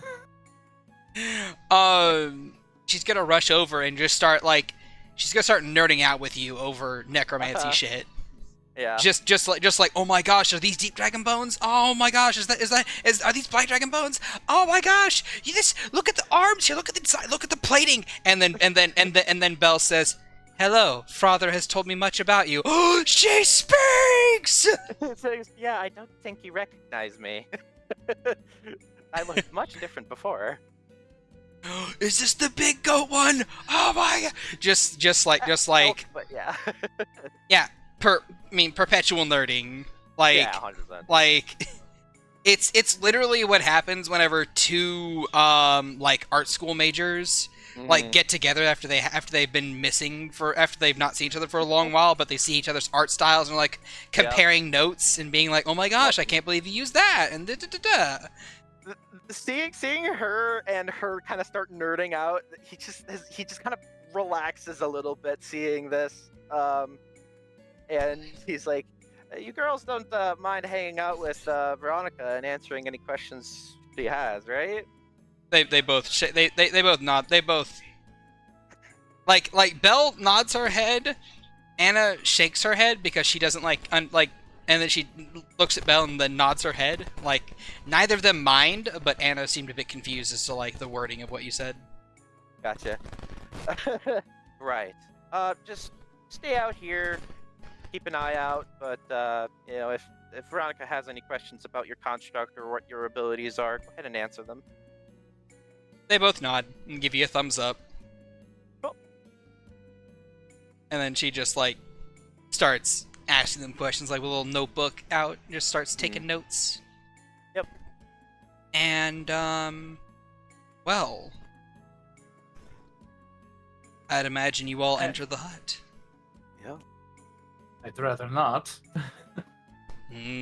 But I will if I have to. Soren goes in. He's a little bit on edge considering what they've learned about Mill, but he goes in. Alright, give me just a second. Valen also goes in. A little bit tense, but you see him tugging lightly onto the vines that are around his arm. Alright. Francois? Yeah. You going in? Yeah. Alright. Let's see how this goes. Alright. So, you guys each filter in one by one.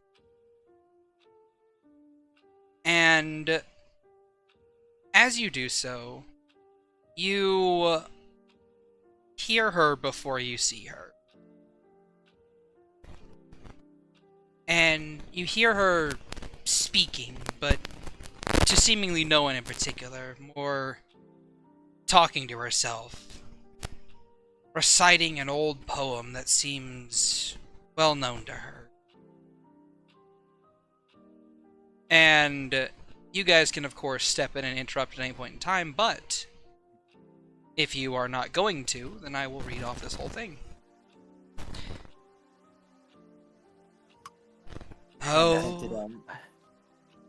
Oh, my little soldier boy, playing by the river, with sticks and stones as sword and foe, dreams of heroes armed with silver. What happened to those simple days of dragonflies and laughter? What happened to our yesterdays? Didn't last till ever after. Oh, my little soldier boy, fishing by the river, a horse and a rider come for you, the message to deliver. War has spread across the land, an all-consuming blight. A sword is offered to his hand, and he agrees to fight. Oh, my little soldier boy, fighting by the river, come to me, little one. Why did you leave your mother? Glory, riches, grace, recognition and acclaim, what folly do you chase? Why walk into that flame? Oh, my little soldier boy, dying by the river, I'll never see your face again. I'll never hear your laughter. I'll never know just why you left, why you gave your life away. I'll never see you put to rest, or get the chance to say, goodbye, my little soldier boy, buried by the river.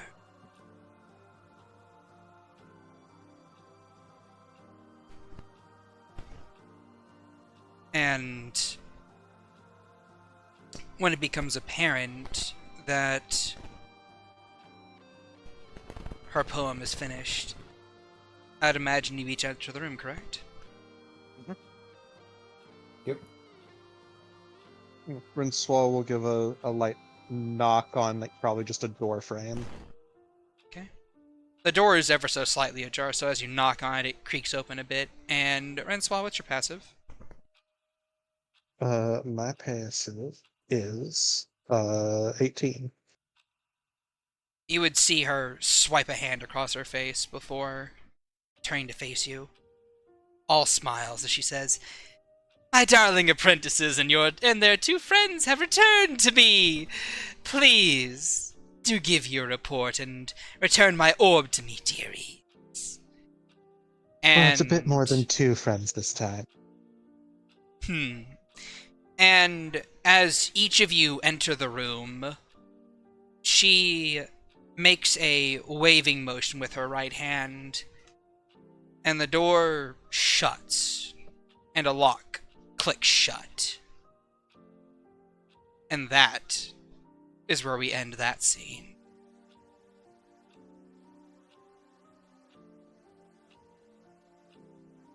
However, that is not the end of the session, as I have a whole epilogue to read off.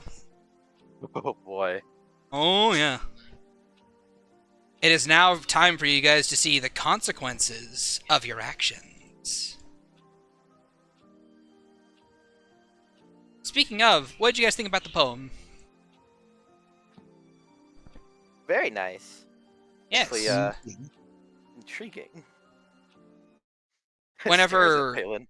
whenever I'm done with session, I will send you guys what the thing says. Very nice. Oh, come on, tell me this actually works. Oh, trust me, I was gonna Is it- drop a silent spell. I in the am- room, like, hey, we're here. Pay attention. I am so upset. It's going. It's quiet, but it's going. It's quiet? It's a little quiet. If you turn the volume up, it's going, but it's quiet. Yeah, I can hear it. I have it at like 187%. Oh shit! It's one of those songs that starts off low. Okay. I think I figured it out.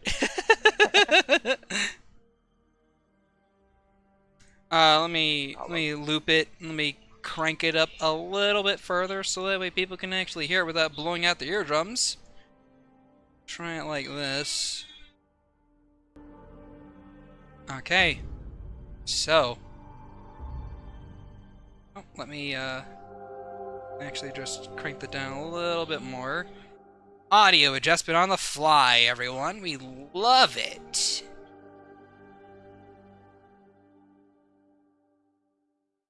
Okay. Just gonna go from there. So,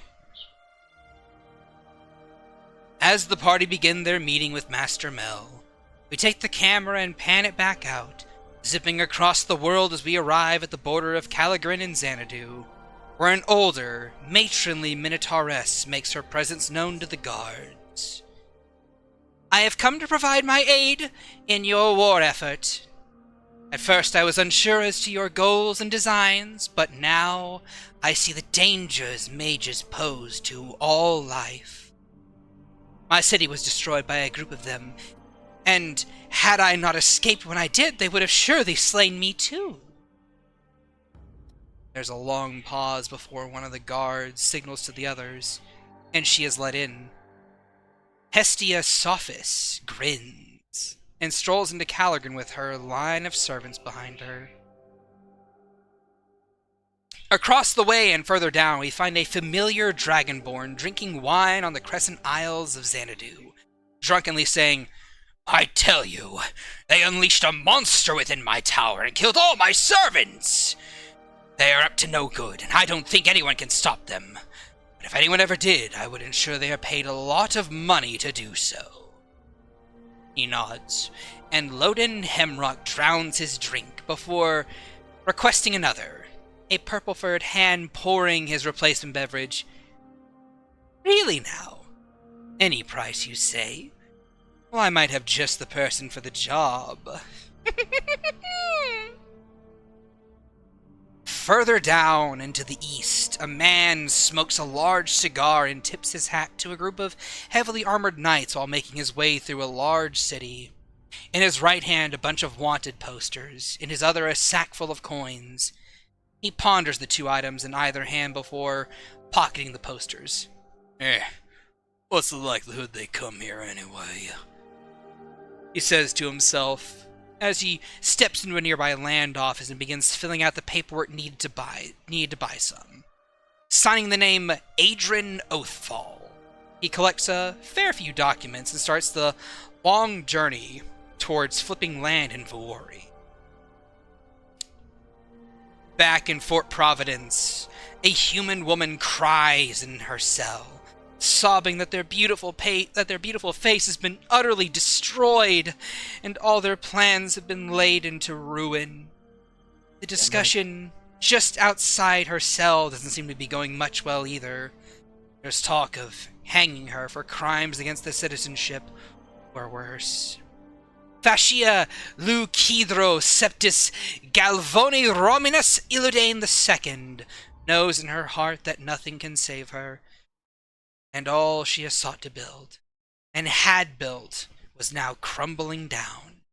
At least until a mysterious figure slips into her cell and whispers into her ear, "You can stay here, or you can take this scroll and submit yourself to the authorities of a nicer area. Yes, please, get me out of here! One final condition." What is that? "You seek no vengeance against anyone that has wronged you, unless you would rather your face remain as it is right now." No, please don't. I promise. He holds out a hand. "Shake on it, and swear to it then." She does, and is then handed a scroll, and with no further hesitation, she takes it and activates it, finding herself in a teleportation circle surrounded by guards, but safe. Fascia escapes as the figure leaves the cell and rejoins the conversation if she should be killed or not.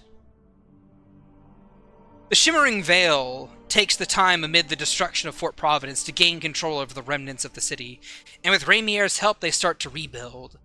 The citizens of New Providence, as it has come to be called, are tentatively hopeful as the Debt Lord's towers are cracked open and scrapped off for money to pay off their debts, destroying the monuments to their oppressors. Although they ultimately find far less money inside the towers than one might have anticipated, they do find a bunch of contracts and rip them apart in what will now be known as the new national holiday, the Shredding Day.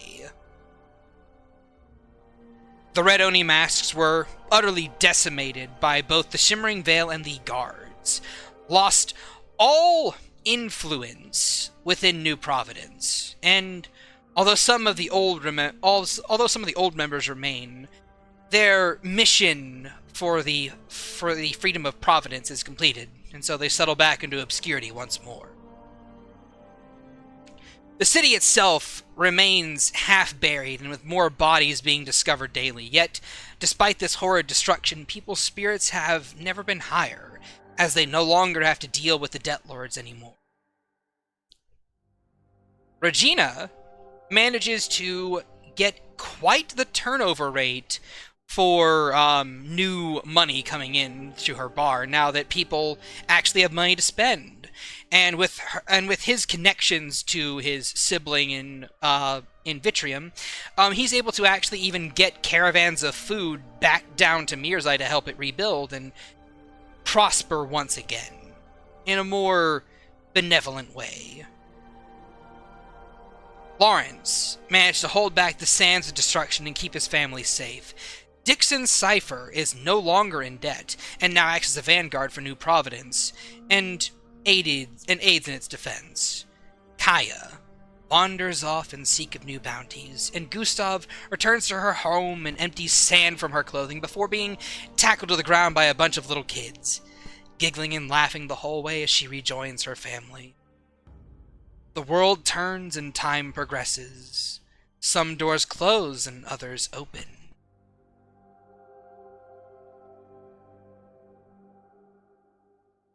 Over in the streets of Fort Providence, of New Providence, really, the transmutation archmage skips along invisibly, looking for two very particular individuals.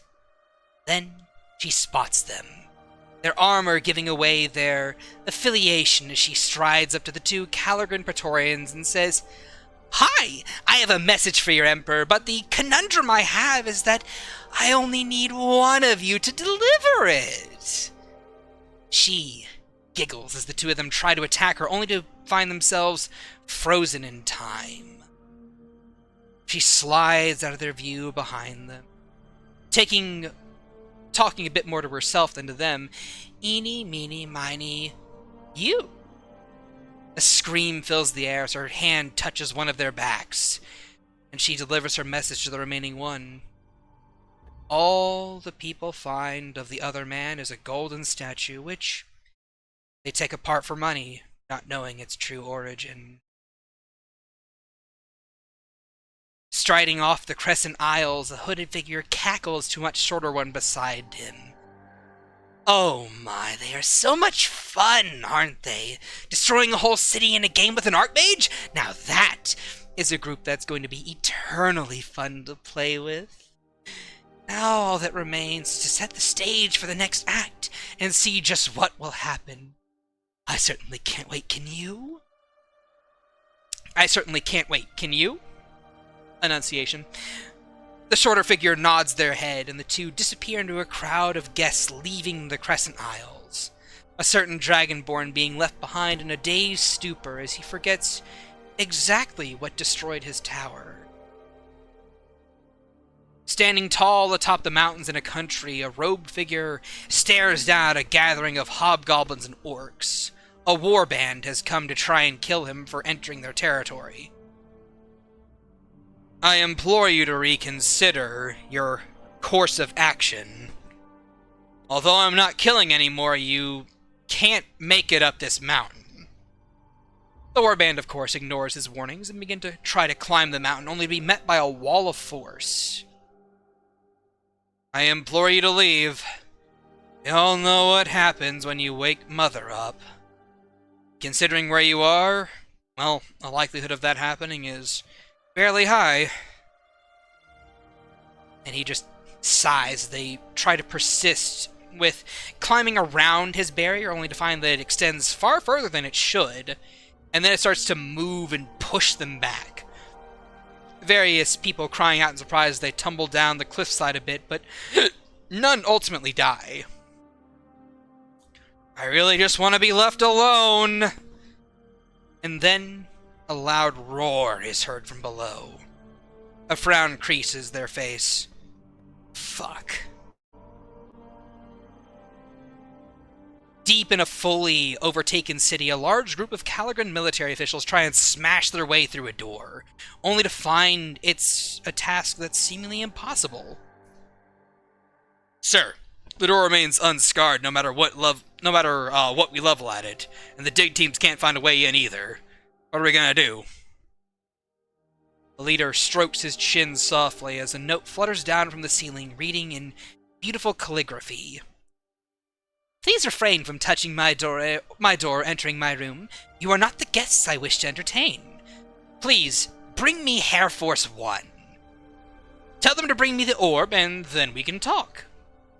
The commander looks confused at the note, and then orders another depth charge to be placed at the door. That is not our name. I mean, I don't know. It's canon, though. No one has ever called us that on character. Utterly surrounded by hundreds of knights, worn down to her very bones, An older woman stands alone. She laughs at the sheer magnitude of dead around her and the fear in the eyes of many a knight of Vuori. So this is what my country has become. Full of a bunch of spineless cowards that tremble at the sight of true divinity. She takes a step forward and her body trembles and her heart flutters. By the survivors of Last Light, you will not pass so long as I live. She snarls as a group of 5 well-armored knights approach. The rest of the people around them give them a wide berth, almost as if afraid to touch them. She locks eyes with their leader. So you've come. Vuori's greatest shame. She angles her sword and takes a stance. Come get the best fight you've ever had in your lives. The battle commences. Within the wilds to the south of Vitrium, and all the named countries in general, a small figure can be seen gliding through the trees, happy and free as can be, at least until they stop to talk a bit. No, we can't. This is our home. But how long will it remain our home, little one? A dark, shadowy figure coils around them and whispers into their ear, if not for us, who would keep the balance? Yes, the balance. They begin to stride northward, further into the depths of Calagrin. A figure mutters to themselves, Ashley, Regalius, Harley, your sacrifices shall not be in vain. The figure then stands up, a bit of steam hissing around him, as he moves to a wall that's utterly covered in names. They pull out a small hammer and a small chisel, and with a few tentative motions, those 3 names are marked into the wall. And the figure sheds 3 tears, each of them freezing instantly. The moment they turn around and gesture their second in command, they say, find out what you can about these people. I want to know just who killed my Praetorians, and what connection they have to that thing. The man nods and rushes off to give the orders. So the world spins, and the mind's eye pulls back from the crystal ball once more. A hunched-over figure puts the ball back into their bag as they mutter to themselves, deviations everywhere. Why must the future remain so uncertain? Just makes it irritating to look at. They huff and continue to walk. And that is the end of session. Oh boy. We could go for another 4 hours, right? Yeah, I I think you got it, man. I think, you know. Soren still needs to learn the smolder, though. So, did you guys have fun? Yeah. Yeah. yeah. Holy shit. Yeah. And remember, Fucking brat. remember YouTube and Twitch audience, that you can catch us live on twitch.tv/DeathlyShad every Tuesday at 5:30 CST for Rains of Vitrium content. And the VOD, if you don't like the ads on Twitch and want to get the ad-free experience, you can just go to YouTube at youtube.com/TheDeathlyShad. Boy howdy, or just look up Rains of Vitrium. You'll find us easily enough. Remember to like, subscribe, comment, and give us your theories as to what just may happen in the future. Ooh, woo! And with that having been said, Agathar, say goodbye to the people as we roll into our post stream. Proficient in sleight of hand, not proficient in pulling out. Morgan, say goodbye to the people. Goodbye, people. Rensois, say goodbye to the people. Goodbye, everyone. Soren, say goodbye to the people. I have way too many attunement items, and I need to make choices. Valen, say goodbye to the people. Goodbye, everyone. What All will right. Valen do? All right, and from all of us to all of you, have a wonderful day as we go into the post stream.